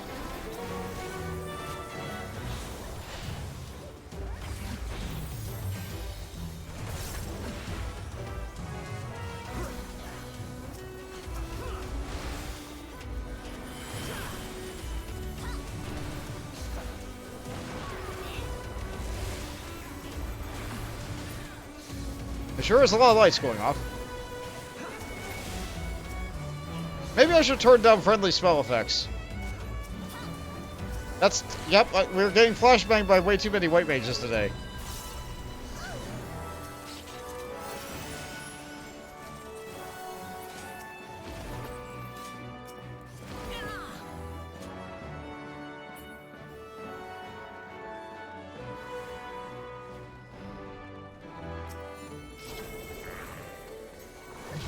Good hits by the Armon. I would like to get hit by the front end first.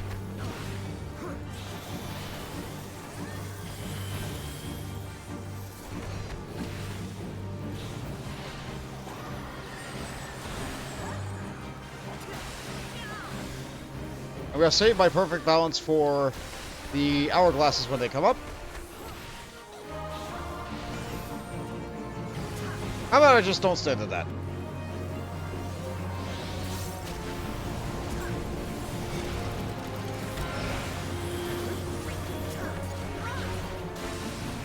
Okay, perfect balance. I can just alternate my first attacks and they will be perfect. No, I'm not obeying those.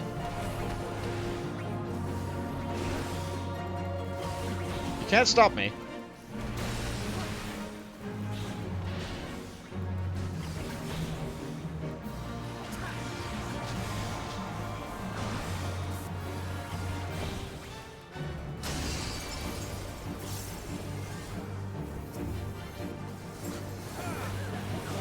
Yeah, everybody just kind of divided and conquered there. I will kill the ads.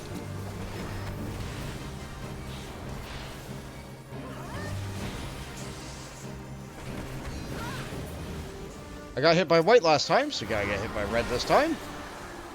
I sure am glad I can remember. No, don't want to be at the laser. Okay. Let's just not be in that.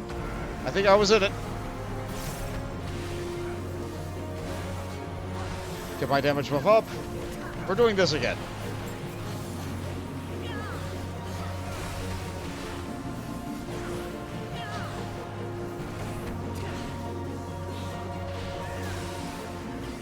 I don't know, it just feels good to me. It feels natural.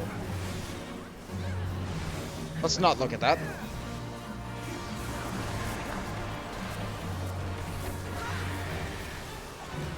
No.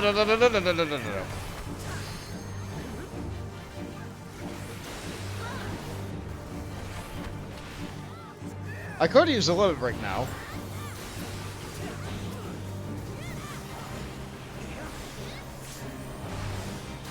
I will not. I will save it for trash.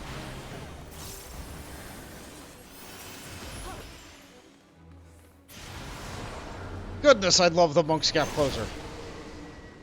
If someone's in the right spot, I can just go where the right spot is. That feels real good. That said...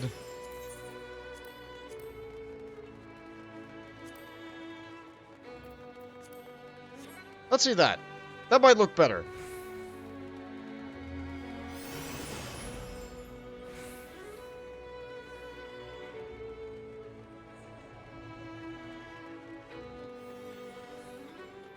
I probably should have done that for the other raid series.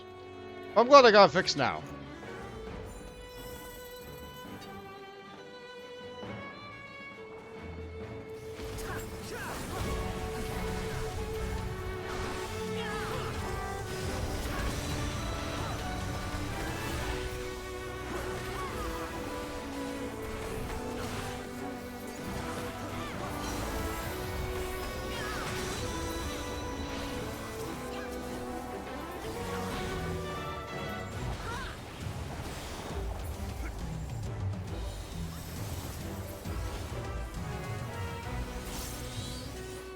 We're good? Alright.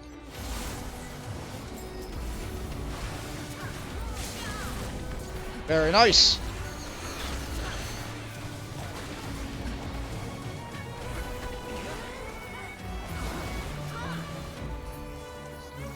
Very good. And that's why I did not use the limit break.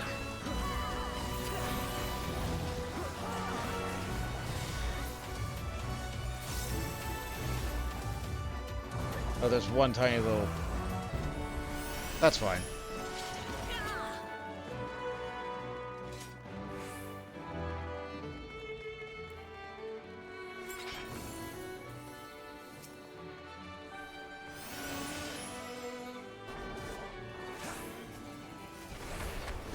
To the back of the room?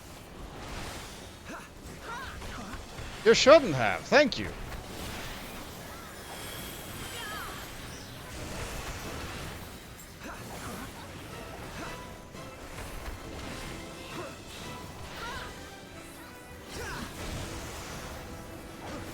One day I'll be able to do cool attacks with this perfect balance ability.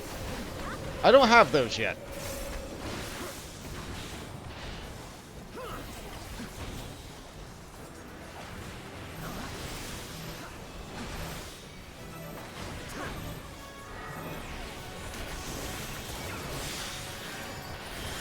I'm not dead.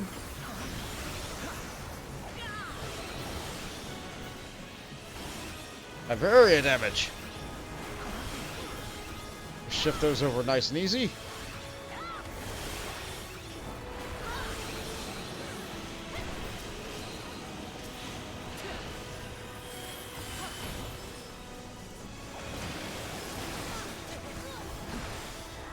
That's a lot of damage, but we're fine.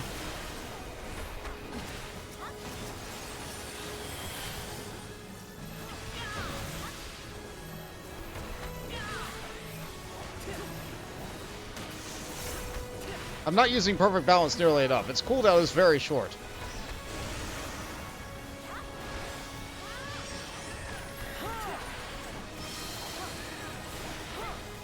And I get multiple charges of it.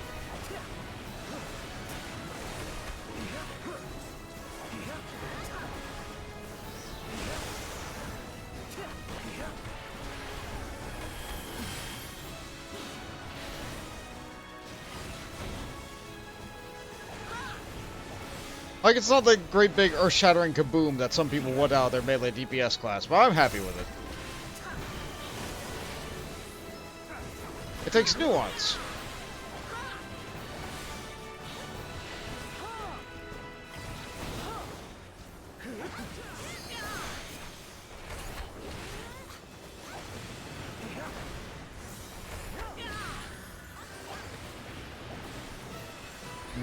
No, I won't limit break this.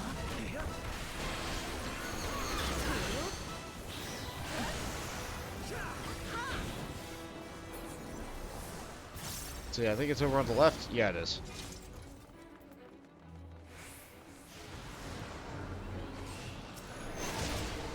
Help me.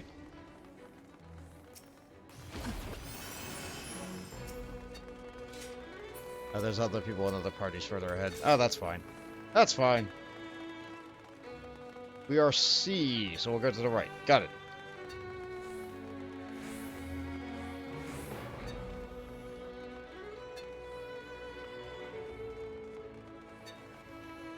Ah, yes. What's the rule for the next boss again? A always gets in the belly. B, belly, belly, belly. C, come on, get in the belly. Pretty sure that's the rule.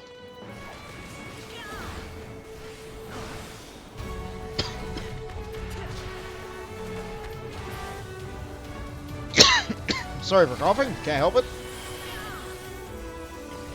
It sure is allergy time.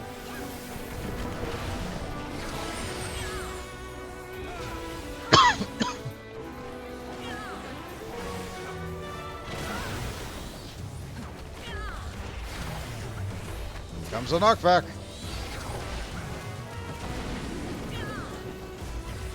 We're fine, though.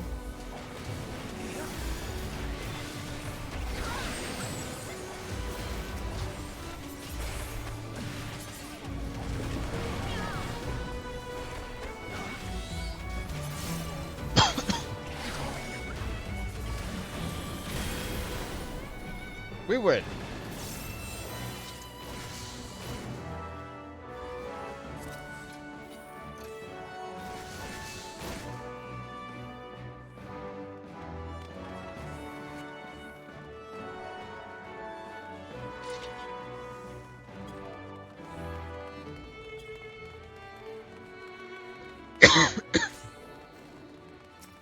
I would love to stop coughing.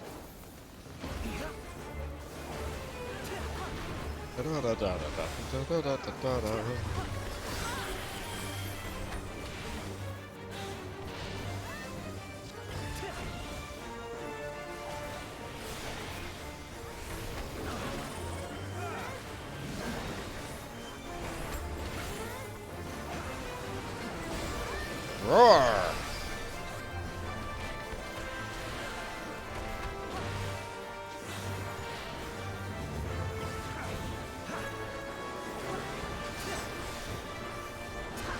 I am aware that I'm going through the rotation a little bit suboptimally.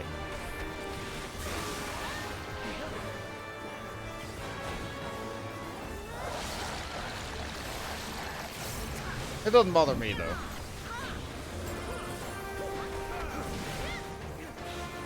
I could help with that ad. What's the job of C again, for real? No, chains, right.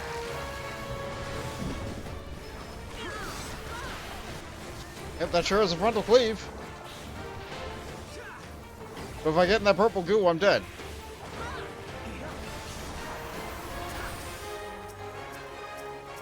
Target the boss. I wish the true target. The true...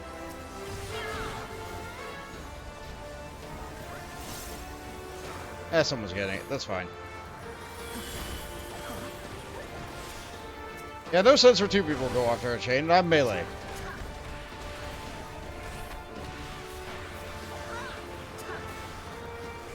I just hope they actually attach the chain and don't just sit with there until it expires. Great. Every time, it's always a worry. You see it happen twice. You see it happen once, it's just a fluke. You see it happen twice, it's a pattern.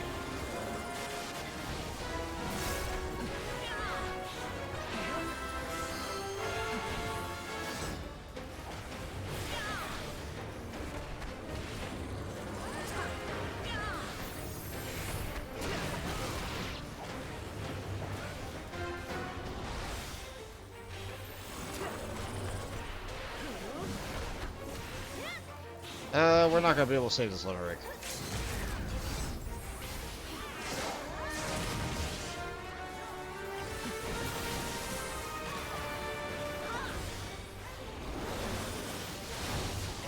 That sure is a lot of lasers. The boss is nearing death, so I'm trying not to use another perfect balance. Oh no, the healer!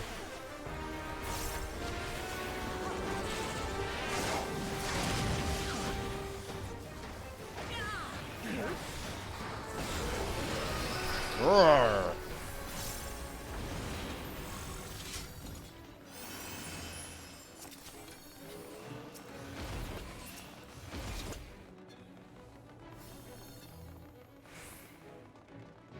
I think we've combined their mythical dogs.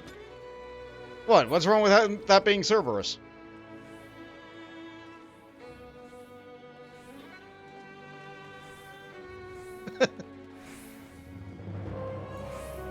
Or was it supposed to be a different enemy in Final Fantasy?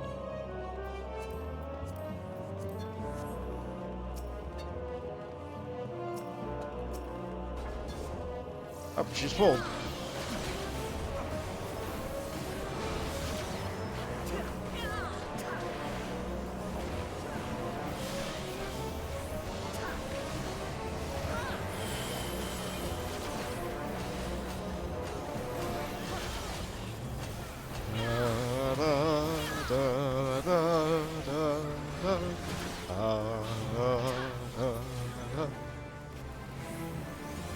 No, let's not be here.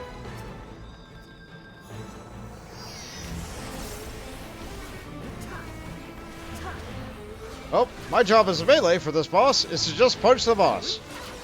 With the exception of 2 mechanics, I'm not going to worry about anything. Yeah, there's plenty of people saying that out. There's no point in me taking the extra damage. The tanks are taunting off each other. Good for them.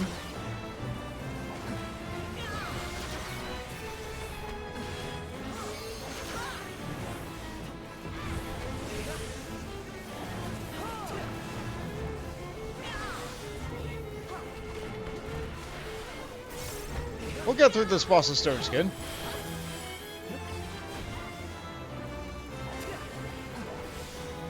No problem.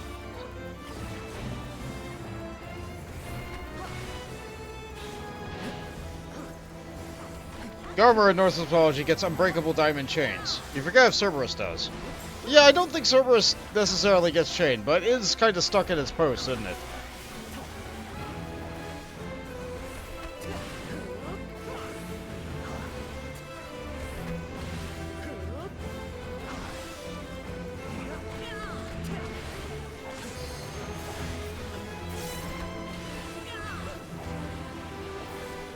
Very quickly getting a limit break.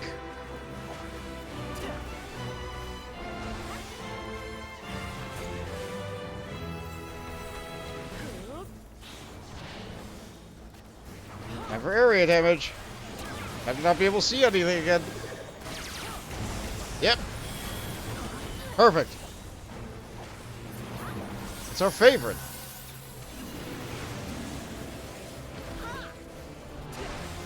This is the one furthest from her face.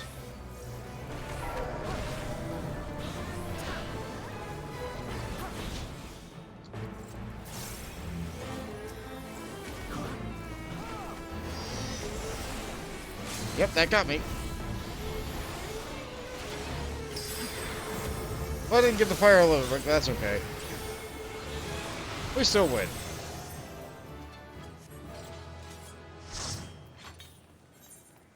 Alright, what we got here? I'll give it to the person who... I like your hat.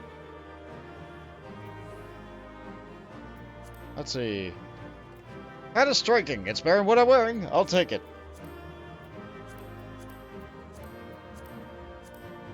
Do I have the Cloud of Darkness? I do. I cannot get another. And I can't fix these, so I'm not going to take them.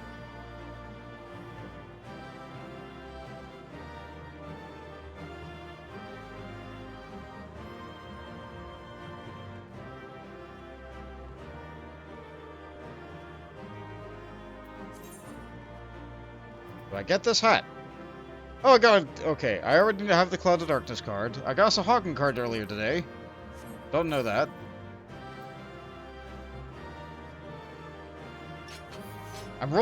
I'm rolling for loot against, like, the 2 people that are left in the party. I just want the hat.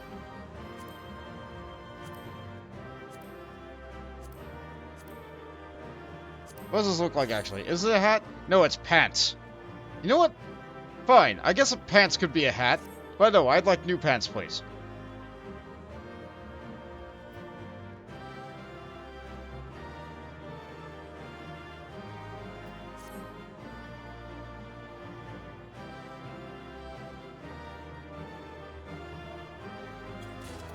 Yes!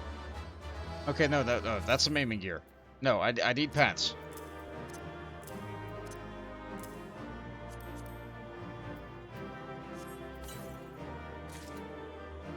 Alright, those are things.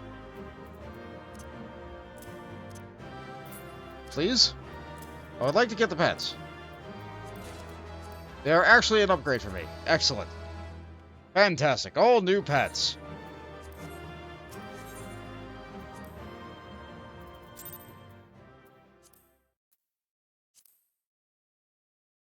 Alright, I got a level out of that. That's something. I can also queue for trials now, which will give me a little bit more experience. Not a lot.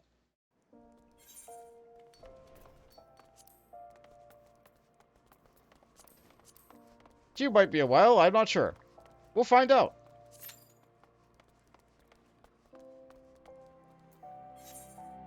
Let's see, the legend continues.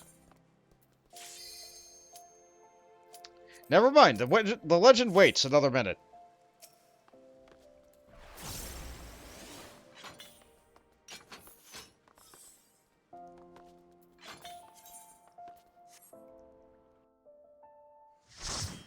What do we get?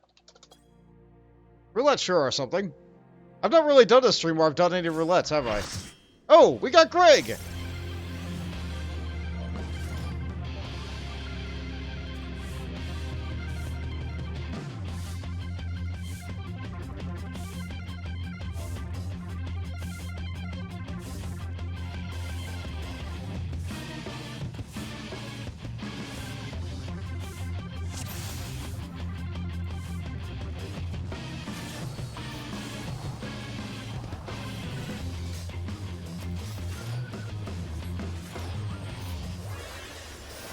Going to fight Greg on the bridge, because it's Greg on the bridge, it's always Greg on the bridge, we are going... Yeah, okay. Sorry for that. We always fight Greg on the bridge. It's Toad, your favorite. Or at the very least, we'll fight Greg on something that's big. We did fight him in a keep once.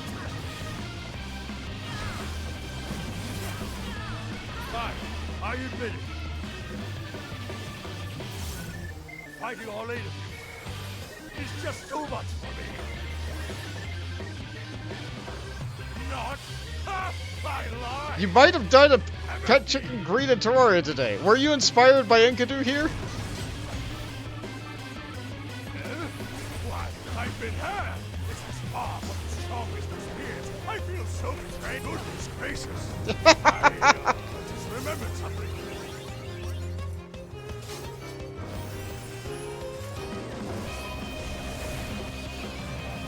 I can do area damage here. It's good. It's good. I feel useful.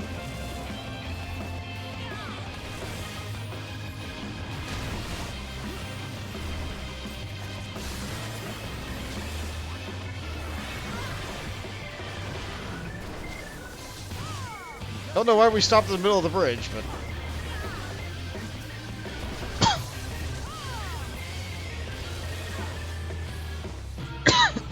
Yeah, I'm gonna have to get a cough drop after this. I must say, I quite enjoy these tussles. I feel we've gained an understanding. An understanding. I will pound you, silly! Aha!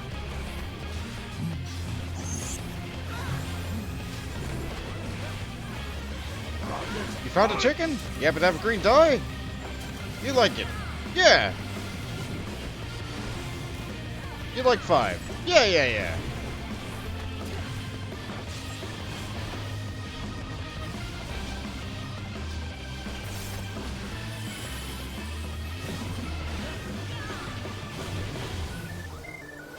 more perfect balance. Never mind, I'm a chicken. Rocket punch!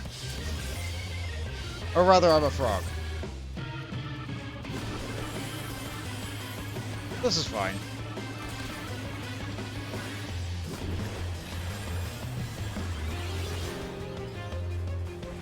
Frog being hunted by a chicken. I won't come down so easily.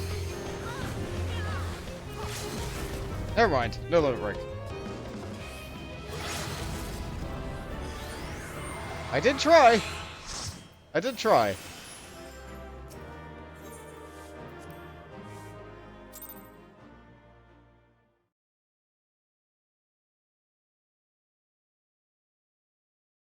Alright. Alright, Monk is still level 51. Trials don't give a lot of experience. Trials don't give a lot of experience, but like you also spend almost no time in them, so that makes sense. Yeah, let's see, I got about 6,000 experience. In comparison, the Alliance raid gave me... Oh, wait, no, this is after the pre-bonus. Leveling would give me more. I don't know if I want to do a leveling again yet. You know what? I'm never going to hit max level if I don't do it. Throw me in. Now then. The legend continues, I said.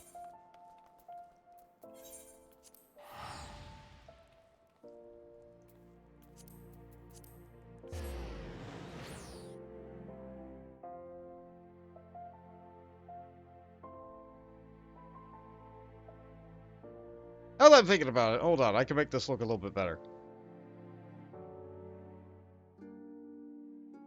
Since I'm streaming, hold on. It occurs to me that my UI is not really conducive to other people watching me. Hydrate, yes. You know what? My drink is empty. Be right back. I'm gonna get that cough drop too. Thanks, Phones. Ah.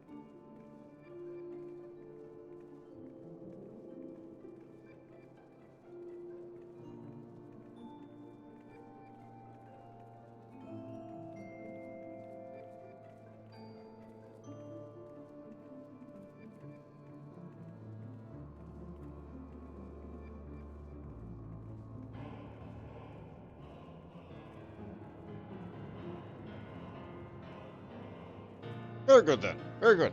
Okay. Okay. Fix my posture. Alright. Now then, Wintergilt is now up here. He has two people. Let's see, so we have the Mikote clad in white and the Mikote clad in black. I feel like he's got a yin and yang thing going on.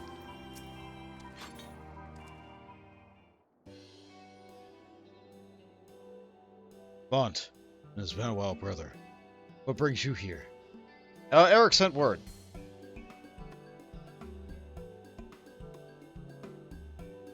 So the professor sends you, but it matters not why you came.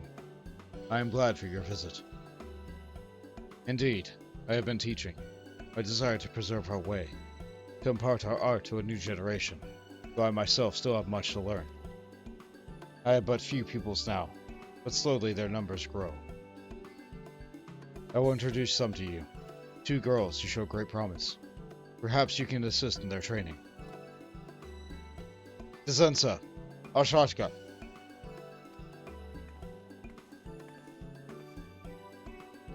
What is it, Master Wintergilt? Has someone new joined? No, not a new pupil. Our old one. My first and foremost. He has long surpassed me. You know what? That happens. Sometimes that happens mid cutscene. He upgraded to a crop top. Kind of. He gave up a shirt, so now he just wrapped himself up in some new stuff. Hey, look, it's it's gonna cry again. We get to still deal with ants. So now I go back to not having my second AoE. Oh well, I still have Howling Fist.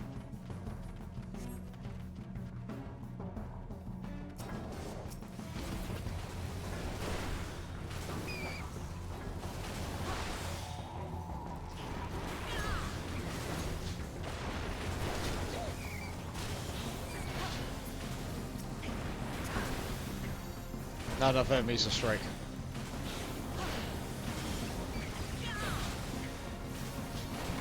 I missed Dragon Kick already.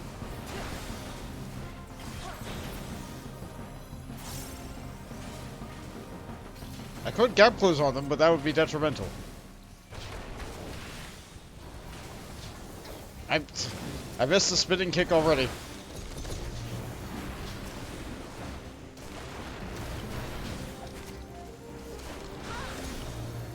I understand why they do it. I understand why they do it. I tell people not to complain about it all the time, and yet, what am I doing? I'm here complaining about it.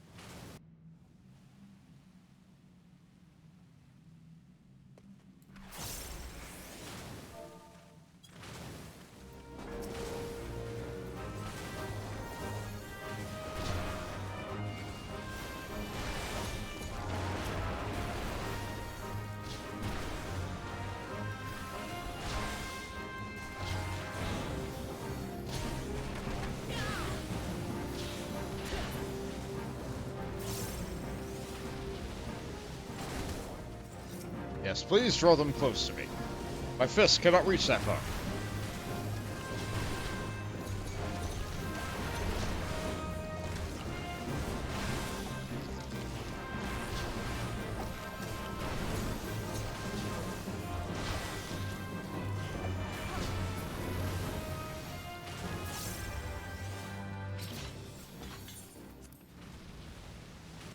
Players go down the hole.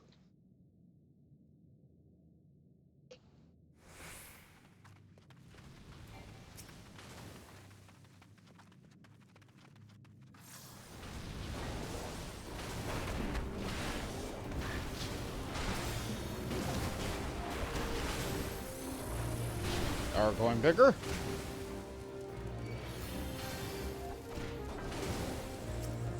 Eos has me. Or Carbuncle does. I actually do it. I didn't look at the Scholar's Ferry. They are using Eos. Okay.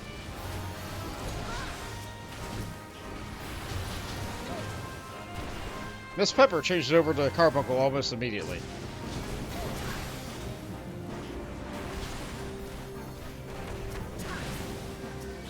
Nope, let's not be in that.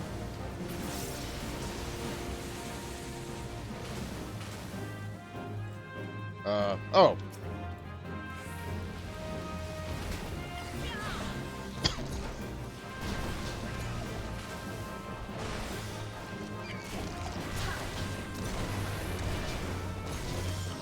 I mean, I'm not about to, like, just leave the tank off to die, just because he took a wrong turn.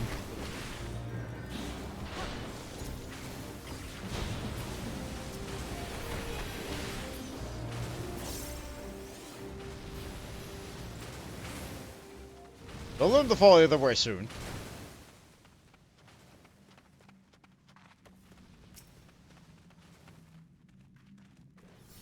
We are here.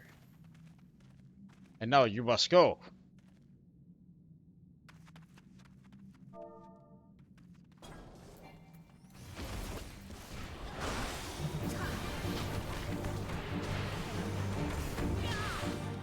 Ants.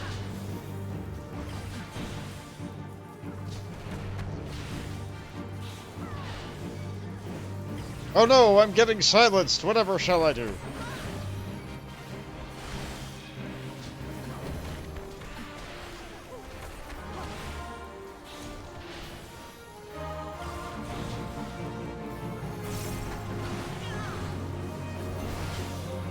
We can kill it before it gets to cover off.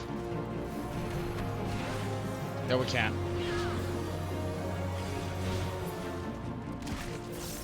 But we did defeat it moments later.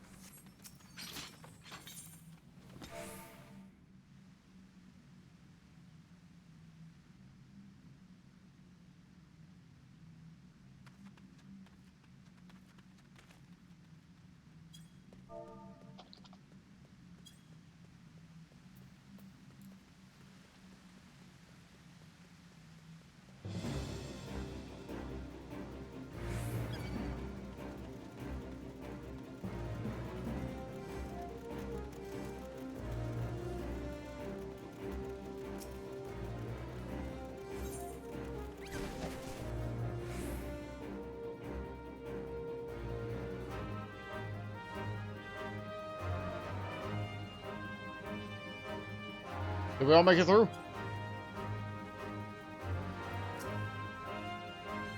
Well, the healer made it through.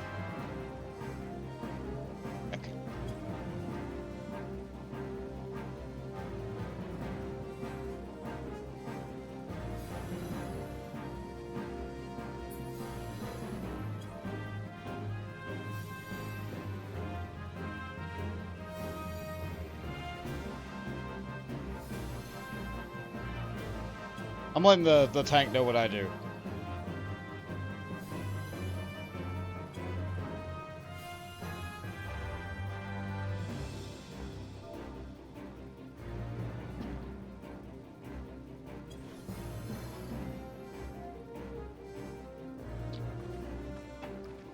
Alright, so here's the plan. Yeah.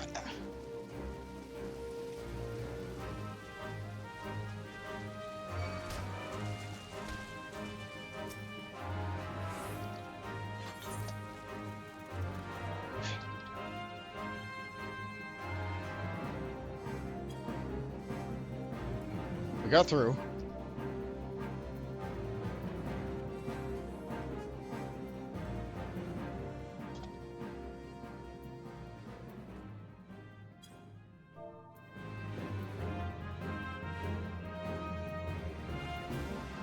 Alright, the plan is I'm going to pull the boss after the red mage gets back up.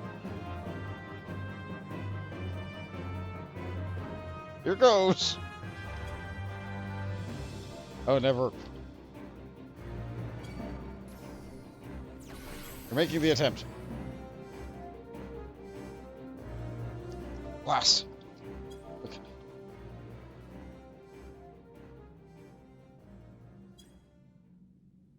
They tried.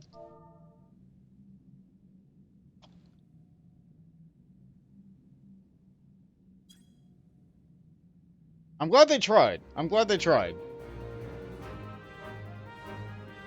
Alright.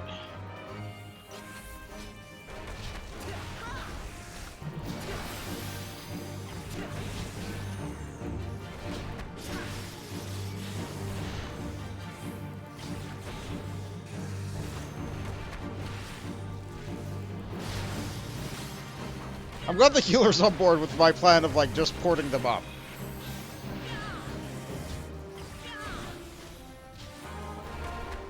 Then the tank can just provoke off of me, and we're good. It's all fine.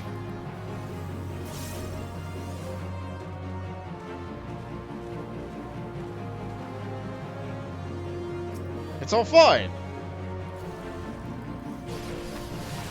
I probably gonna use my gap closer there. I didn't think about it.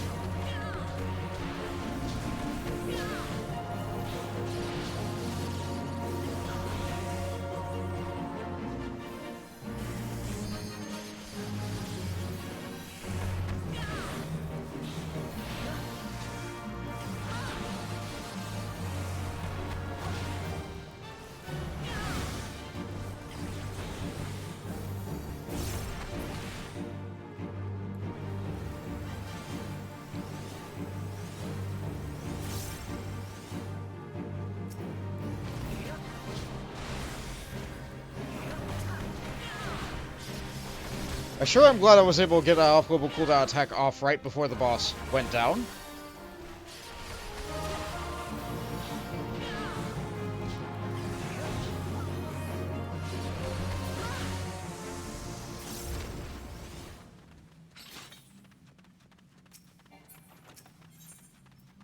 Oh, they leveled up.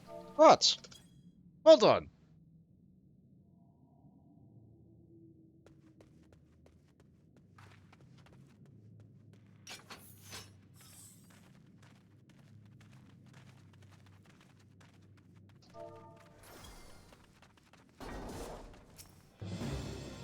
We are having a time in this dungeon.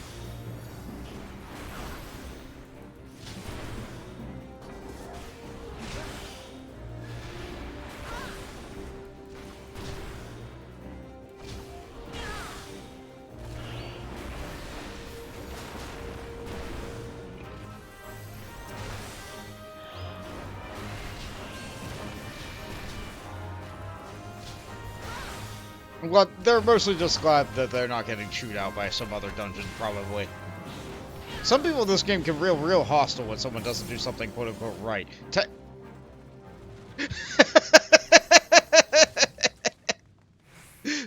uh, there is a box that way. There is a box, but like.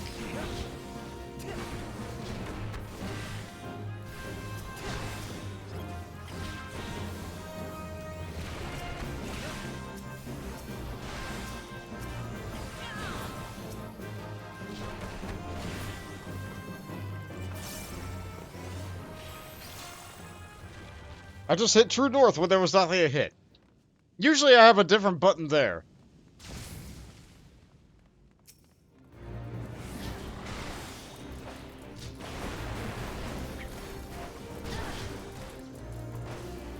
Okay, they're gonna combine. Excellent, excellent, excellent. Just a little further, come on. Oh, blast and bother.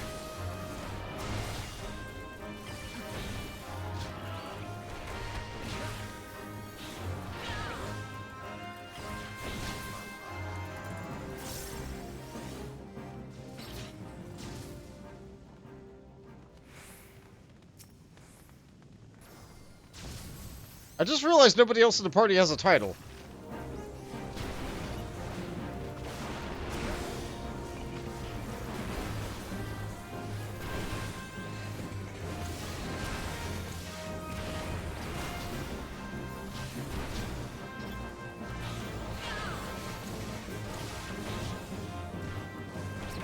Just not, like, it's just an observation.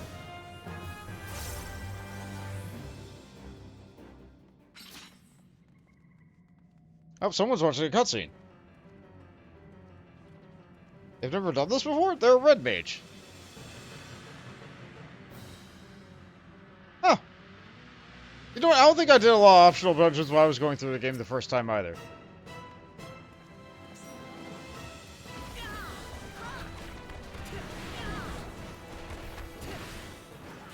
I very much doubt we'll get a level 2, but I'm here.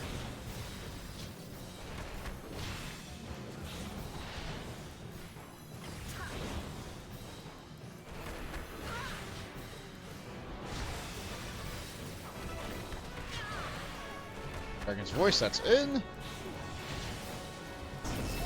Red mage got blasted.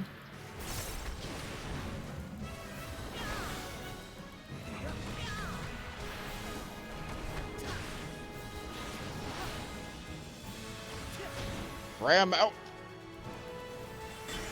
Ah, it got me anyway.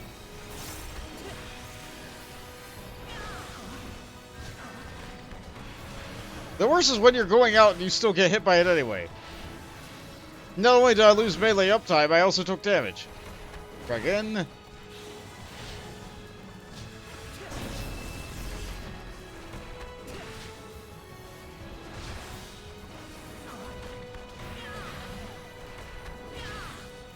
That's not voice, that's the breath. That's the keeper, that's the one that fires at the ranged.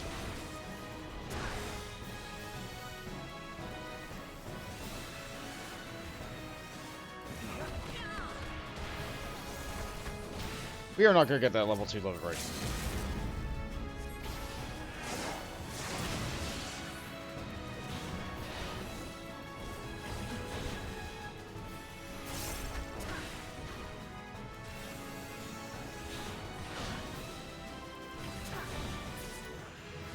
And we did it.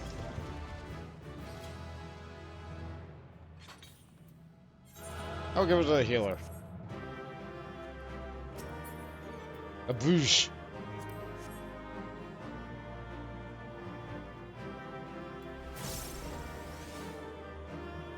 Do I still have a... Yeah, I still have a sprout.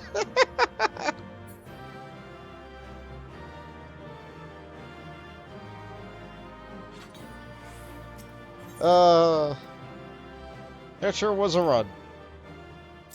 I got experience. I got experience. I need that. I'm never gonna get up to Stormblood level if I don't. Put that away. Put that away. Now, where's it gonna deposit me? It's probably very confused because I was in a cutscene when I went in there. Oh, it starts us back over. Okay.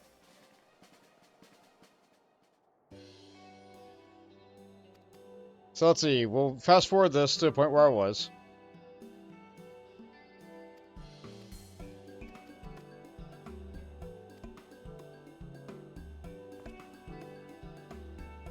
Zensa.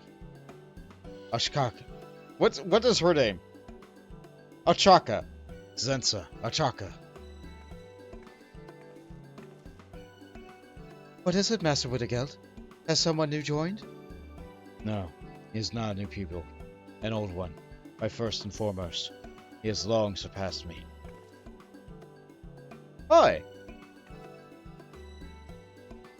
Bont is his name. Today you will train under his supervision. An excellent opportunity. Go to the usual place and make ready.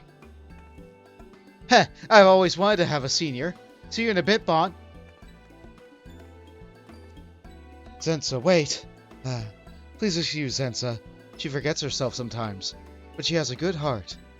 We shall be honored for your watchful gaze, Bont.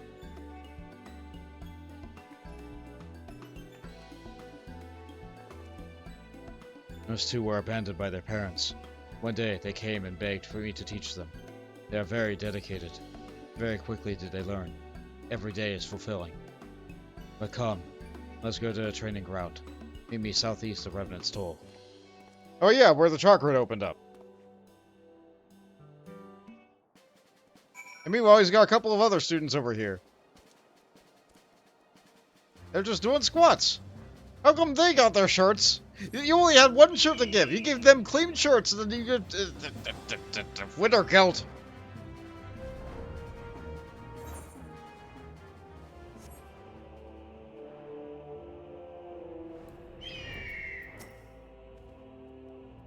We have no dedicated place for training.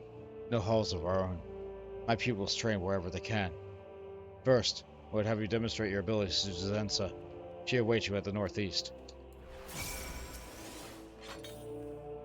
Zensa awaits you to the northeast. Demonstrate your abilities to her. Okay.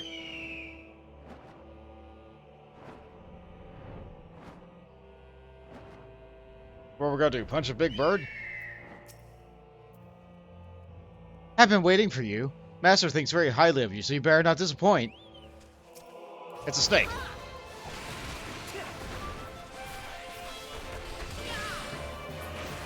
I take it down in 3 hits. Well, you really are strong. Now I was feeling good about myself. It was a big old place, isn't it? So you're going to demonstrate Shasha neck? Heh, she's going to be so impressed. We've been together all our lives, in case you're wondering. We can read each other's thoughts as they were our own. Come on, I'll take you to her. Should be over to the south.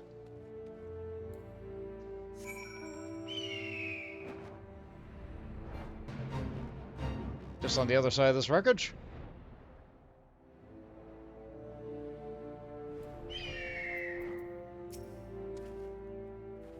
Hurry and show Shashka her skills.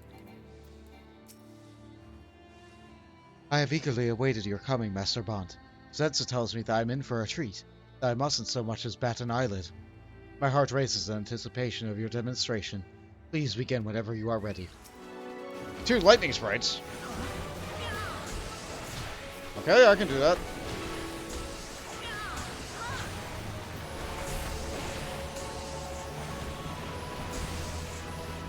Well, they're not going down near as fast as a snake. They're actually proving to be quite a problem.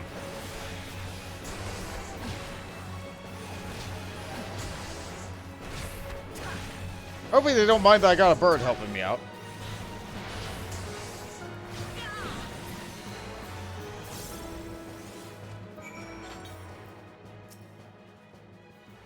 Whoa, that's even better than what you showed me!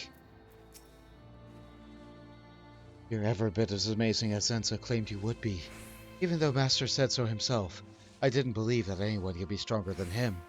See? You impressed the britches off her, just like I said you would. Oh, Zenza. I have never been so excited. I wish to learn everything Master Bont knows. Everything! Me too, Chachka.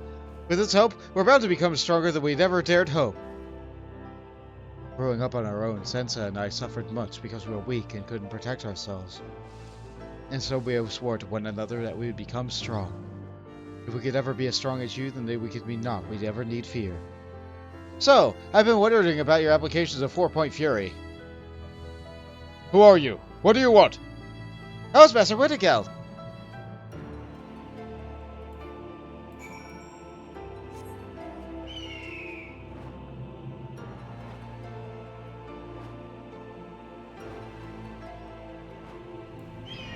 Was he assaulted?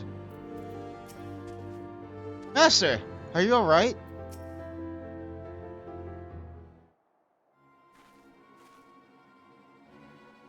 You've not come to harm? We're fine, Master. It's you we're worried about. What happened? Strangers came. They attacked without warning. Their techniques they used were the same as ours. Same as ours? That means you say they were monks? But I thought there were only no others besides ourselves. I alone survived the massacre at the temple. There should be no... sensation. A new power swells within me. So a new chakra has opened. Yes, unlike aught I have ever felt before. Chashka, the area is site the home of some famous battle, wasn't it? Yes, it was. The Battle of Silvertear Skies. Which means that one chakra can be opened here. Judging by Master's condition, however, I'm inclined to think that something else was the cause. Let us return to the Revenant Stole. I must rest.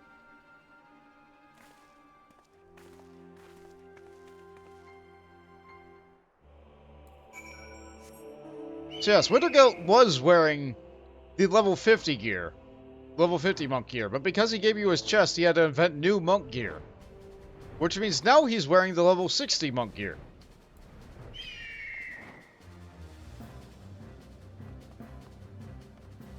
Where are all your students? Oh, they're loading in slowly. Got it. What about the two doing squats? They're gone? Huh. Okay. I am feeling better. The pain has subsided. It came shortly after you left. Masked men who fight as we do. They are monks. Of this I am certain. They outnumbered me. I held them off, but a sudden pain racked my body. As I was pierced through, I fell to my knees. When next I was awake, my assailants were gone. Most likely fled when they heard you coming. The sensation I felt is not like a chakra opening, but neither is the 7th chakra.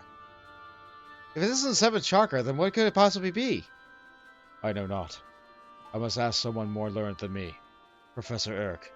He is versed in the history of our order. Perhaps he can find more information. Zenza, Ashkaka, return to your training. Bont, this may be a new source of power. If so, I will share its secrets with you. If I learn something, I will let you know. Nice!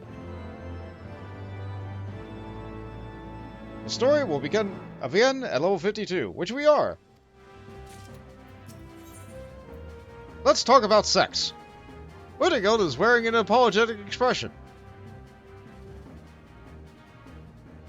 The localization team.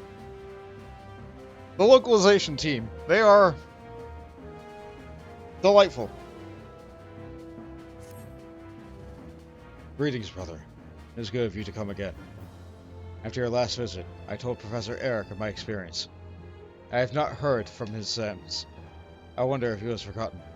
He is a busy man. But never mind that for now. You are here. Perhaps you can help my pupils train again. Zenza and Ashkaka were impressed with you. They spoke of your prowess to their peers. Now they all want you to teach them. My pupils are training to the west. Let us go there. Yep, this is... They knew what they were doing with these quest names.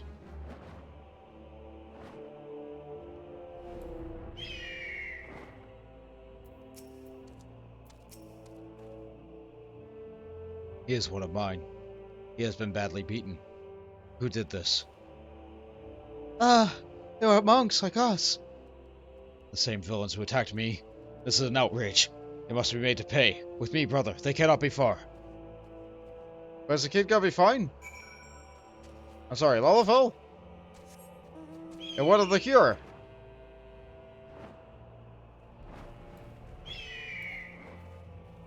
Oh, is this what they look like? They don't have any masks. But they are definitely monks who are clad in white. They are the ones, brother. But there are more at large. I saw them scurry away. See this lot. I will continue giving chase. Yeah, you're right. I didn't see where they went.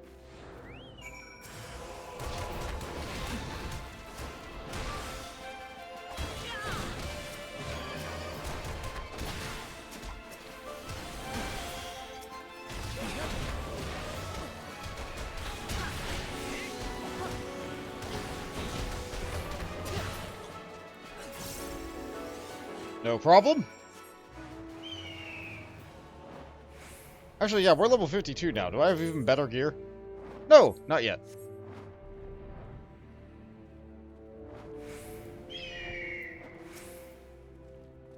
They are yours, brother. It's the same fight. I swear, these are the same people I just beat up.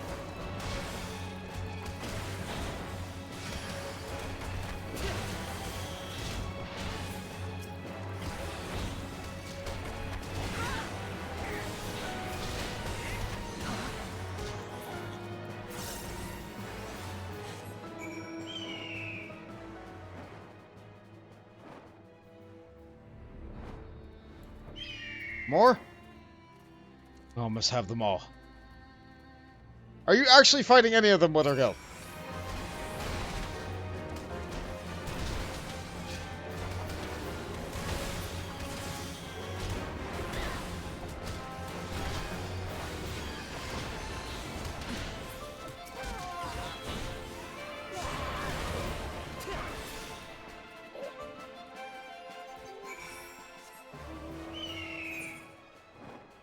Okay.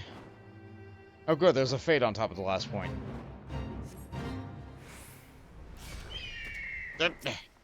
Mud puppy!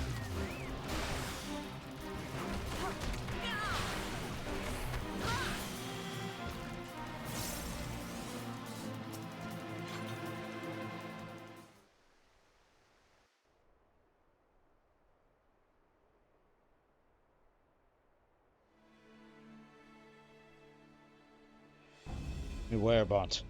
These two are not what they seem. We had stayed too long. Any longer, we wouldn't have had a place to return to. We seek no forgiveness for what we do, for it is only life we know. And if we don't return to it now, there'll be nothing left for us. Please understand, we have no other choice. And now prepare yourselves. Damn it.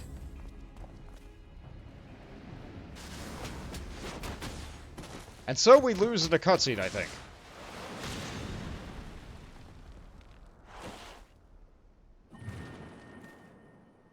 A purple chakra. There's power surging within. Another chakra. But why? How?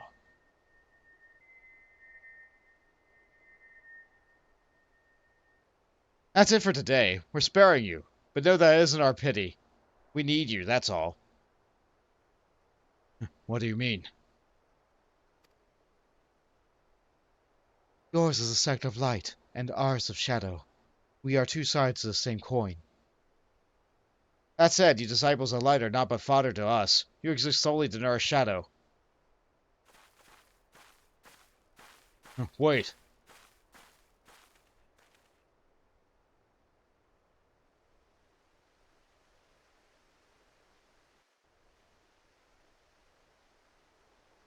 That sure is a mystery.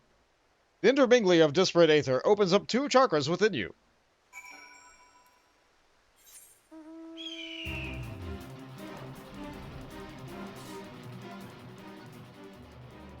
We have more questions than we have answers. We're supposed to go train, But it turns out the people who are going to train are of a different monk order.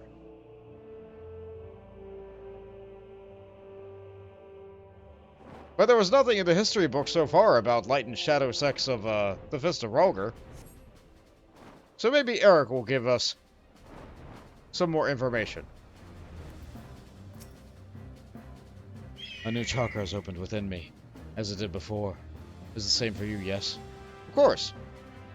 The two girls. The way they harness energy differs from us. It must be the way of their sect. I have great hopes for them. Their betrayal saddens me. There is no time for lamentation. The sect of Shadow. I knew not of its existence. It is a great surprise. We must learn all we can of them. A new chakra has opened within us. How it has happened, I know not. But you have newfound power, and you must master it.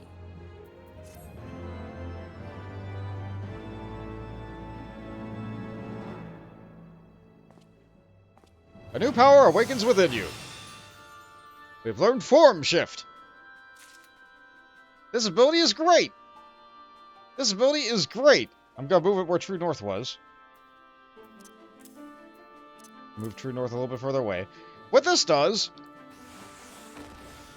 is it lets you use all of your abilities. So when you start your fight, you can start with Dragon Kick and start getting that buff up and going immediately.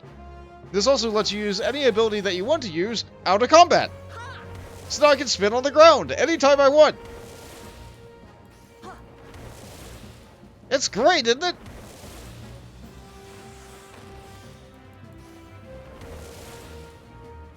I love it. I love it.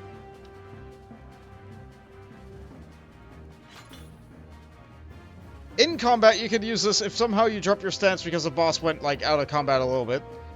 In between fights, you can use this so you can enter a stance and be ready to go with whatever you want.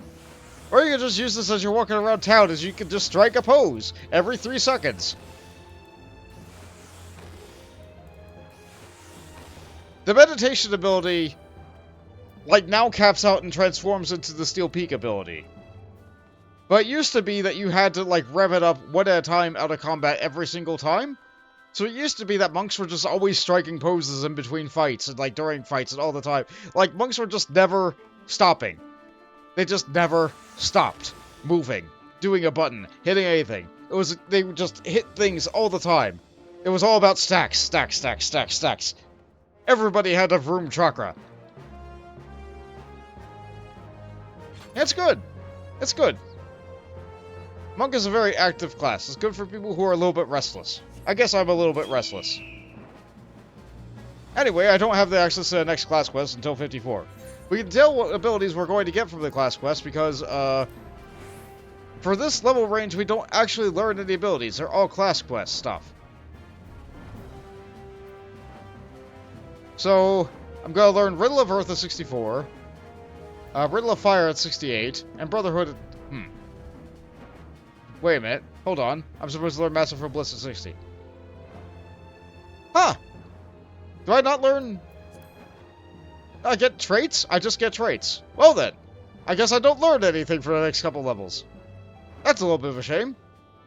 I guess Monk's Kid is already good enough that it doesn't really need anything else. I look forward to learning more monk abilities one day. Alright, level 52. What else have I not run? You know what? I've not run a main story roulette.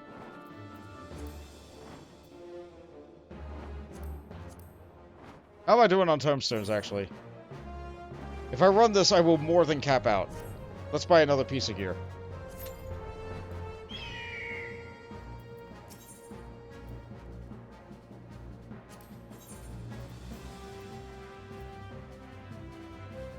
Let's see. My pants are actually really good right now. Can I see the hat? The helmet is visible on me. It looks terrible. But you know what? We're buying it because I can actually see it.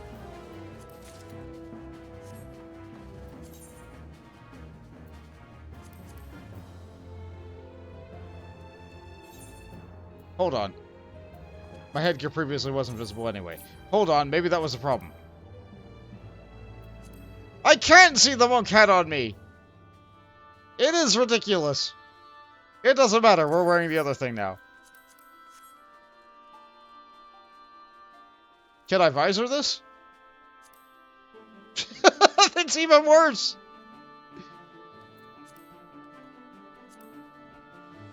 Oh, that's terrible. No matter what you do, this is awful.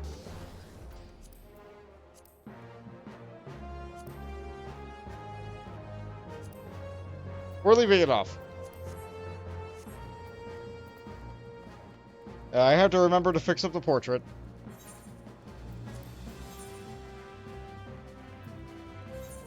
Hold on. Yeah, discard all changes. That's fine. Dragoon. Let's import settings from Dragoon. There you go. There you go. Perfect. Now then. Am I a high enough level to do this? Well, I'm waiting in queue. No. What level is this? 60? 60? Ah, well. We'll do that some other time, then. I'm pretty sure I checked that some other stream, too. I would love to do that quest. I would love to do everything that's involved with that. Not yet. So what can I do while I'm waiting for MSQ Roulette? There's no hunting log. I know what I can do. I have a paper. I have a paper. Hold on. I picked up a hunt billboard. The Elite Bill Mark. It's in Eastern Thailand. We're gonna go do our first hunt.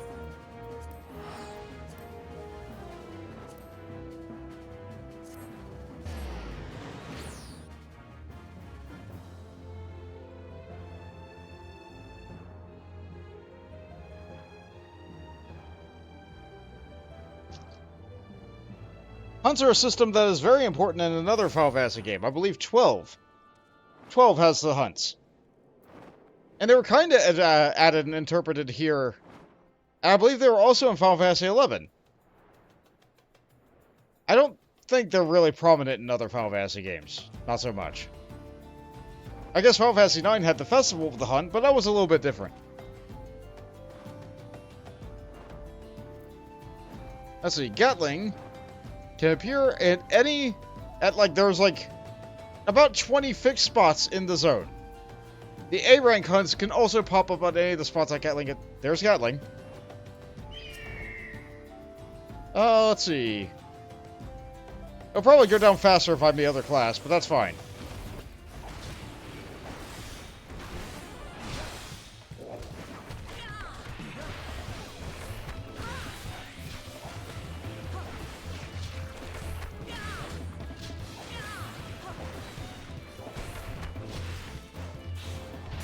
This is fine.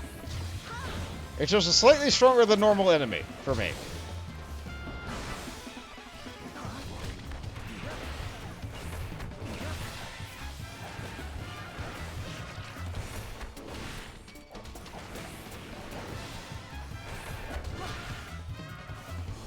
Just a little bit more.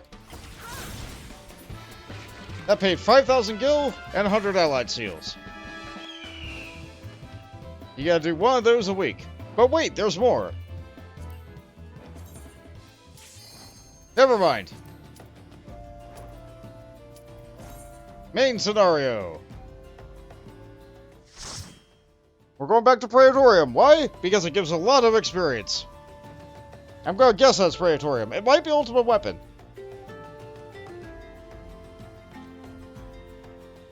We've seen these before. We've done these count. Of course, it's Praetorium. I jinxed it.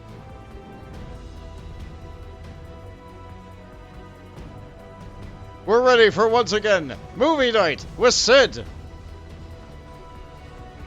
Because it gives a lot of experience, it gives a good amount of poetics, and it gives funky tombstones.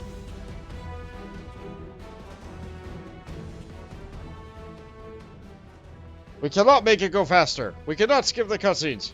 Bonk. The scene cannot be skipped.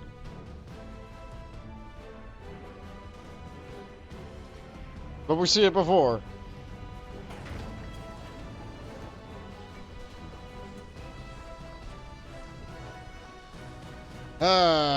Unfortunately, that's just this game.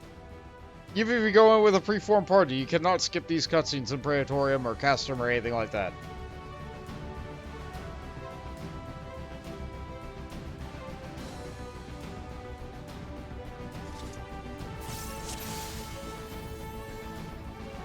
I don't have form shift here. That person has a Umbrella haircut.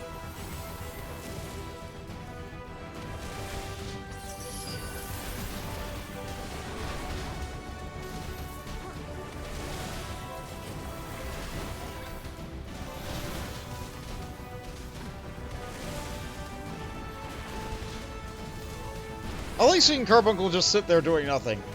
Carbuncle's here for moral support.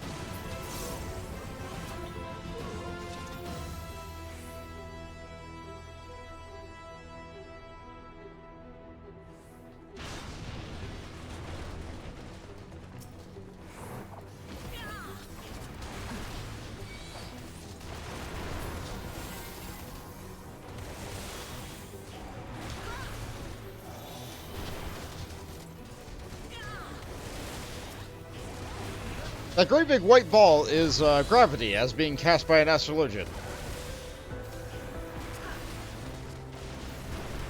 That is how gravity's spell is manifested in this game. At least when cast by a player.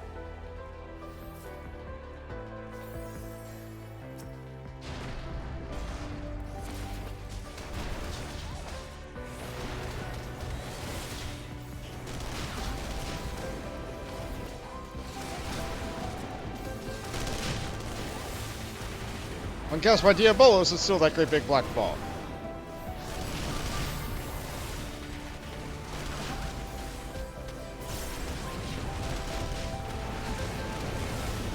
That sure is a lot of explosions.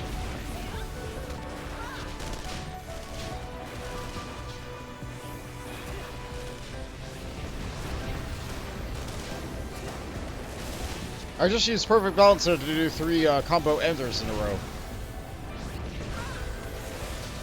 Because that's a little bit stronger for my AoE at this point in time. One day I'll get a different first ability, and then once again my first ability will be the strongest. I look forward to seeing what next expansion does for Monk. I don't know what more they can do other than give us a new blitz that allows us to do suplex.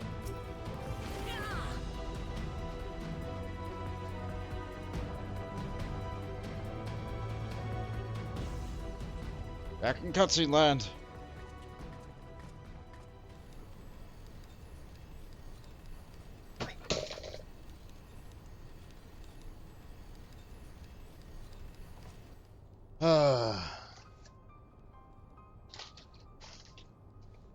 You take this skin back up?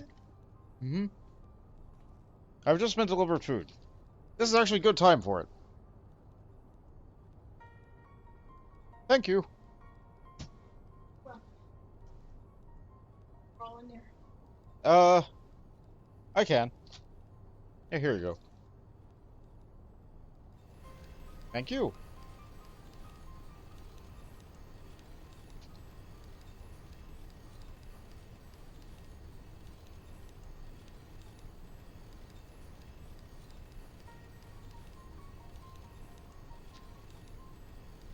Yeah, it's a fast food day. That's okay. You can have fast food day every now and again. Gives the skill, Booyah! Is Booyah a Final Fantasy monk skill?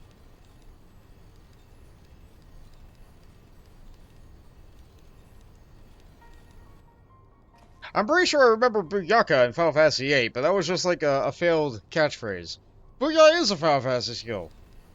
How do I not remember Booyah? It was done by Zell. Of course it was done by Zell. I probably did not read enough magazines in Final Fantasy VIII to earn Booyah. I don't remember it. Or maybe I read too many limit breaks. Was it one of his default ones?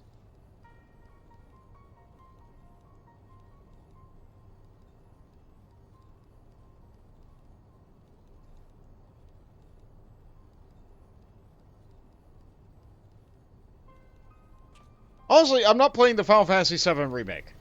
I'm going to use that as a preface. I'm not playing the Final Fantasy VII Remake. I do not have consoles powerful enough to play it, and it might be available on PC, but, like, I don't know. I feel like it's an incomplete game. So I'm not going to even look at it until... Well, I mean, I'm going to look at it, but I'm not going to play it until it's a full game on release. Oh, the fight's starting. I was getting my food set up. Punch rush booyah, punch rush booyah. Very early. Yeah, it probably was early. It was probably just like up, down, left, right. Up, down, left, right. That was really easy to do. I think I'm remembering it now that you're telling me about it. It's been so long since I played Final Fantasy VIII. And both times I tried to play it, the game like completely crashed out and got glitchy.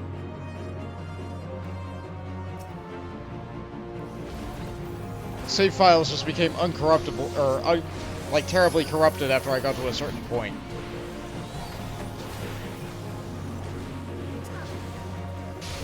That kind of killed my drive to play it again. I might.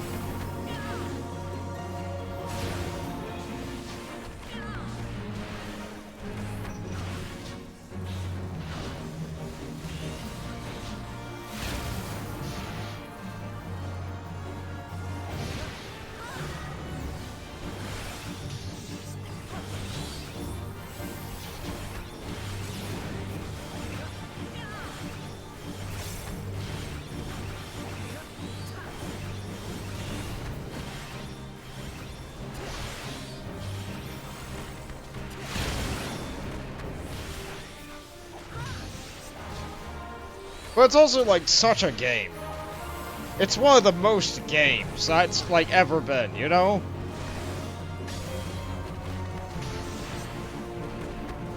It's one of those weird games where, like, combat's bad for you.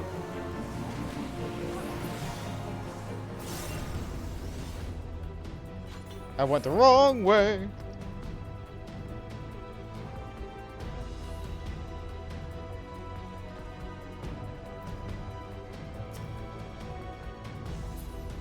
I was going to just dash up and catch up real quick, but it appears that's not the case. Did I set this up correctly? No, I still have not gone into settings and fixed this.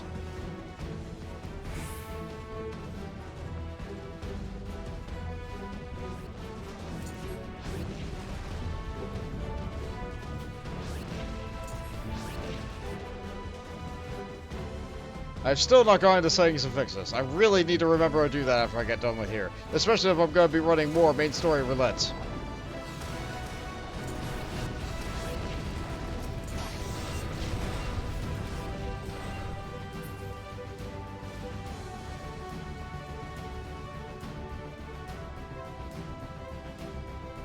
Anyway, I brought up the Final Fantasy VII thing because, like, a lot of Tifa's remastered moves came from the monk here.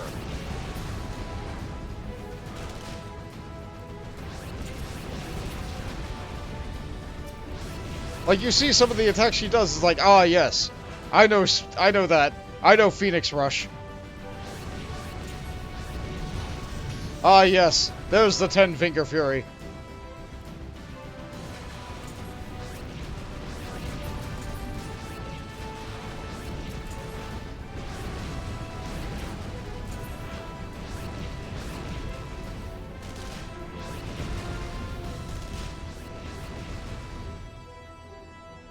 Okay, now I have 2 minutes.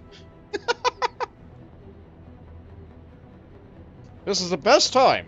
This is the best time to get food.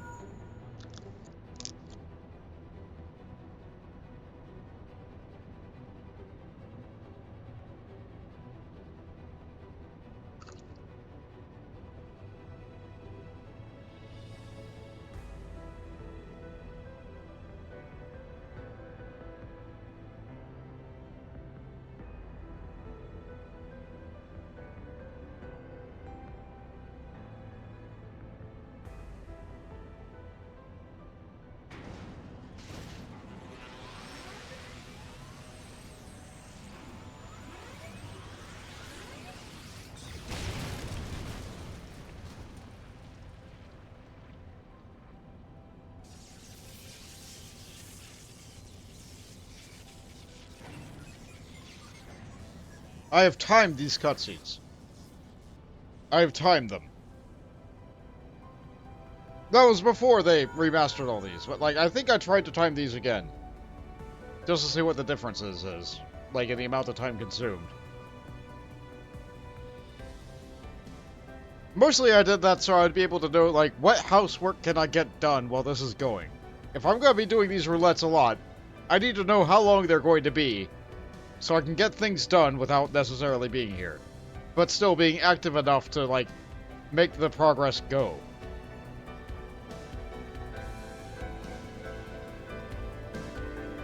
Like, right now, I need to get ready to hit sprint.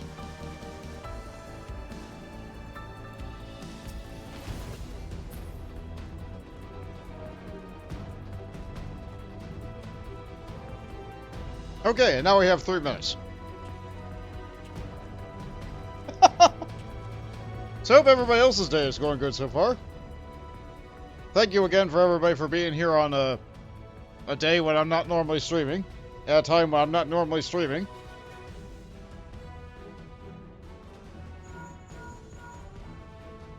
Oh no, I was just in the mood for Final Fantasy today. I'm never gonna get Monk leveled up if I don't get on and level up Monk. I could do it off camera, I could do it off screen. I might not upload this to YouTube. I don't know. I don't feel like anybody would really watch an episode of just leveling up, right? Like, I remember in my older games, I used to off-screen most, if not all, the grinding. Like, maybe I showed a couple of unique battles here and there, but... I don't know.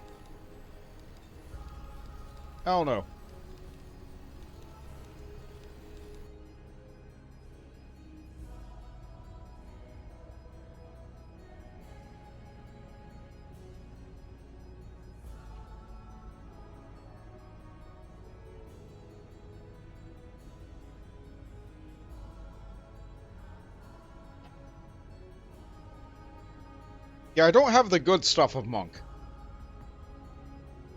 I have the foundation. I have the sweet rhythm. I have the flow of Monk's rotation. I do not have the good stuff of Monk, which is Blitz. It looks like I'm going to be getting Blitz at level 60, which is why I'm done with this, right when I'm starting Stormblood. So I'll have the good stuff for Stormblood.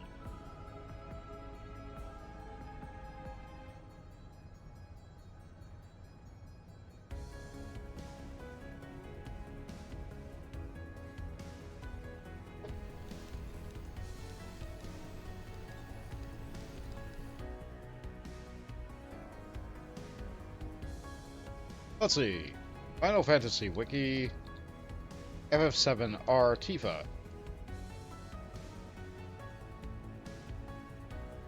What moves does she have? What moves does she have in the remake?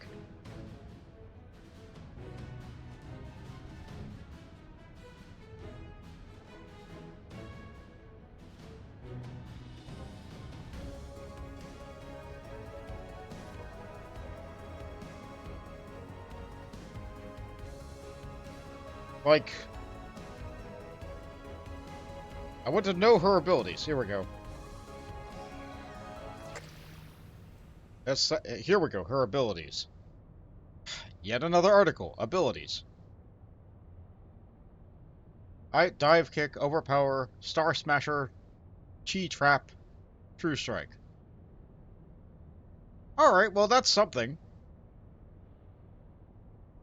That's something. She has names for her abilities, but like...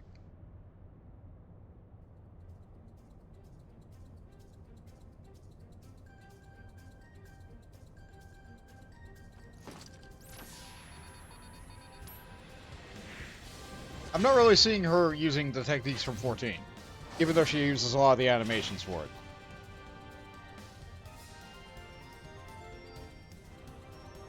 Any dolphins? It doesn't look like there are yet, but maybe that's in the limit break and not the abilities.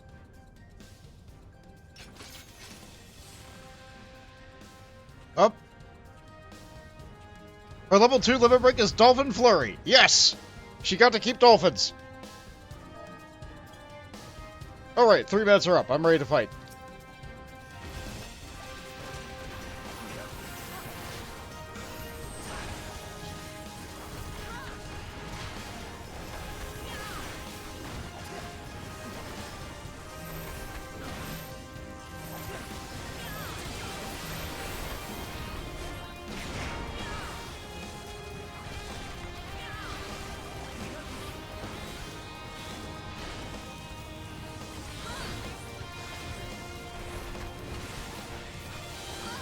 Another leaden fist.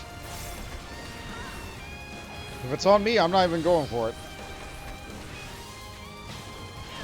Thank you.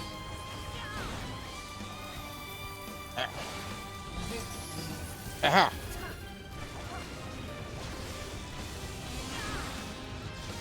I didn't go for it, but I did walk at it because,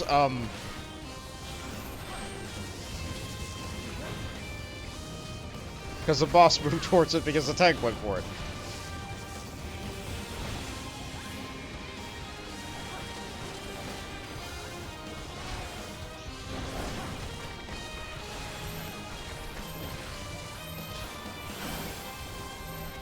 Dotsukeki!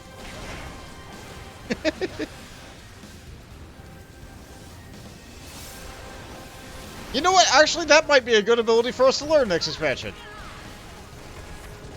Let's learn how to summon dolphins for an uppercut.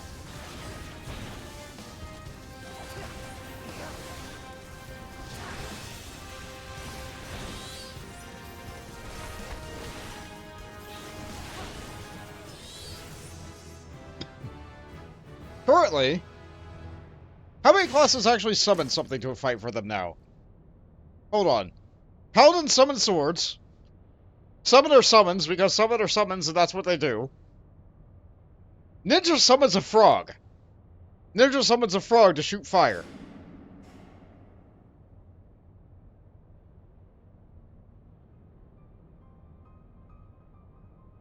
White Mage summons flowers. Scholar summons fairies.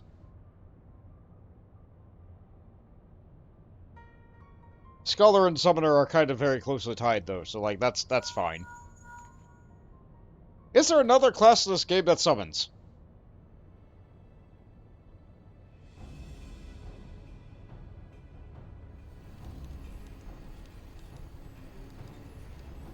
Is it necessary for a monk to summon a dolphin? I think the answer is yes.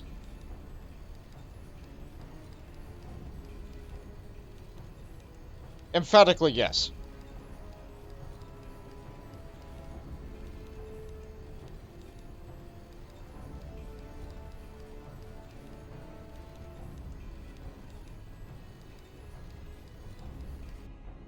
Oh!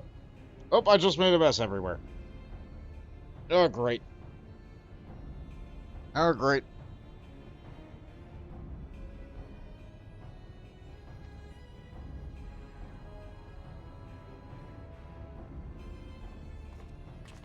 Well, it's a good thing I have napkins.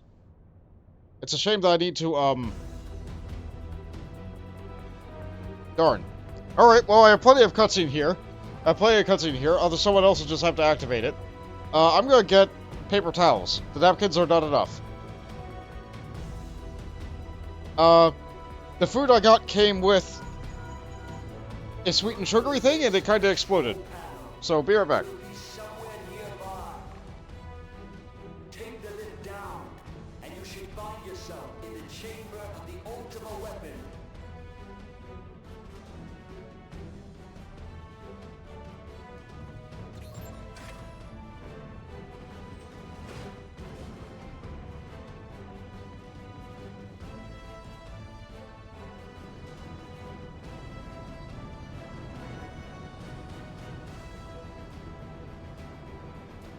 Keep your eyes peeled.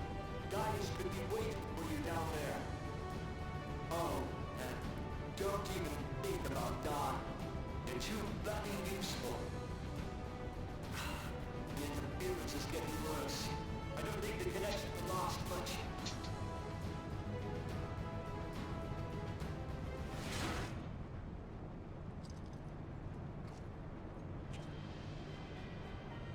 Tell me, for whom do you fight?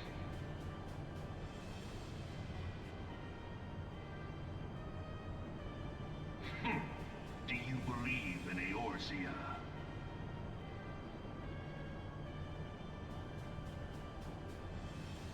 Eorzea's unity is forged of falsehoods. Its city-states are built on deceit, and its faith is an instrument of deception.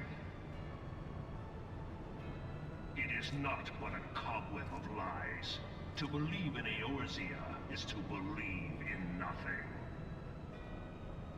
In Eorzea, the beast tribes often summon gods to fight in their stead, though your comrades only rarely respond in kind. Which is strange, is it not? Are the 12 otherwise engaged? I was given to understand they were your protectors. If you truly believe them your guardians, why do you not repeat the trick that served you so well in Cartano and call them down? They will answer, so long as you lavish them with crystals and gorge them on ether. Your gods are no different from those of the beasts, icons. I return. everyone. It is a milkshake that's put into a very, very tiny container. In doing that, thermal expansion happened on its way to me, so opening the container made the milkshake explode. What drives even men of learning, even the great Louis Soir, to grovel at their feet? The answer? Your masters lack the strength to do otherwise. For the world of man to mean anything, man must own. Yep, that's what I'm having, a milkshake. To this The sippy end, mode. he hath fought ever to I'm not sure what's in the brown drink in the sippy mode. It could be a cola, it could be a milkshake, or it could just be a brown cup. the dust of battle The contents of the cup could be anything. the strong who dictate the fate of the weak. Kind of like people drinking vodka out of a coffee cup. Knowing this, but a single To try and hide from their family that they're drinking alcoholic beverages. worship, a path which leads to innovation. You thought it was chocolate milk? Honestly, I'm not sure what I was going for. Power can rightly steer the course. I think I was originally going for like And in this land of creeping a sundae of some sort. that one truth, Like drinking a milkshake or drinking... I'm not sure. But if you thought it was chocolate milk, then I guess that's close enough. come, champion of Eorzea, face me. Your defeat shall serve as proof of my readiness to rule. It is only right that I should take your realm, but none among you has the power to stop me.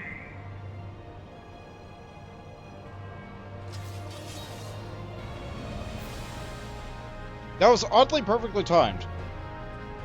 Oh, there's just still a little bit on my keyboard. There we go.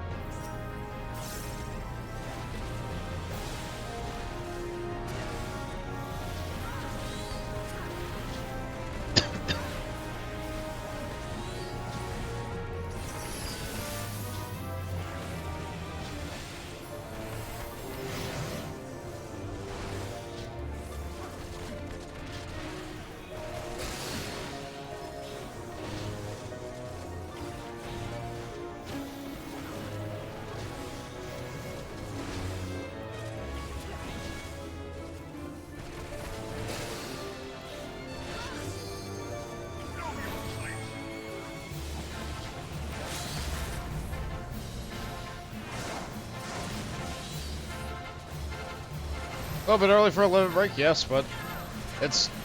This fight is this fight.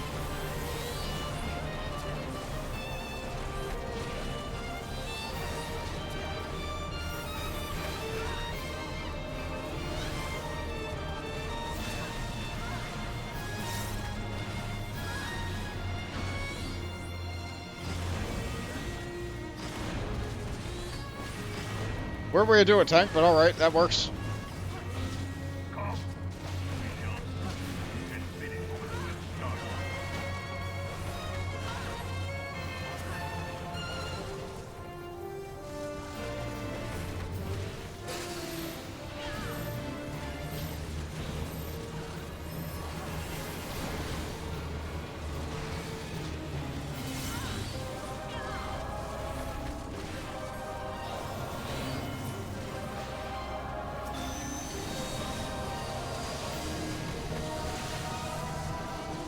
The idea of charging up an attack where you have to deal with like power sources or ads or whatever is neat, but like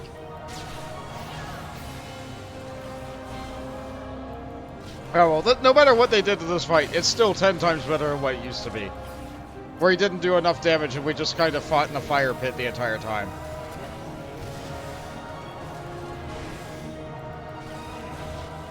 Regular Event Hydros in Heavensward was kind of close to what this fight used to be.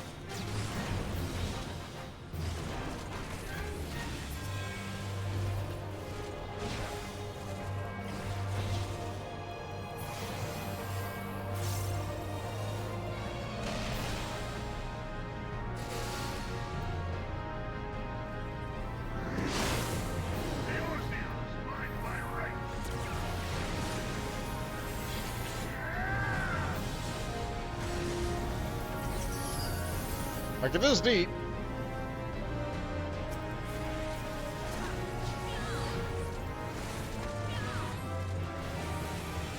But not when you do it for the 800th time.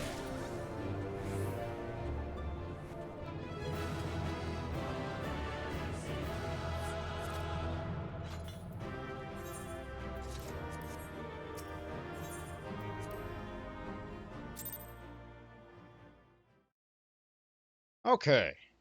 Alright. That certainly gave me a level and then some.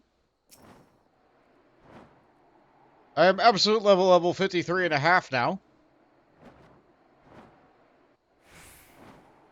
I'm pretty sure I defeated Gatling. Yeah, I defeated Gatling. Okay, I was about to go to Ishgard. I cannot teleport while I am moving. Hold still, Bull.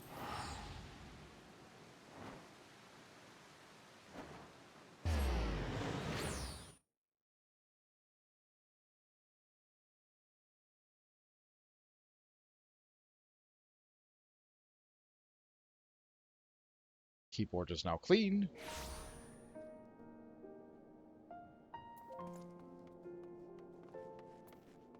Okay. Right. Now that I finally unlocked the hunt outside of Ishgard,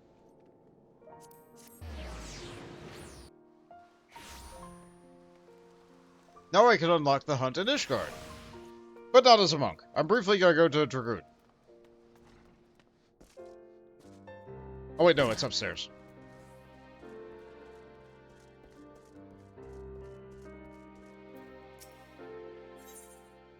So, Aishin here. Aishin is looking for up and down and grinning. Let the clan hunt begin! Oh, well, well. What have we here? You look like you've seen a scrape or two. Name's Ishin. I'm a proud member of Clan Centurio, the toughest band of warriors this side of the steppes. You have heard of the hunt, right?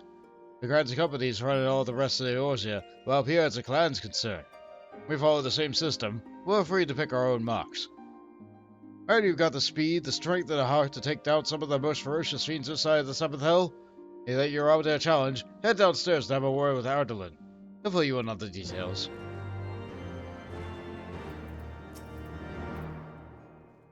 Good evening to you, young master. How can I be of service? About these hunts. Oh, you fancy trying your hand at the hunt, do you? Ovation reckons you're up for it, and isn't for an old man like me to say elsewise. Me and him are members of Clan Centurio, a ragtag band of glory hunters, mercenaries, and has-beens, run together by Sir Leder, one of Ishgard's most noble of nobles. Whenever a monster grows too big for its boots, we're the ones who risk our necks to take it down. Doesn't matter who you are or what you will come from. As long as you can wield a weapon and don't fear death, you'll always be welcome in the clan. Take me too, for instance. I was born 1,000 moms from here, but now I'm one showing the new recruits the ropes. So how about it, young master? Will you join us in the hunt? If the fame and the glory is not enough for you, perhaps the rich rewards might offer to change your mind. Sorry, this voice is doing something for me. And welcome to the clan. What was your name again? Bont, is it? Alright then, I'll put your name in the book. Now I suppose you'll be wanting to take a look at some of our remarks. Up the stairs and out the door. Clan hunt board is on the wall outside, round to the left. Better stick to the level 1 marks or nonce. No point running before you can walk. So level of this quest should be 50? Yeah, so... Never mind, 53.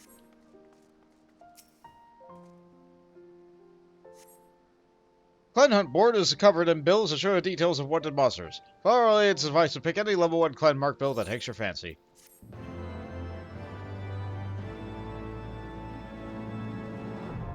Clan Hunt's now accessible. But wait, there's more! Eustacia thinks that you are ready to hit new heights in your hunting career. Better bill hunting. So you're Bont, are you? I can see what the old rogue Archean signed you up for. You got the fire of the born hunter burning in your eyes. I wager you level 1 marks don't offer much of a challenge for a burly boy like you. You wanted to spice things up a little, am I right? And what are you waiting for? Head down to our lane and tell him you're ready for more.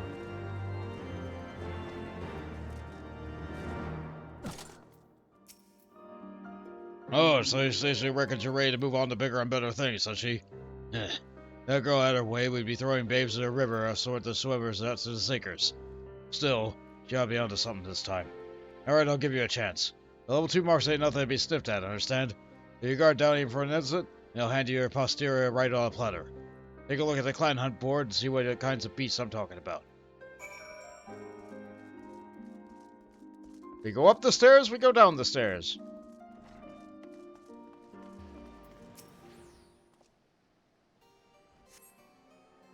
Clan Hunt board is covered in bills. You think I have what it takes? Try taking your bill gets level 2 marks.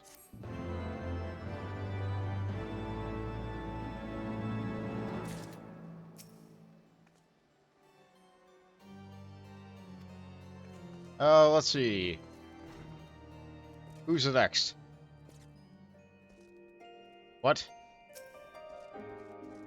I'm level 60. Who offers the next one? They're just not... Huh. Huh. Huh.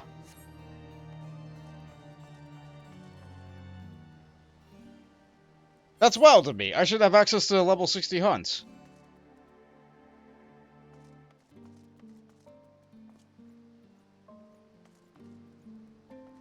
Hold on.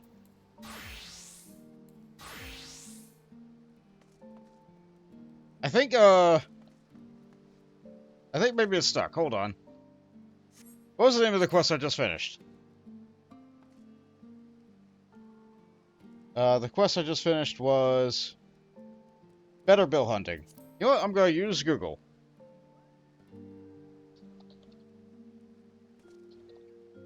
That'll have the answer.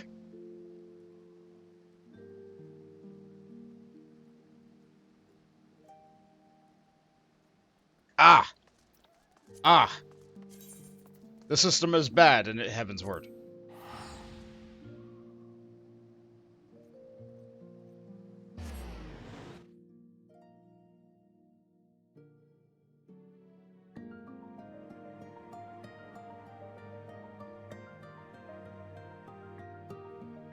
I forgot that the system was bad in Heaven's Word.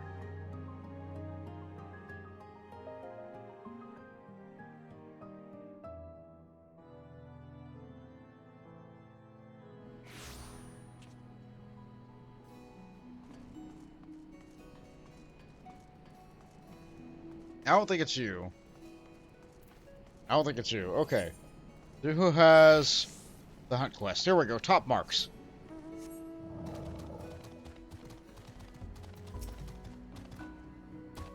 Hello, Eulois.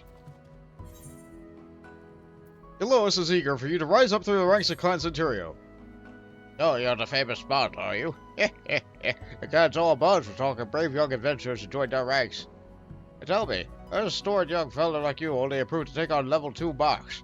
Scared of getting that pretty face of yours scratched, are you?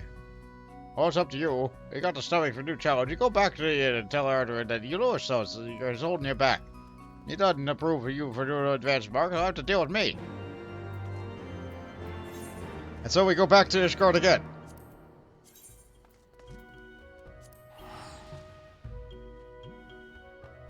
You're supposed to have had hunts unlocked before you even started doing Heaven's Word. Boltus looked into the oven.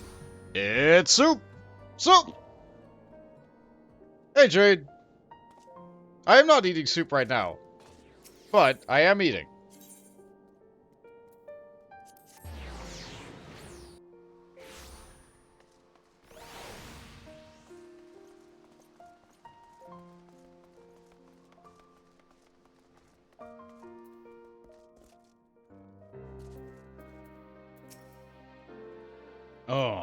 You made a lowest, have you? Oh, she says you're ready for level 3 marks, I ain't worth arguing. Just make sure you're well prepared before you go after one of these beasts. They're more dangerous than anything you've hunted so far. The rewards are bigger too, provided you make it back in one piece. Anyway, go up and take a gander at Clan Hunt Board, as long as you understand the risks. Now you pick any level 3 mark that takes your fancy.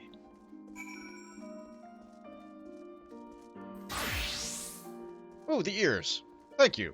I am a VR right now. Clan Hunt Board discovered in bills. If you're sure you're up to the challenge, try to take on one of the level 3 marks.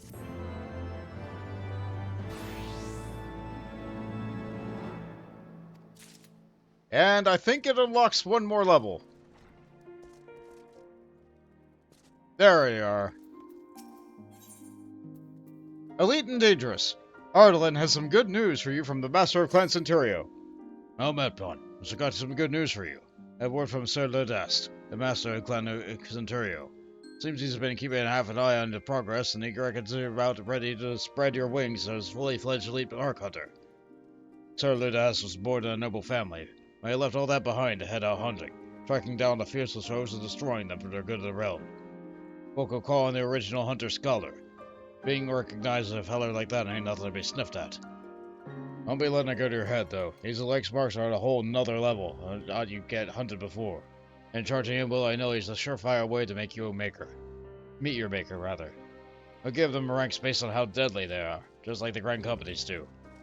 You find your bills for these elite marks in the Clan Hunt Board alongside the others. You're free to take whichever bills you choose. Make sure you know what you're doing before you go and head out hunting. Every one of these beasts is a nightmare incarnate.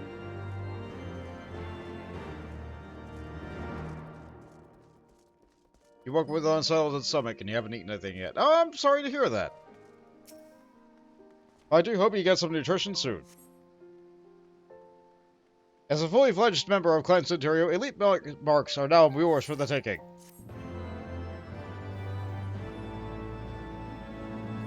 Okay, so you are now permitted to take on bills for elite marks from the Clan Hunt Board. So, now we can pick this up. Altessi and the Corthus Western Highlands. They did not add additional hunting ranks for your hunting log. So when you get to these levels as a monk or whatever, and you've done all your roulettes, like what are you supposed to do to get more experience? Well, every day, these are up. These are up. They pay a little bit of experience and a little bit of money. So you get a bunch of enemies that you're just able to pick up everywhere. You know what? If I'm going to be flying around leveling, there's no reason for me not to just pick all these up. If you forget what monsters you got in your papers, you can go to your papers. If you don't feel like having the papers anymore, you can get rid of the papers. You can throw them away.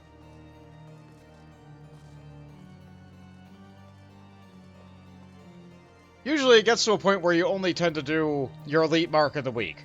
But if you're leveling a class, this can be something for you to do while you're waiting in queue. You just had to get max rank with a grand company in order to pick up the papers.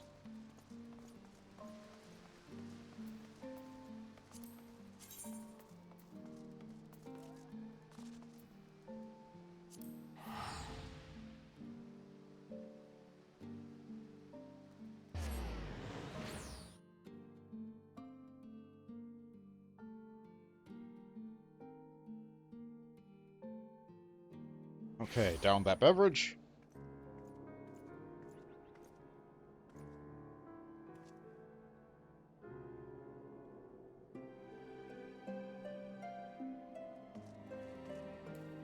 I only have a little bit of food left.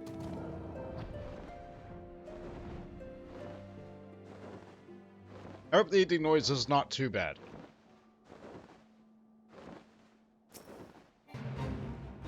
You know what? We're doing this.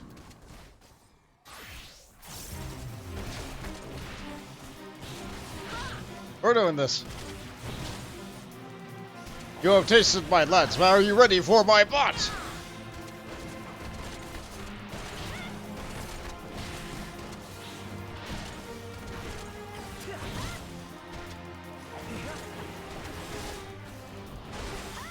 Won't you have witnessed the wrath of the bot? I shall be the one laughing.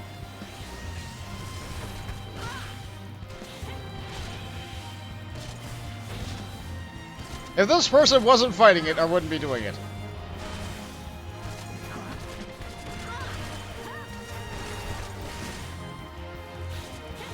Like the majestic Gorthan Puffer, I swell! I'm not gonna do the follow-up fade, but like, darn it. Yeah, bird of the spiked butt. He's such a character. I kinda wish he would show up more. I kinda wish there was more cutscenes about him.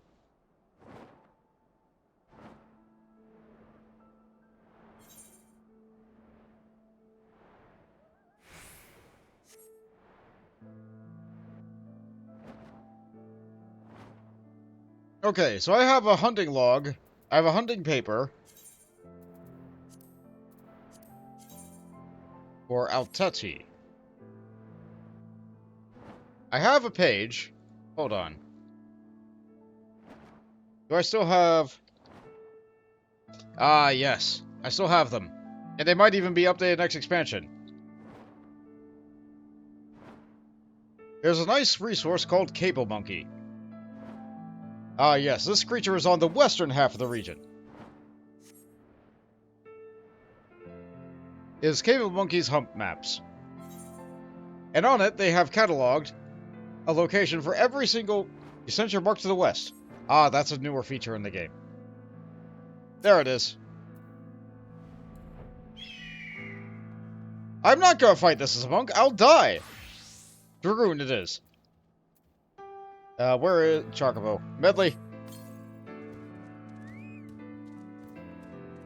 Okay.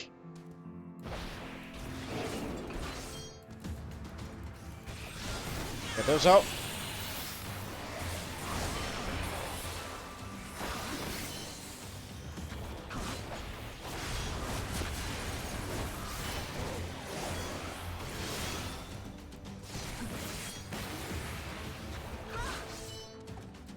Honestly, that wasn't too bad. Like, my monk had a harder time with Gatling than I am having with Altechi here.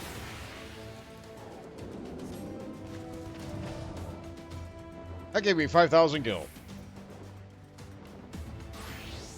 We have sure unlocked hunts and done stuff. Alright, my next class quest is available at 54, I believe.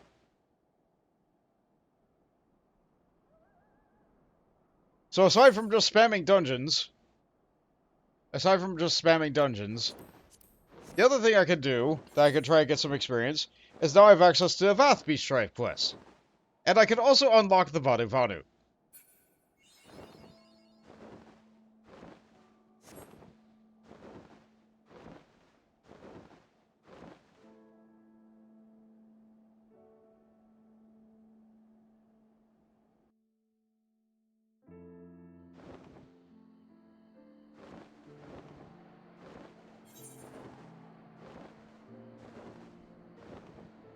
Yeah, I can take the time to do some Vath.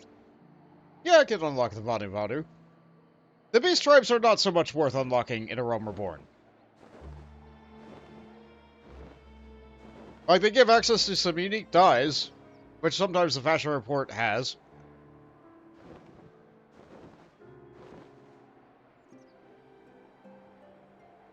That's actually a pretty popular money-making tactic for a server. Like, someone will just go and buy, like, a handful of dye from the vendors of the Sylph or the whatever, and just throw it on the market board for the next lot to buy. Like, it's a zero-effort thing that people do to just earn some money from people who are too lazy / unwilling.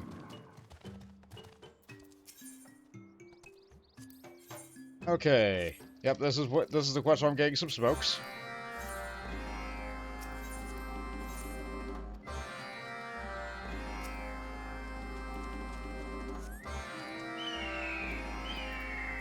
I think I've done these quests before. I've read these. The variety of quests I have available from the Vath right now is not very big.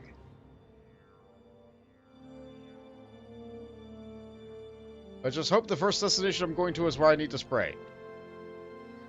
No, I think I need to spray in the village.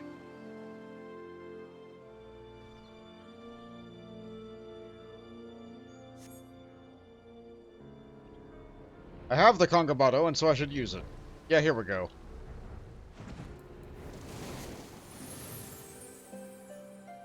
What the... Oh, gods, why? Make sure you get the area outside town, too. Why not? I can do that.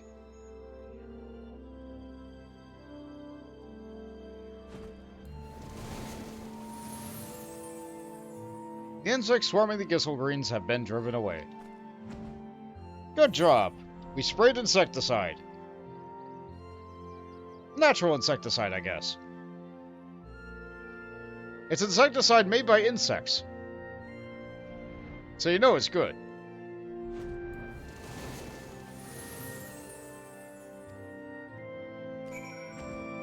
That's a job well done.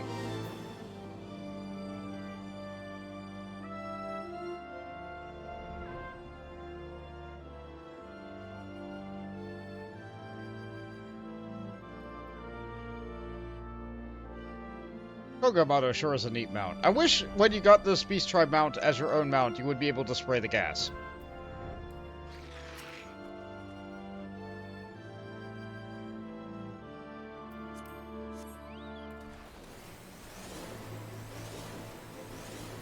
It's a bear!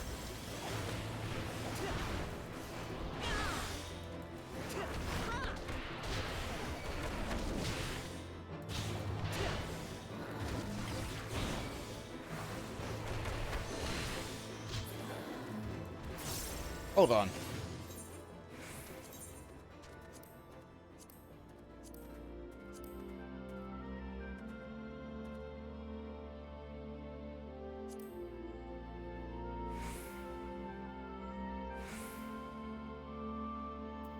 This might get a little bit crowded.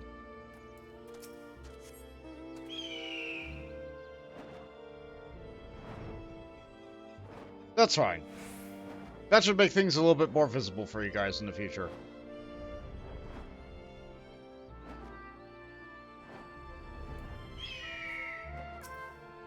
It's not how I'm used to having it, but I'll get used to it.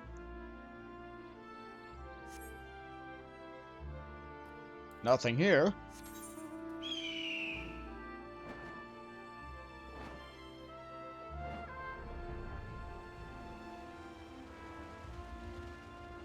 Sometimes you go to on guard duty and watch duty and there's just nothing there.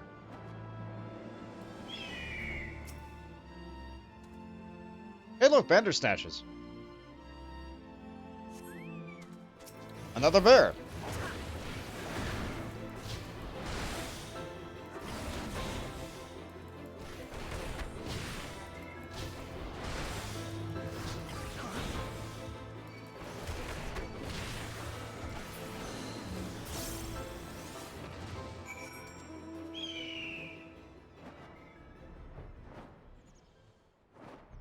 Well, that handles that.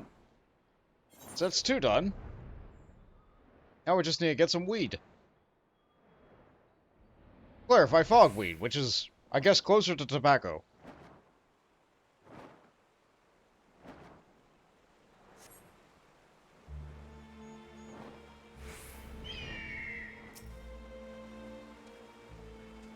Ooh!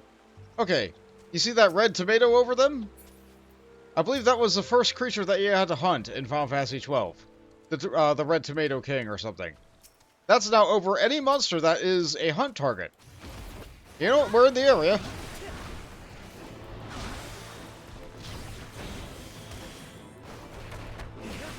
And I can take these out as any class, but I'll only get experience on the class that I'm fighting it as. So I could take these out real quick if I was a Dragoon right now.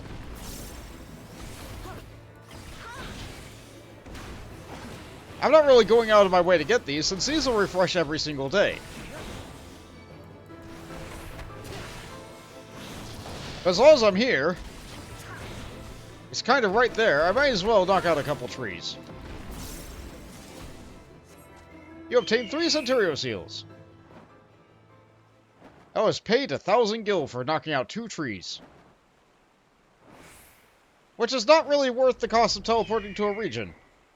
But if you're really, really, really trying to farm up Centurio seals or something, or whatever the current currency is for the expansion, I'm pretty sure they're going to change it next expansion. That seems to be a system. They change the hunt currency every 2 expansions.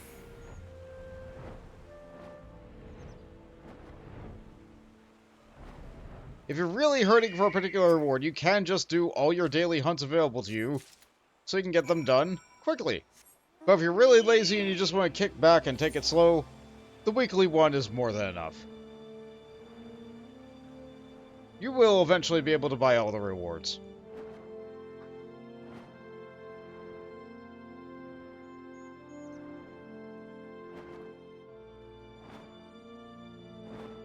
Oh, I guess I deliver these to a guy in town. Oh no, we take them back to the Vath. Right, he has to chew them. He has to chew them in order to, like, mill the weed down into being cigarette-sized.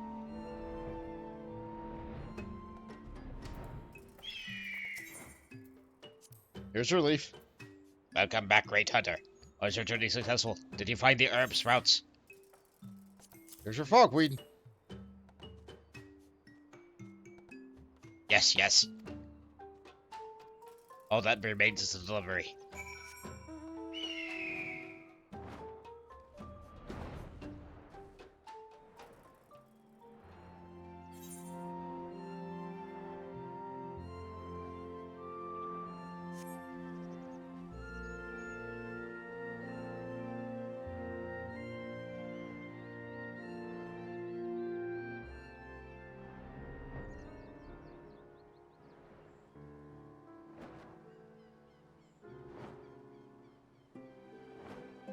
Alright.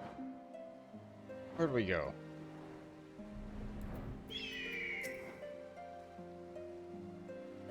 What's taking them so long? Oh, hey there. You wouldn't happen to be coming from Los South, would you? Here's your tried fogweed.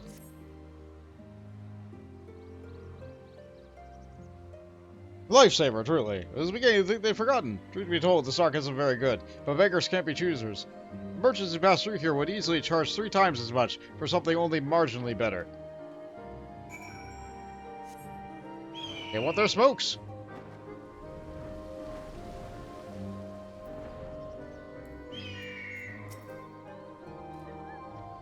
What did I do, sir? There's your weed.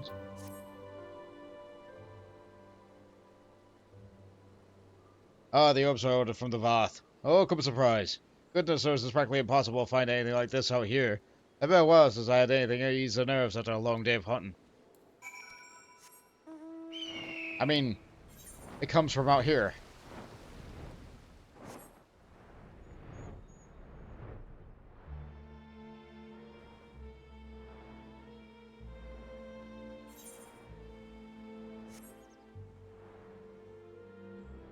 Oh well. Oh well, it's a quest. They paid. We're hoping the Vath form their own adventurers guild.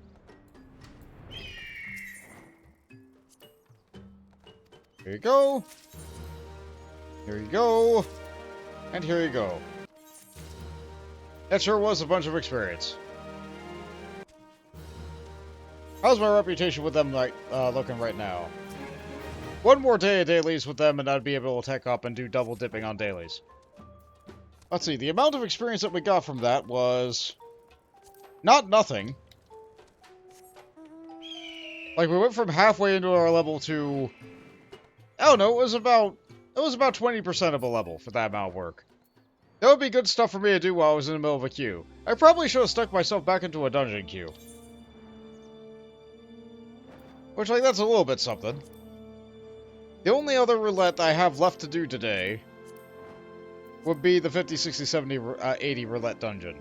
Which would be relegated to just 50 because I'm a monk. And I barely have any dungeons unlocked for that.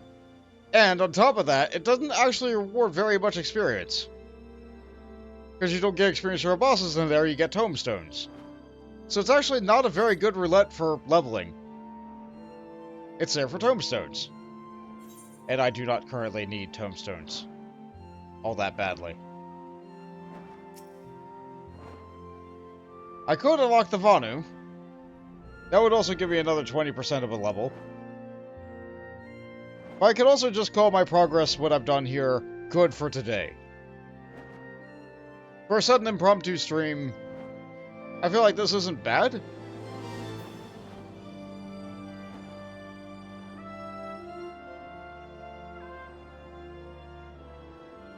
I do think I'll fly around to discover the rest of this zone, though. Get that tiny taps of discovery experience. I could check my papers.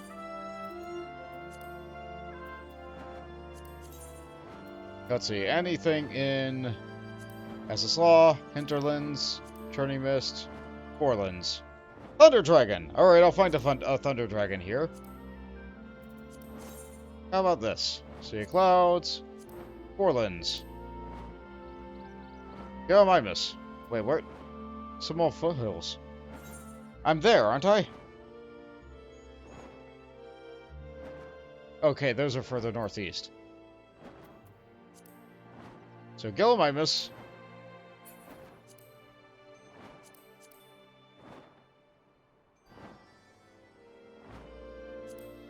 Sea of Clouds, Borlands, okay. And how about here? Western Highlands, Sea of Clouds. Did that. Tyrannosaurs in the morn. That would be inside. Okay, so Thunder Dragon, Gallimimus.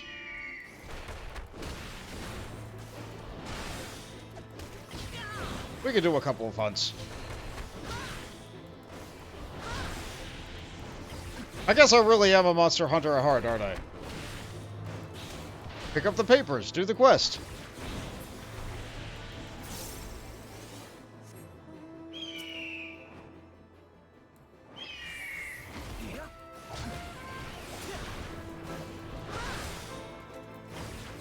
Beat him up.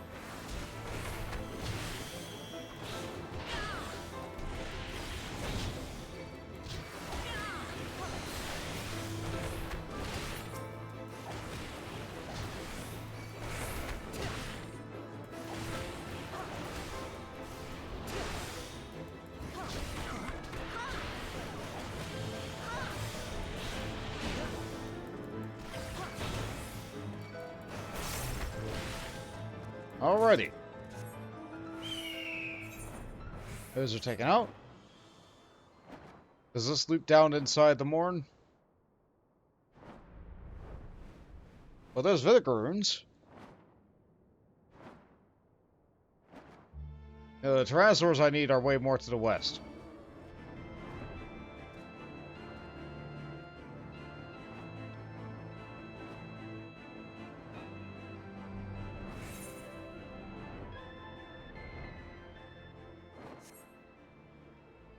Imagine if there was an aether current all the way up on this mountain and you had to traverse through that passage that the main story quest never sent you through.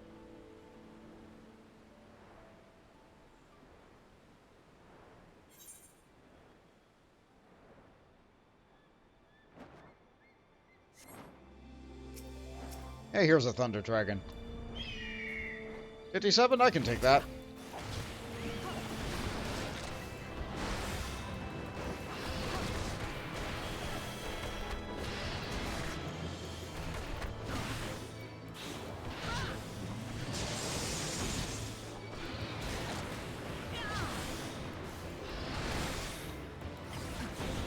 Now, I did say that eventually you would be able to buy all the rewards that you can buy with Centurio Seals. And then someone might ask, well, why would I ever go back and do these hunts again? They do have one pretty valuable, eternally redeemable item. They're able to buy with Allied Seals, Centurio Seals, whatever future currency that they use. And that item is Aetheryte tickets. If you do your weekly hunt, you get 100 tokens. You get 100 of whatever the token is. Allied Seal, Centurio Seal, doesn't matter. Whatever the token's named, you're gonna get 100 of that for doing your weekly hunt. Takes you like maybe only a handful of minutes, pays you 5,000 raw gil. It's just...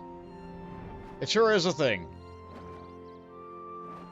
Looks like there's a cave there. But with those 100 tokens, you can usually buy, with your 100 seals, 20 Aetheryte tickets. You've seen the cost of teleports. They keep on going up and up and up and up and up.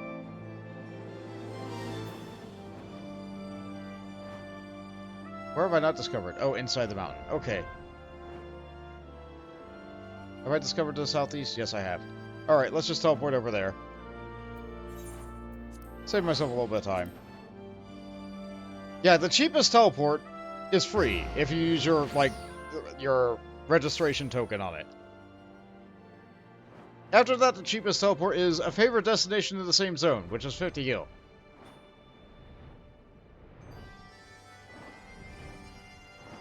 But I don't think there's a cap on the amount of gil that you can... I think there is a cap. Is it like... No, I don't think there is a cap on the amount of gil. I think it costs like upwards of 2,000 gil to be able to teleport from one end of the world to the other. Depending on how often you travel, depending on how often you use the teleport, those tickets can be almost more valuable than the 5,000 gil that you got for just doing the hunt.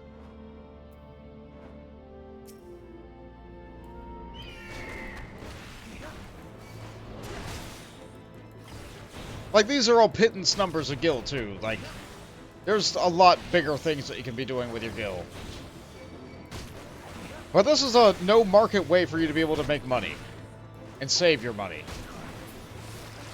Everybody teleports. But do you teleport for free using tickets?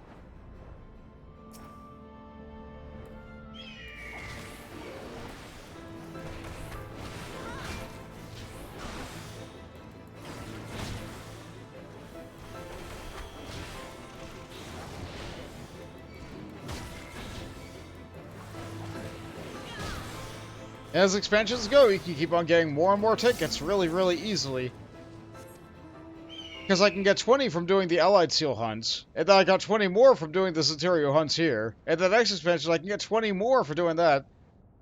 So by the time you get all your thing, if you're not using your company credits or whatever for anything else, you might as well earn just 100 free teleports in a week. Why not? Why not?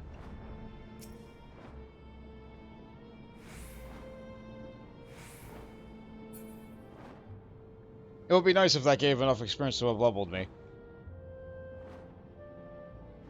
It didn't. What do I do now? I guess I could unlock the Vanu. I did say that that would be a thing I could do. That would be something I could continue to do to try and earn more experience. So let's do that.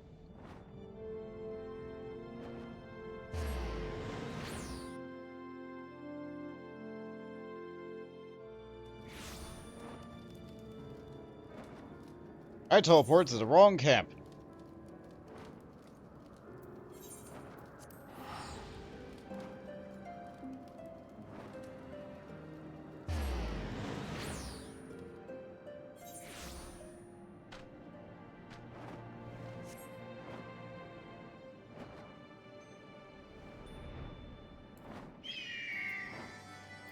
Alright, let's see. Reap what you sow, so that's a dungeon. 3 beaks to the wind. Tenuvanu is troubled by a storm gathering in the distance. Like nourishing rains after a long summer drought, Netherling's return may bring succor in our time of need.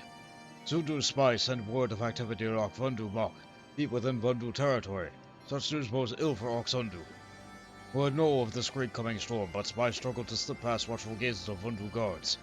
Netherling's strength and courage is always reliable, and Sonu asks you to help him with brave terror in May territory, and brings news of what stirs Vundu Mok. Okay, I can do that. Once again, Netherling proves he is stout ally of the Zundu. Zephyr winds at your back, speed your way.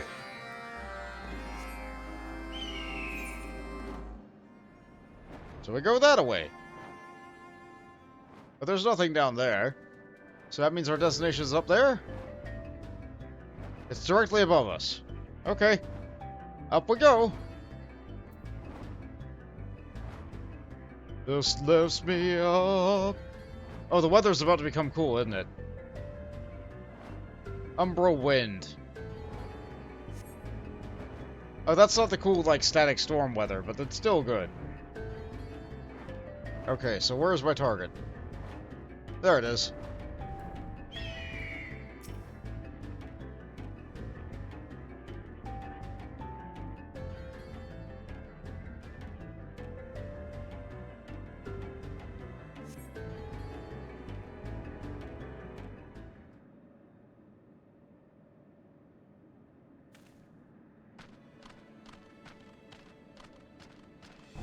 Well, the one wearing flowers is running away.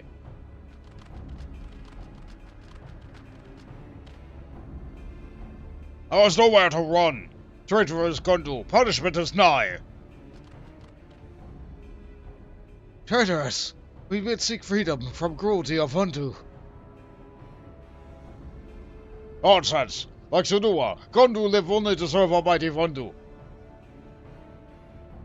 No more. Gundu cast off Hundu reigns. Gundu are free. Gundu are free.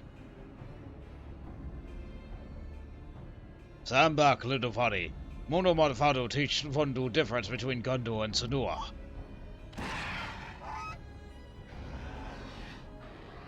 Fool, Scrapebeak. Even clumsy Bison laughs at your challenge as he tumbles into Cloud Sea. Such weaklings are not worthy foes. Cower before us. Oh no, they're dancing!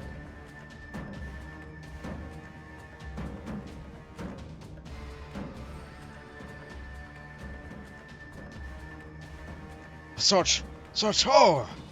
Fear cuts deeper than boreal wind. You guys are clearly defenseless. I'm here.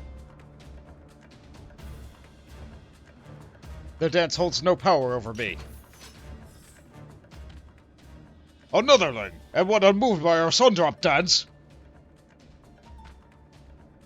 What insolence! Cast another thing into Cloud Sea!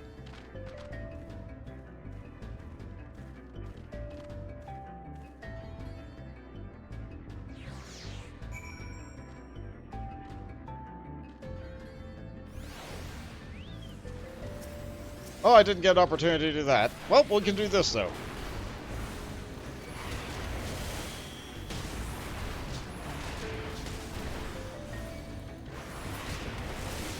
I sure am glad that we have good damaging attacks.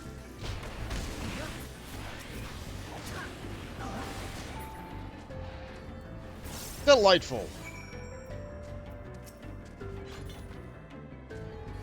One of Otter's gratitude is boundless as Cloud Sea. Thank you, Netherling. Even most violent gale could not topple you. To stand as totem against Vundu Sundrop Dance. I have no idea what you mean. Sundrop Dance is ancient tradition of Vanu Vanu. It displays its strength and vigor, both individual and tribe. Vanu custom is to dance before battle. The enemies weak of will may yield, preventing needless bloodshed. Forgive my rudeness. I, Linu Valley of the Gundu tribe, am forever in your zephyr winds that brings Netherly to our side to stand against the Vundu. Vundu invade Gundu islands and cursed our totems, but Gundu's spirit will not break. All still oppose the Vundu's many misdeeds. Summoning the White, conquering other tribes, attacking Netherlings, all are affronts. We seek freedom from Vundu rule, but Vundu have greedy as they are cruel, and answers are pleased with violence. Vundu talons reach far and cut deep. Many flee in distant isles to escape their wrath, yet Netherling ventures deep into Vundu homelands. Why? I was told to. Netherling has come from Moxundu? Sundu Vundu himself asked Netherling to investigate? We hear not of Sundu after Vundu invade our lands. They are yet free. Netherling, Lunu Valley held the big request your escort to Sundu Vundu, that we might beseech the Sundu for aid. Alright. Tribe will remember Netherling's kindness for many moons to come. Now, let us depart to Aksundu before Vundu return. What a nice lady.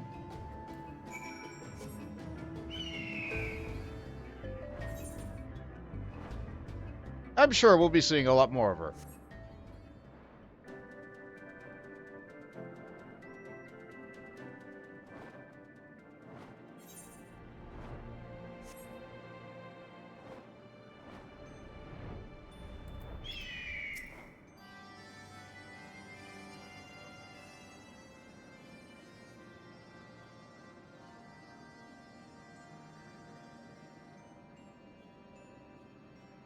The rumblings of Akfundu is not sign of impending doom, but Gundu uprising.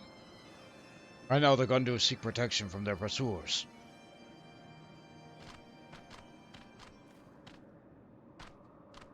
May several winds forever guide you, Chief Sonu. I, Linu Valley, daughter of Unavanu, do greet you warmly. My companions are Munavanu, former attendant of my father, and Lunavanu, merchant of my village. Our father and I spent many hours cloud fishing. When news of his death as Vandu House reaches Oxundu, the fiercest monsoon cannot wash away my sorrow. Forgive our imposition, Chief Sonu, but Gundu suffered too long under the Vandu. Better to run than remain slaves. The Vandu are relentless, and we face terrible reprisals if not for this netherling. There is no need for apologies. Zundu welcome you with open arms. Tell me, how fares your brother? Alas, when the new Vandu calls for Gundu independence, Vandu imprison him in Sky Cage and hang him from the island, as example to others. We attempt to free him, but fail, and Vandu pursue us until we meet Netherling. It saddens me so to learn this. But we are nevertheless grateful that you arrived safely to Oxundu. You and yours are welcome to Nestanaki Island for as long as you like. Sonavanu, your kindness is boundless as Cloud Sea. Chief Sonu, pray do not act in haste. What will others say when you learn of their arrangements? Islands were parcels than rain during summer drought. Some still resent Netherlings for risking island to Hunter the White. Now is not the time to turn our backs on another tribe. Let us do all in our power to help, for the sake of Chief Unu and his people. Have we food to feed them? Wood to build their homes? How much must the Zundu sacrifice for these refugees? The island is more than enough. Like seedlings which take root in soil and grow strong, so too will New Gundu settlement flourish in this great gift from Zundu. Such as a sight would surely fill Chief Unu with pride. Naki Island lies to the west of Oxundu. Go forth and build a new home for your people.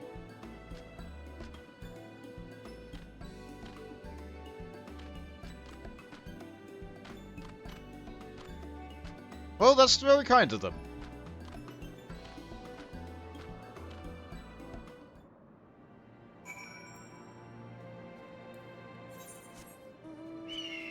And so now we'll have our quest hub. Conveniently placed out of the way, slightly far away from the Aetherite.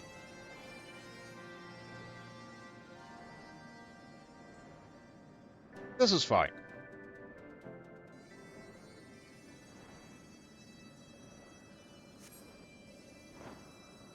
Right now it is just an island.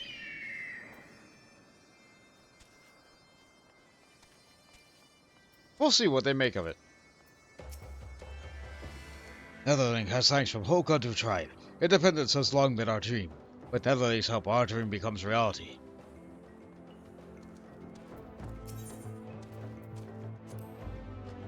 Greetings, Netherling. Perhaps the Navani forgets to mention, but he is merchant of Gundu Naki. Under Vandu rule, he must always work with Sunuwas. But with Gundu independence, he is free to find new work and new life.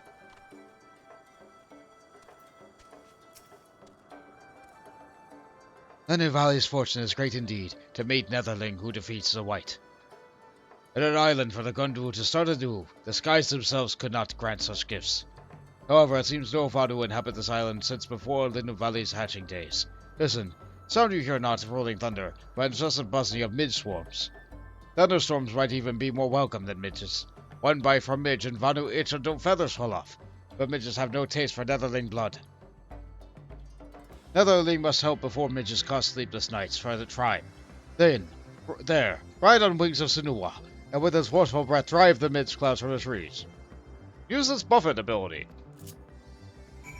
Not to be confused with its buffet ability, which is very different. Fills lungs with air and then release in a single powerful gust. Which is to fly around and find some midges. Get rid of you. Spoof. The midge cloud is blown away. It's a little Bismarck. The Sunuwas.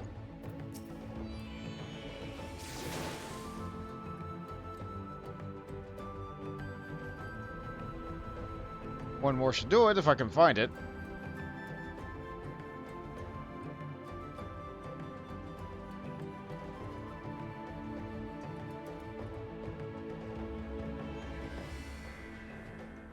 It would be in the trees.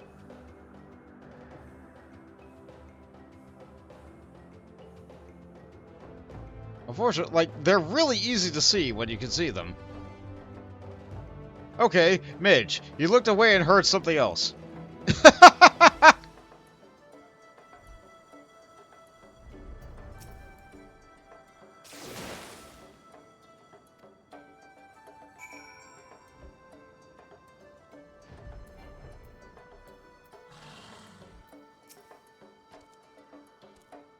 Ah, the Midge is home no longer. But even so, doubt still remains. Although the new makes promise to build a new home for tribe, the uncertainty of the road ahead fills her with doubt. The new valley is nothing but delicate hen, with arms thin as branches and legs dainty as daily cats. Here's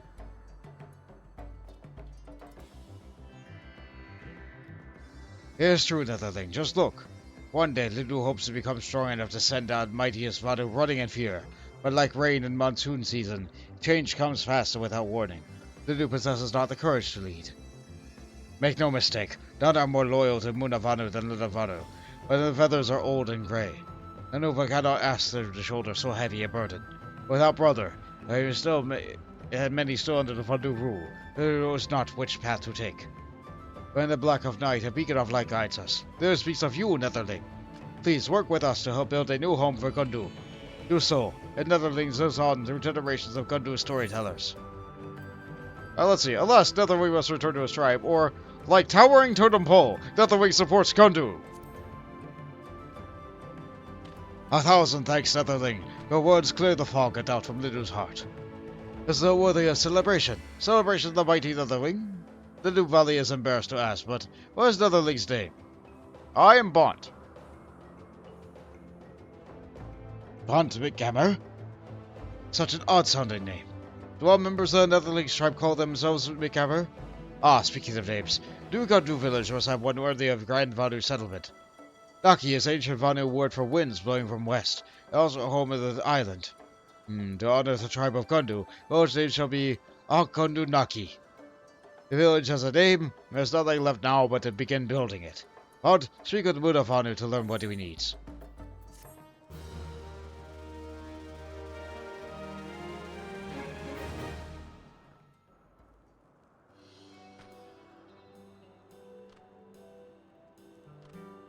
And so they get the barest little bits of a settlement going. The new valley and the other Gundu have begun developing Gundu Naki.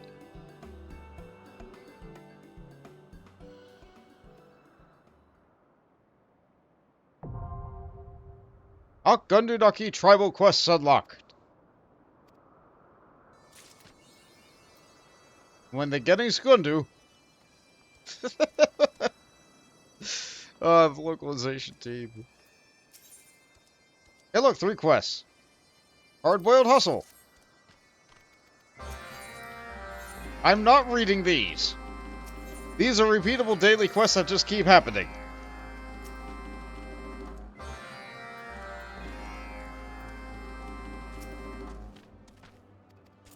Well, the quest is going to give me one of these.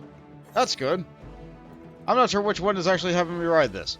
Arisanua uses Buffet ability to scare away Vundu Utes. So that's going to happen all the way to the east. So that's New Asamba. So if I look on my map, I should be able to tell where they are. Are they all down there? They are.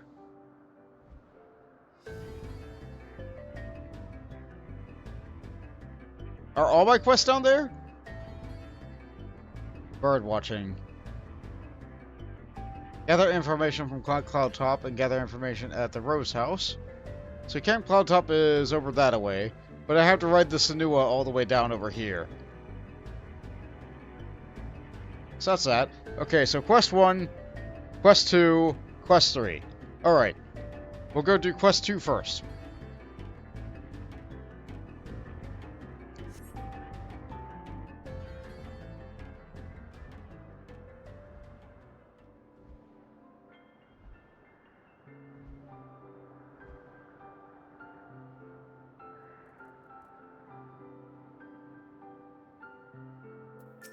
Gundu Youth. Have a buffet.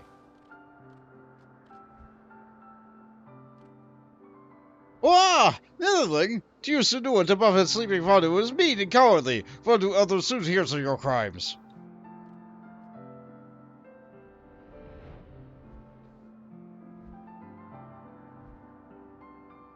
How about you?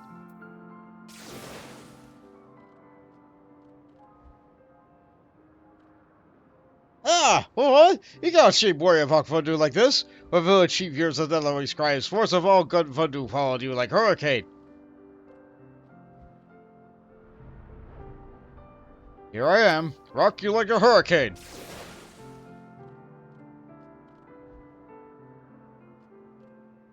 Wah! What great storm is this? Fierce like lightning, powerful like Netherling riding Senua. What trick or do scheming Gundu play?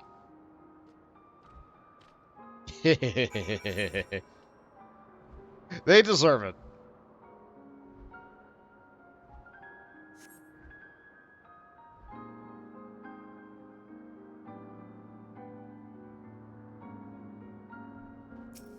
Oh yeah, we're... You know what? This is here. Why not? We're done with the Senua for now.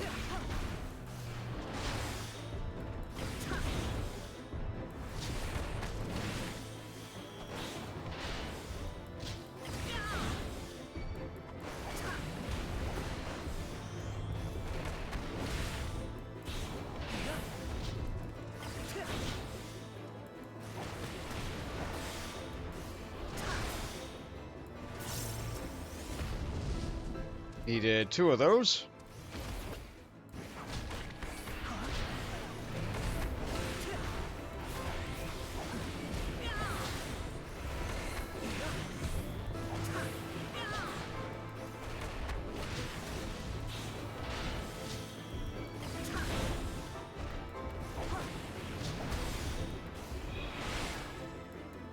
I missed.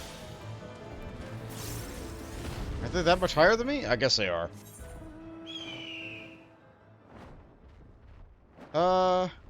I'm right next to the cloud people here.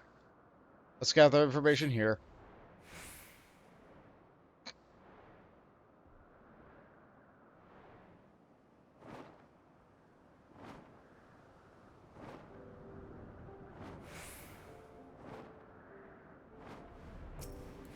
Oh no! Why, Clan Centuria? Why?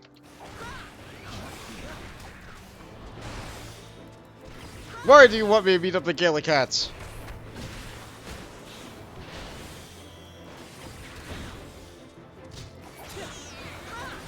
And want me to beat up 3 of them?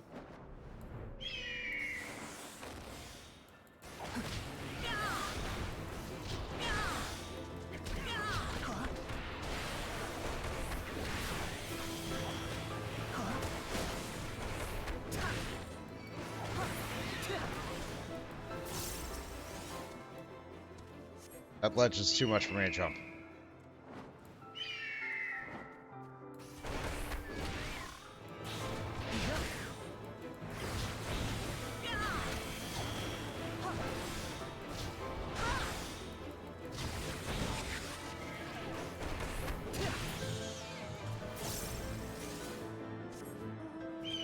Experience is experience. It's not nearly as good as a hunting log was, for that purpose. Alright, what's up, Rose Knight? Didn't see no Fandu myself, but I heard folks saying that he spotted them down by Forciation. Be sure you be head out and you go take a look for yourself.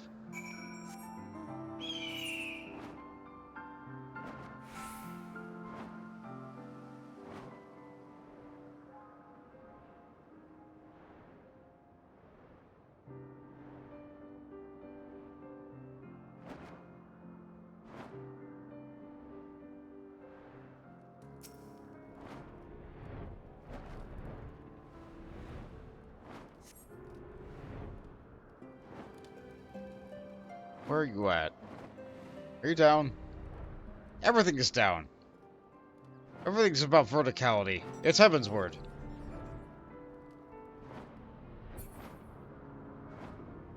Oh, but I need you. Okay. You want to know about the Vanduar planning? They've been sending out a frightful number of scouts of late. All signs suggest they are searching for something, though for what I cannot say. Probably they're missing slaves.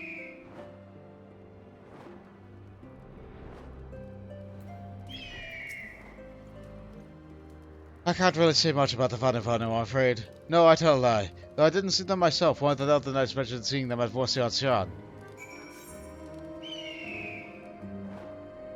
Search for Vandu warriors of Vorsion and Siran. So I did have to do this before I go over there. Got it. This is one thing I don't like about the Vanu quests. They send you everywhere. I don't think this is the biggest zone in the game, but it sure feels like it.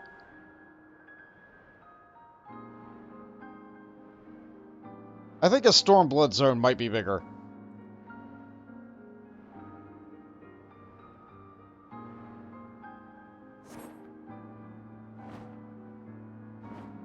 Maybe Azaslaw is bigger.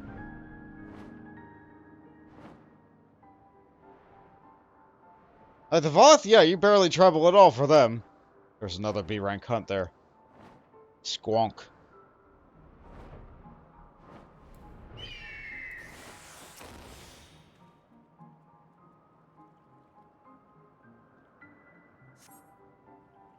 There's no sign of Vandu here. Perhaps you'll have more luck from a different vantage.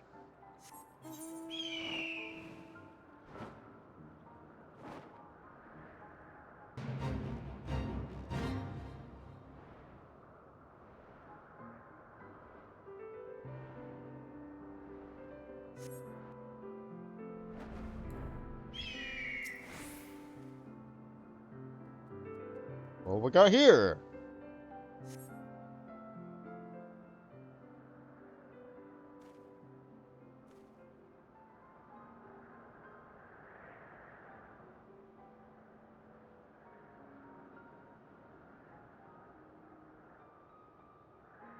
Unchanger is still not there. Still no sign of pathetic Gundu. Search takes far too long. Would be zero to wait for grass to fall from sky, and rain to grow from dirt.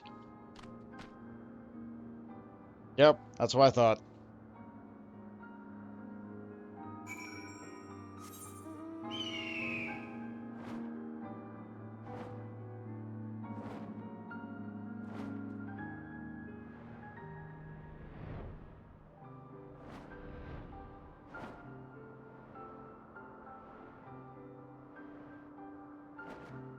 Hey look, an egg!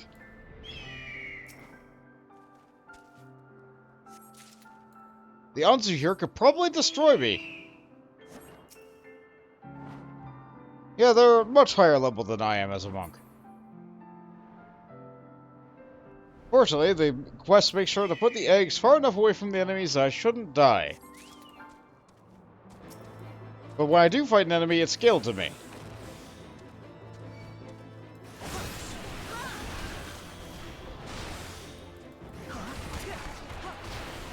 That's what I like about the Heavensward ones. They learned how to make quest scaling work.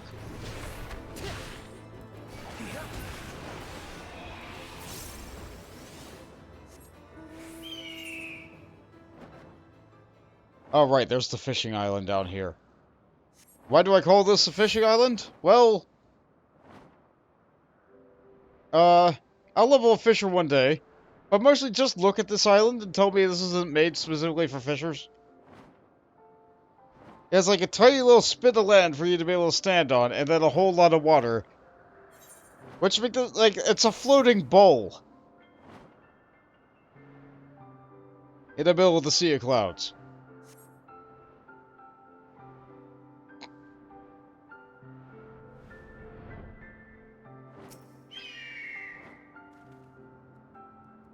One more egg. Alright, all the quests are done. Now instead of flying back, I'll just teleport.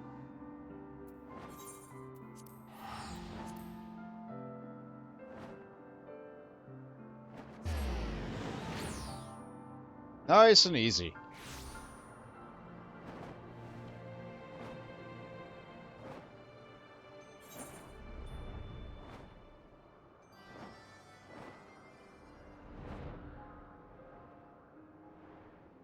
I need the smallest little spit to level.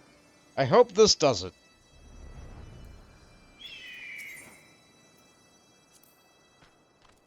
Here's your eggs. Large Anzu egg. The size of this egg suggests that the fledgling inside, or incubating within, will eventually grow to be a remarkable size. Now this is made into an omelet first.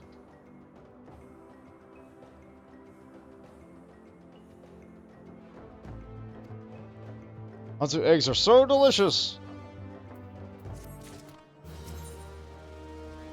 The new Asamba? Yep, I sure did spit at the use. Yay, it leveled me. Dependable sun rising each morn, Bond returns. And I believe that's enough to advance the quest. A tribal reunion. Lenuvali has heard a rumor and looks eager to share it with you. As the rising sun does every morning, Bond's arrival brings a smile to Lidu's face. Soon I will depart to old home. Akgundu and Netherling support would be most welcome. Rumors of Vanu, who is still be living among the village, remain spread around like seeds in wind. Lenu thinks it may be following Gundu.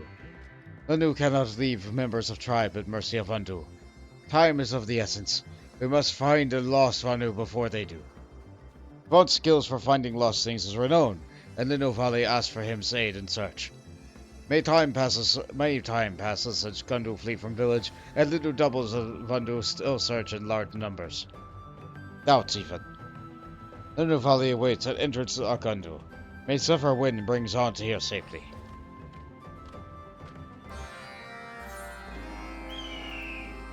Where's that? All the way over there. I suppose I could teleport to, like, save a little bit of time. But this is just not so great as, what the other one was. So I do not mind this little bit of a flight.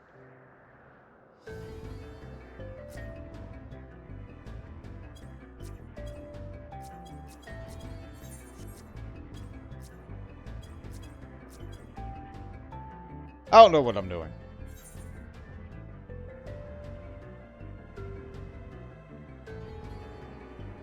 I was able to level, so I am able to get the next quest, which is in Mordona.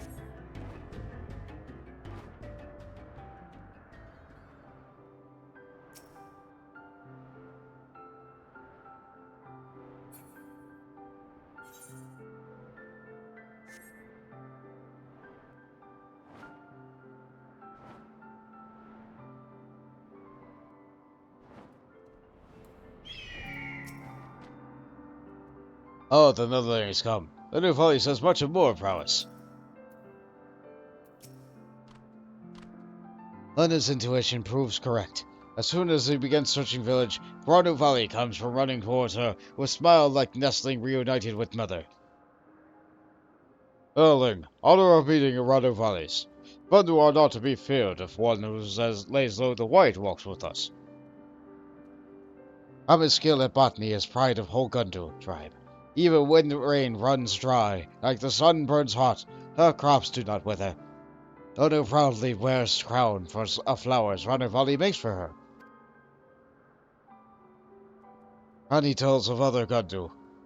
Here Ivanu, who leaps the islands below to escape Wondrous pursuers. Inu is stout and strong. Surely he is unharmed. We remain here and lookouts. Bond, search island below for any sign of Inovanu. Inu leaves the island below, so from here Ranu sees no traces of him. Vandu may return at any time, Bond. Make haste in search for Inovanu. Okay. Jumped to island below. And he's hiding under the island. Netherling! Inovanu knows not what to make of this. Your friend sent me. What? Inovanu says Netherling. Like double rainbow, her coming brings joy. Come, let's go meet her. Okay, serious question. How do you guys get up from the islands? You guys don't, like... I don't think you guys can fly with those arms.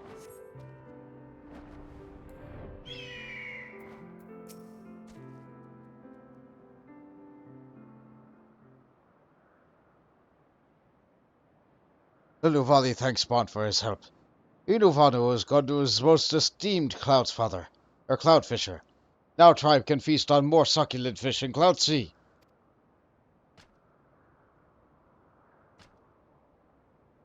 Ah, I work all the pious I cannot hide forever.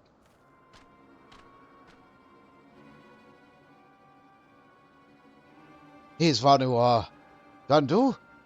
Like trained Sanua, you are to the Gandu's every beck and call. Only cowards follow so blindly. Oduvanu, chief of Undu, evoker of the white, illuminates true path like full moon is mid in sky. But for rebellious Vanu, there is only punishment. Alright, I can punch him. Bont, wait. Now is not time for fighting. Now is time for Sundrop Dance. Like Dumbo, they flap their ears. I don't think they're big enough. Do your dance, girl.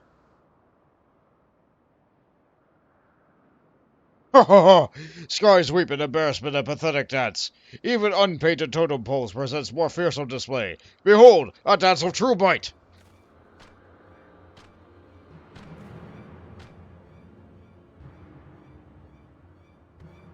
They do have a much more powerful Sundrop dance. Alright, fighting it is.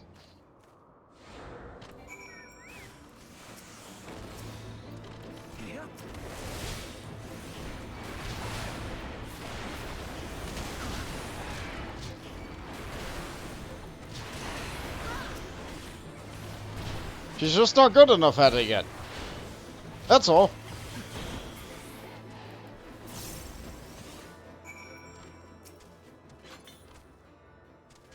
Although they are now no better than voodoo puppets, to see friends turn against us troubles him greatly. The former friends look at us as enemies. Too many accept Vandu rule without thought, without question. Voodoo owes Bont many apologies. Once, she dances with ferocity of summer squall, but now, remembering vicious Vandu attack on village fills Lunu with fear, leaving her unable to dance as before. Lunu once takes pride in Sundrop Dance, but now her pride is gone, and she feels as newborn hatchling, shivering and cold without his mother's body for warmth. Now that we are safe with his blessing, at least, let us return to Oxundu. Sonuvanu will certainly be eager to meet Okundu Naki's new residents. Absolutely not. Yeah, they are nowhere near big enough. Yeah, the ears only make up like 2% of the Vanu.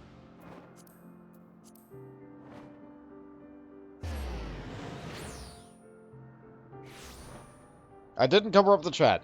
But you know what? Right now, chat is just a dialogue log, because I have it on the log tab. So it's fine that I leave that up. That has no player dialogue in it, it's fine.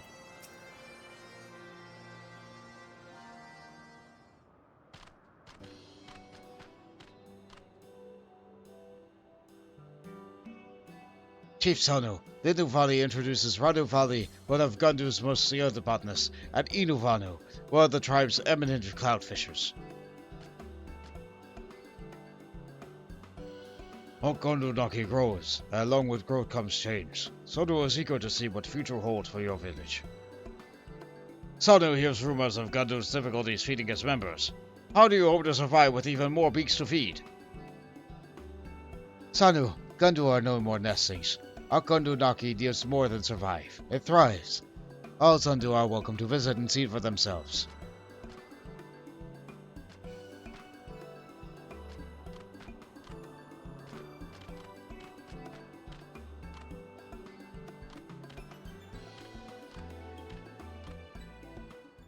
Still no real idea how they get around. Don't say 2%? Okay, fair enough.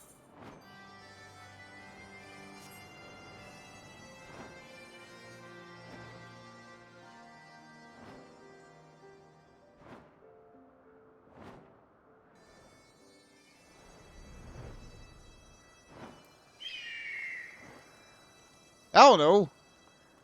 When you measure ear compared to person, how much percent of the person is the ear? I look at these people, their ears are Larger than a human's ears relative to the rest of their body. I don't know. I'm bad at math. But that does seem like a fair assessment, in my opinion. But in truth, the rumors Son of Honey hears are not wrong. Tribe does have difficulty feeding everyone. But now we can grow and catch our own food without relying on the generosity of others. Nevertheless, there are those Noxundu who say Chief Sonu gives too much, and thinks us Gundu to be nothing but a burden. Well, I mean, you have a fisher now. It'll be fine. Islands in Cloud Sea are precious indeed. There's no wonder that some feel an outsider undeserving of such a gift. So in all of our Gundu Naki must work tirelessly to make village prosper, both to show gratitude of Sonu and to quell voice of doubt. Now the tribe can fend for itself, the Zundu doubtlessly take notice. The new Sundrop dance may lack vigor of past, but until the day Brother returns to us, she must lead her tribe instead.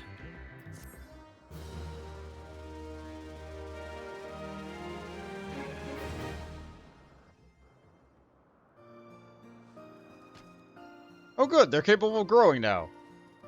And that's a good seed scattering animation. Ranu Valley and Idu Vanu take up residence on Gundu Naki, increasing the village's food stores.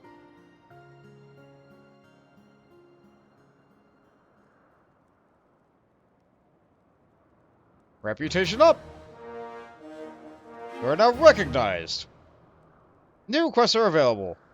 You can do more quests now. You can now buy more stuff at the store. Alright, let's see. Finding soil. They need to do gardening. I can go get you some dirt. Waters. You need to get you some water. Grilling in the voodoo. Go do some fishing. Inuvanu, Inuvanu, Ranuvanu. Let's see. So you want me to get some dirt? Soft soil wind crystals, fair enough.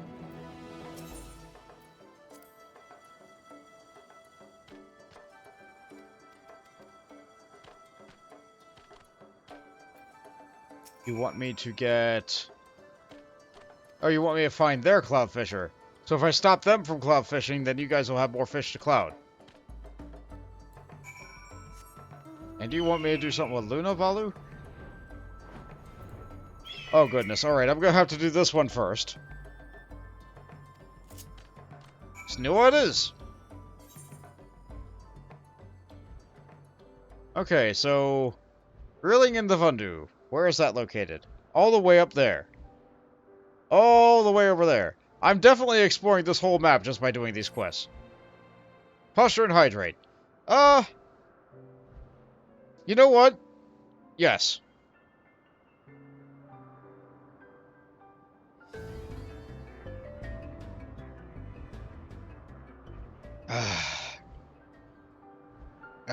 Okay. That was a big sip. Oh no. Okay, the posture can come now. I'm closing in on my destination. The auto move is going. I'm going straight into a rock, but I'm fine. I'm fine. I got a little bit stuck. It's fine. Ascend.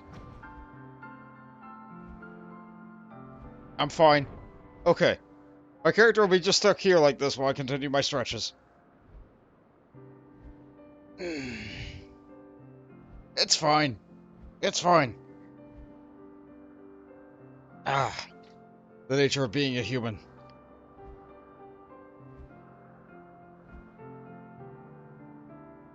Okay.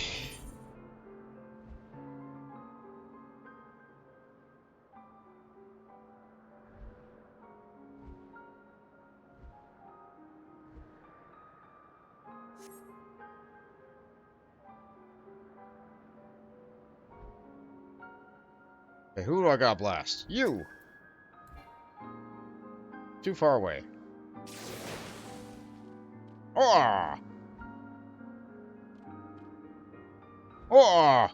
Oh, another is done. Suno's forceful gust knocked fish back into windstream. Long hours, sweet promises to females blown away in a single gale. Now that they will rue this day. What?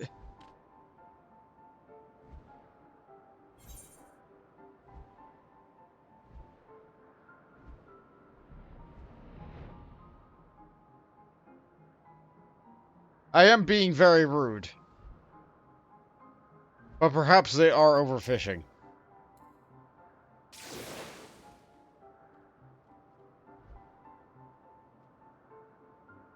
Netherling clutters like woodless Pyasa. Best fishing spot Nokfundu made barren by Sunua's rancid breath. Ruined! Foolish Netherwing. Now I must start all searching all over. Yeah, that... They are not nice people. They are slavers.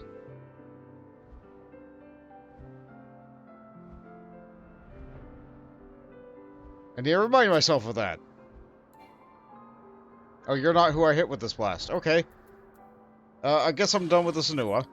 That's fine. Do that, rev that. Okay, what do you got? Oh, even a small gust of wind sends Udovada will fit away. Hush now, Netherling. Several winds bring fat cloudfish nibbling on my line. Biases.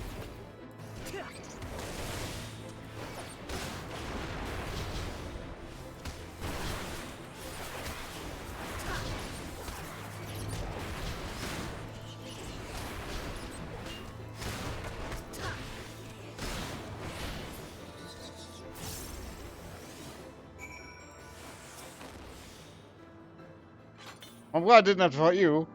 Always another leg. Scares away big catch. Oh? Biases try to steal my fish? You clumsy Biases startle me. I fall into Cloud Sea. Oh, deserve show of thanks for saving me from hungry Biases. Fat cloudfish escapes from line, but soon several winds bring him back to me. Tell Edo that I linger a little longer, then return to swap stories over campfire. Another wind sure to bring fat cloudfish back to me. Tell Edo Vado I return to the village soon will show him the biggest catch of day.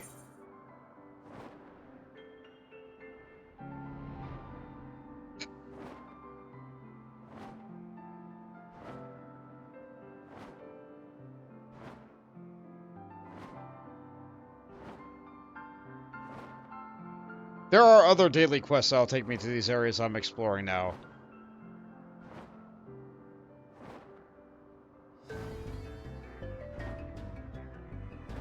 But I got that cleaned up now. You know what? I'm right here. Let's just discover the rest of the zone. I think there's only one tiny little spot of land over here.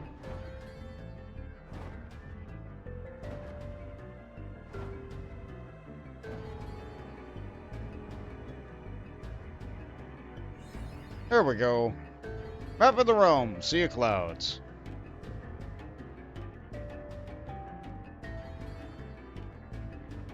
It is good to have a full map.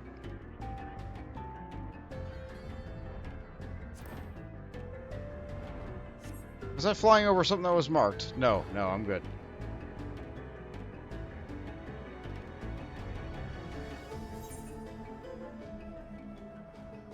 Okay, what have we got here? Dirt. I gotta get some dirt.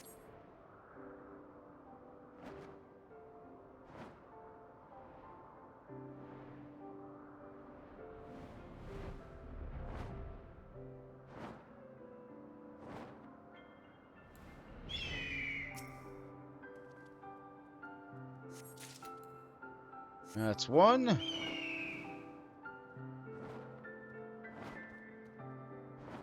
Is that Squonk again? Yep, that's Squonk.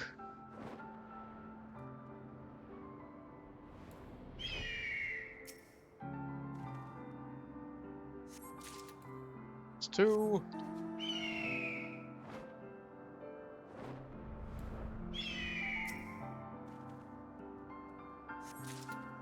It's three of that. Still need wind crystals.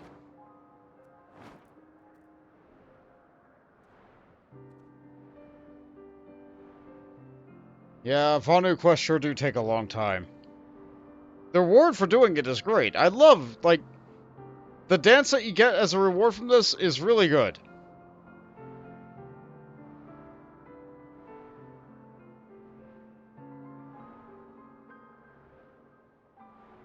I like having more dances. Fire touched wind crystal.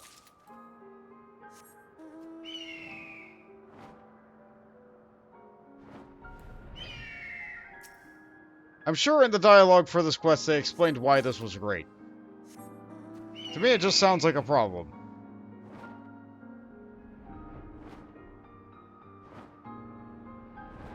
Or perhaps the crystal just blows nothing but hot air.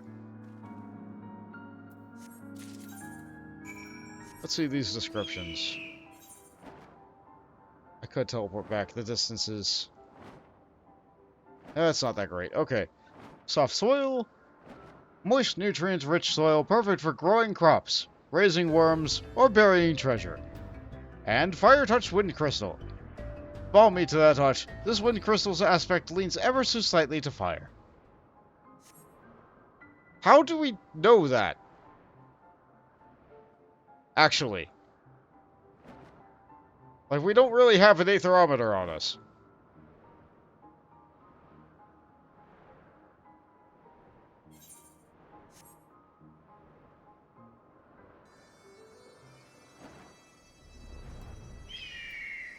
Alright, here's your stuff.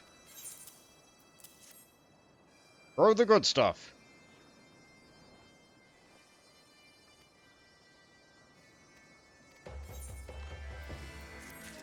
More reputation.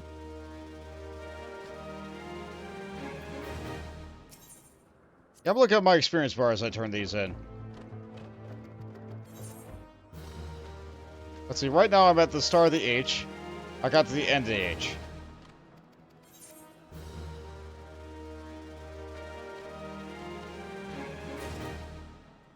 Yeah, they give a fair amount. They give a fair amount. Considering you can get like 12 of those done in a day, that's not awful. For a thing to do while waiting in queue, that is not awful. I guess since I don't have hunting log, these are options available to me.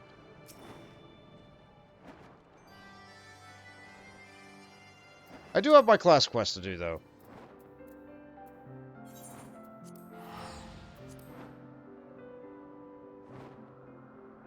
So let's pop that over.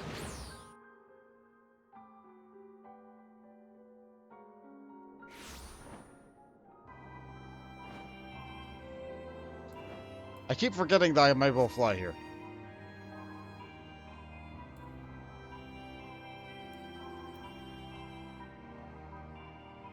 Just waiting for him to pop back up.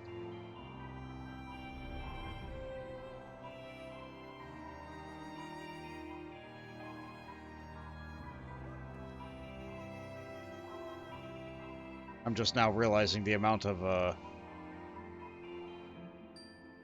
mess it made on my desk. Just clean that up real quick. Don't want to leave that to sit. That's how you get bugs in your house. And if I get bugs, I'll draw more spiders. That's it. I don't think I've had a spider in my room since I quashed the one. Like, and that was on stream when last I did that.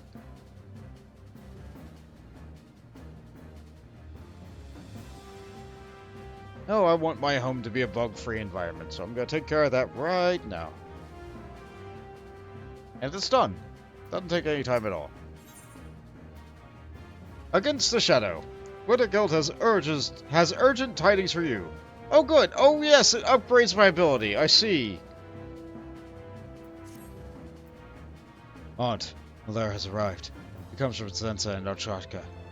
They would speak with us. They bid us come to Dalamit's talons. What their agenda is, I know not. I would ask him questions of my own. Professor Eric also sends word.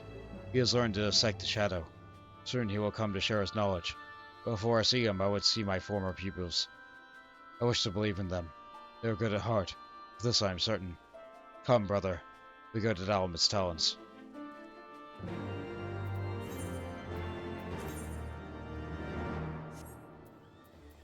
Northern Talon? Yep. We can do that.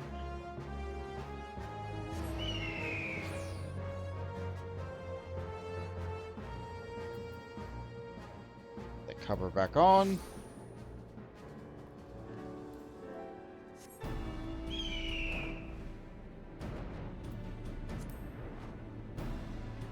Yeah, it's fine.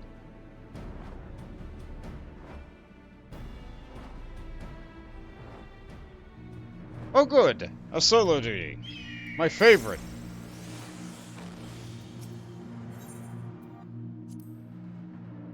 They invited us up here to fight, because that's how we unlock our chakras, right?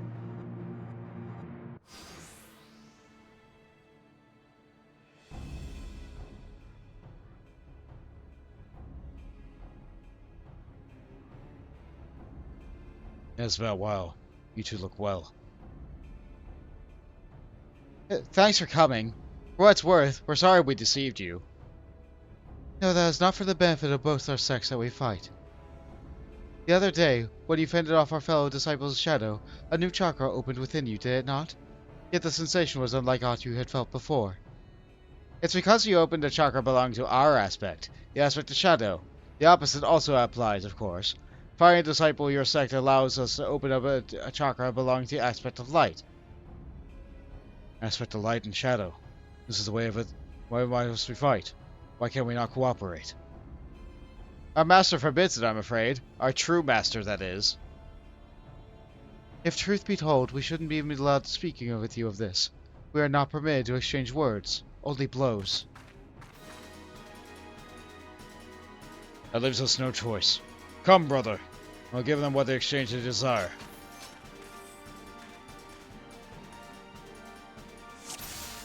Defeat Sensa and Oshaka. Why? Why must we fight? Enough talk. We have no use for your words.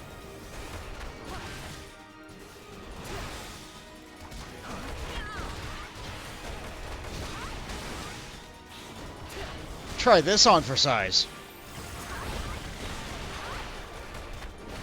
Arm techniques. Stand clear, Bont.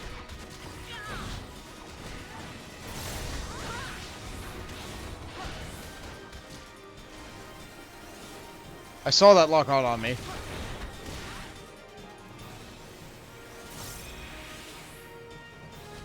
Yep. I probably should not be fighting both of them like this. I probably should have let, the one ability go through. Steel yourselves for more. Hugger me. They're too strong.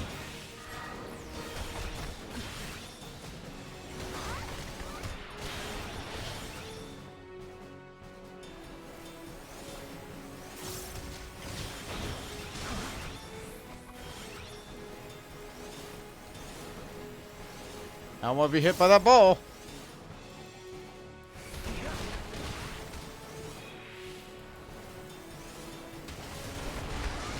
Alright, it's gone.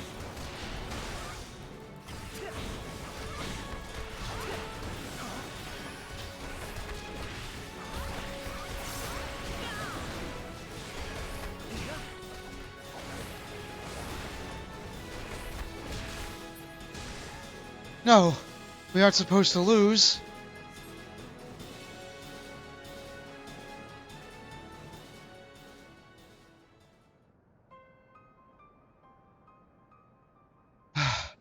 Ah, my chakra has opened. It is precisely as Master described. Yes, I feel the power surging through me. Were to become stronger, were to open more chakra, we must throw ourselves into far fiercer struggles.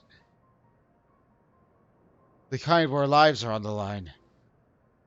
So long as you are disciples of the light, we will continue to come for you over and over. It cannot end until one side falls, never to rise again.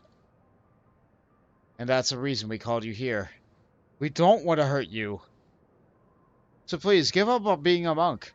Give up any notion of rebuilding the Fist of Rhalgr. It goes somewhere far, far away. Wait!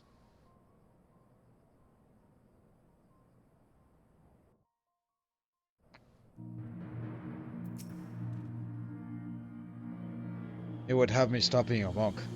Same as telling me to stop breathing. Many revelations have there been this day. The existence of opposing aspects of chakra. Then it's not least of all. We must learn more of it. The professor would soon arrive at Resonance Toll. Perhaps he can enlighten us. He is full of stories.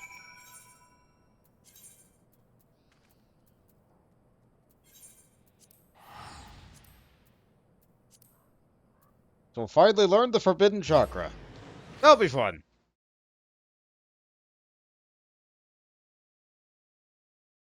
On Heavensward's release, this was the level that you did learn this ability. This meditation button, this meditation, like, all that. That was just Steel Peak, which was just an off-global cooldown attack. Like, it just operated as a normal off-global cooldown attack. Now they incorporated a core feature of the class much earlier, so you get used to it. So this is just a potency upgrade with an animation change. Strong backs and feeble minds are as far as the eye can see. Yes, this is indeed the frontier. Thank you for coming, Professor. The information I requested. We're able to find it. Of course I was, you imbecile dolt. You incurable dolt, even. Elsewhere, as I would not even bother to come all this way to this backwater. Now then, I have many demands of my time, so I shall convey my findings to you at once in the most concise manner possible. Ahem! Now, it is common knowledge that the Fist of Ralgar rose to the zenith of its power by virtue of royal endorsement. Lesser known is the dispute by which broke out over this arrangement between two factions within the Fist, the Sect of Light and the Sect of Shadow. The head priest of the Sect of Light believed that an alliance with the royal house of Alamigo was the key to prosperity. However, his counterpart in the Sect of Shadow disagreed, warning that this would be the lead to their undoing. History has proven them both right, but I digress. Unsurprisingly, the disciples of each sect rallied their respective leaders' side, and the two factions clashed with words and fists both. At the end, the Sect of Light prevailed, and the alliance with the royal house was sealed, and all members of the Sect of Shadow were banished from the order. So in the past, the two sects both belonged to the Fist of Ralgar, and the disciples trained beside one another as comrades. And yet, though the techniques they employed were identical, the manner in which they harnessed energy was opposite in nature. It is in this difference that gave rise to two aspects of chakra. There was a tradition wherein monks from the two schools would meet each other in single combat. In attacking you, I posit that the disciples of Shadow are seeking to recreate this tradition. In clashing of light and shadow, quicken the aether within, causing a chakra of the opposing aspect to open within them. In simple terms for your simple minds, disciples of light fought to open the shadow chakra, and disciples of shadow fought to open the light chakra. Any implication of this? There are not 7, but 14 chakras all told. Yes, two sides of the same coin, where there is light there is shadow, and there is that poetic tripe. One thing I do not understand, Professor. Why could our sects not cooperate? Why must the disciples of Shadow attack like common brigands? A feud caused by a rift between two sects? Who's to say there isn't a feud still? I suppose there's only a member of the Sect of Shadow can tell you the truth. But now I must be off. I shall inquire further into the matter in my spare time. If there is aught else, you know where to find me. I must speak with Zensa and Oshaka again. I'll try to track them down. Meanwhile, please continue honing your skills.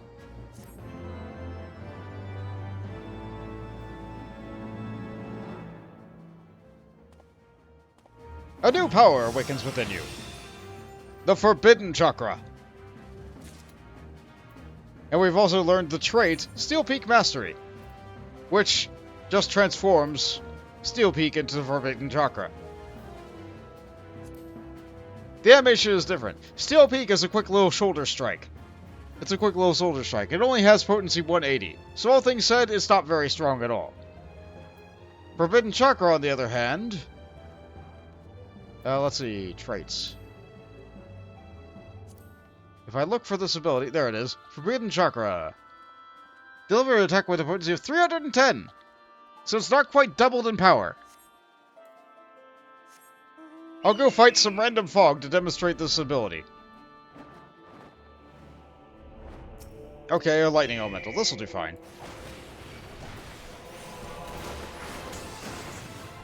I'm not sure if you saw that. I could barely see that. Let's try another. I'll try to finish the creature off with it. Now it's a frog.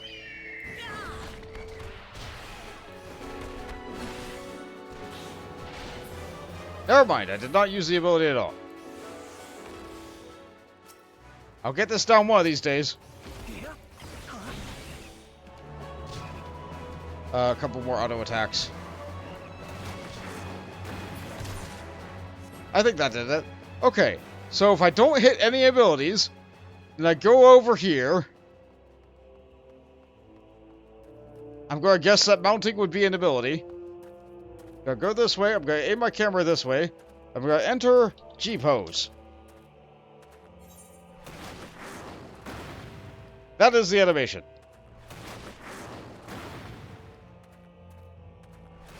Two quick little punches, and then a nice charged uppercut. I love it. Let's see if I can stop a frame of animation.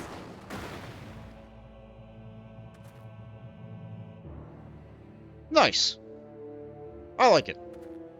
It's a shame our weapons are so bad.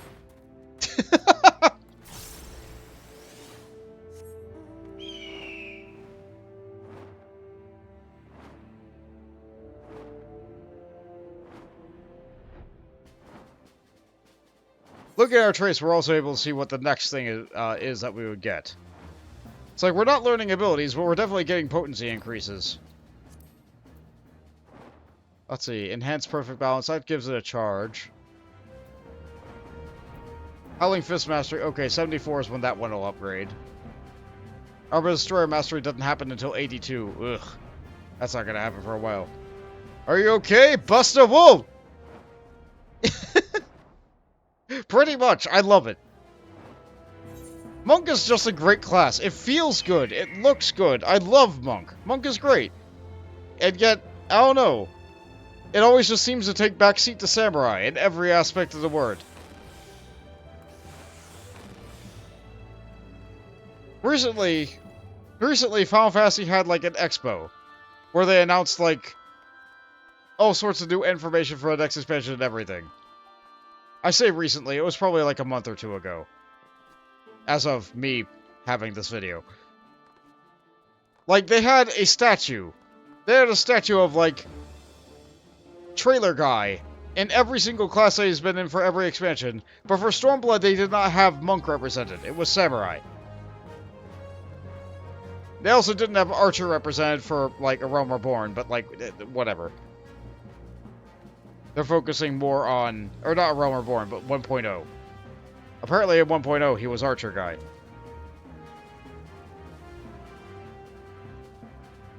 Come to think of it, he's also supposed to be whatever the new melee class is for next expansion.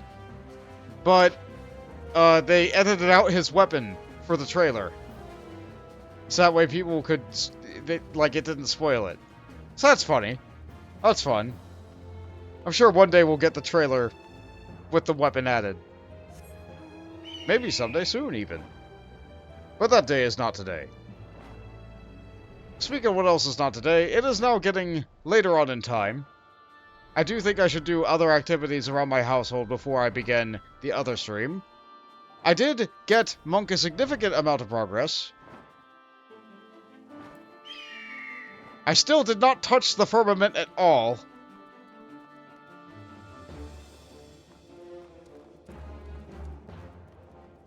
Yeah, I'm ready to stop. I'm ready to stop for today. I hope that you all have enjoyed me leveling Monk. I hope that has not been too bad. And I hope that you did not mind that I had a stream on a day where I don't normally stream.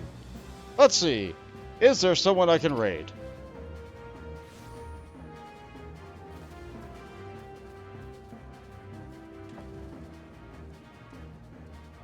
Let's see. Is there someone available I can raid?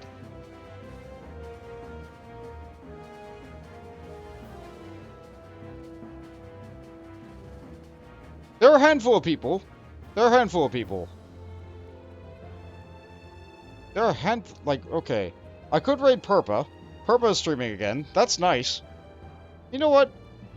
You might... Let's raid Purpa.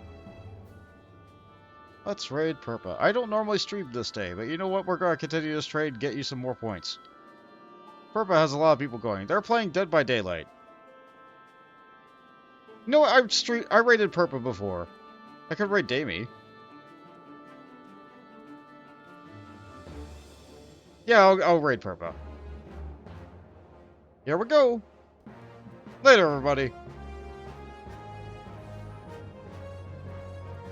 I say later, but like I have to actually let the raid happen before I hit the button. There we go. Okay.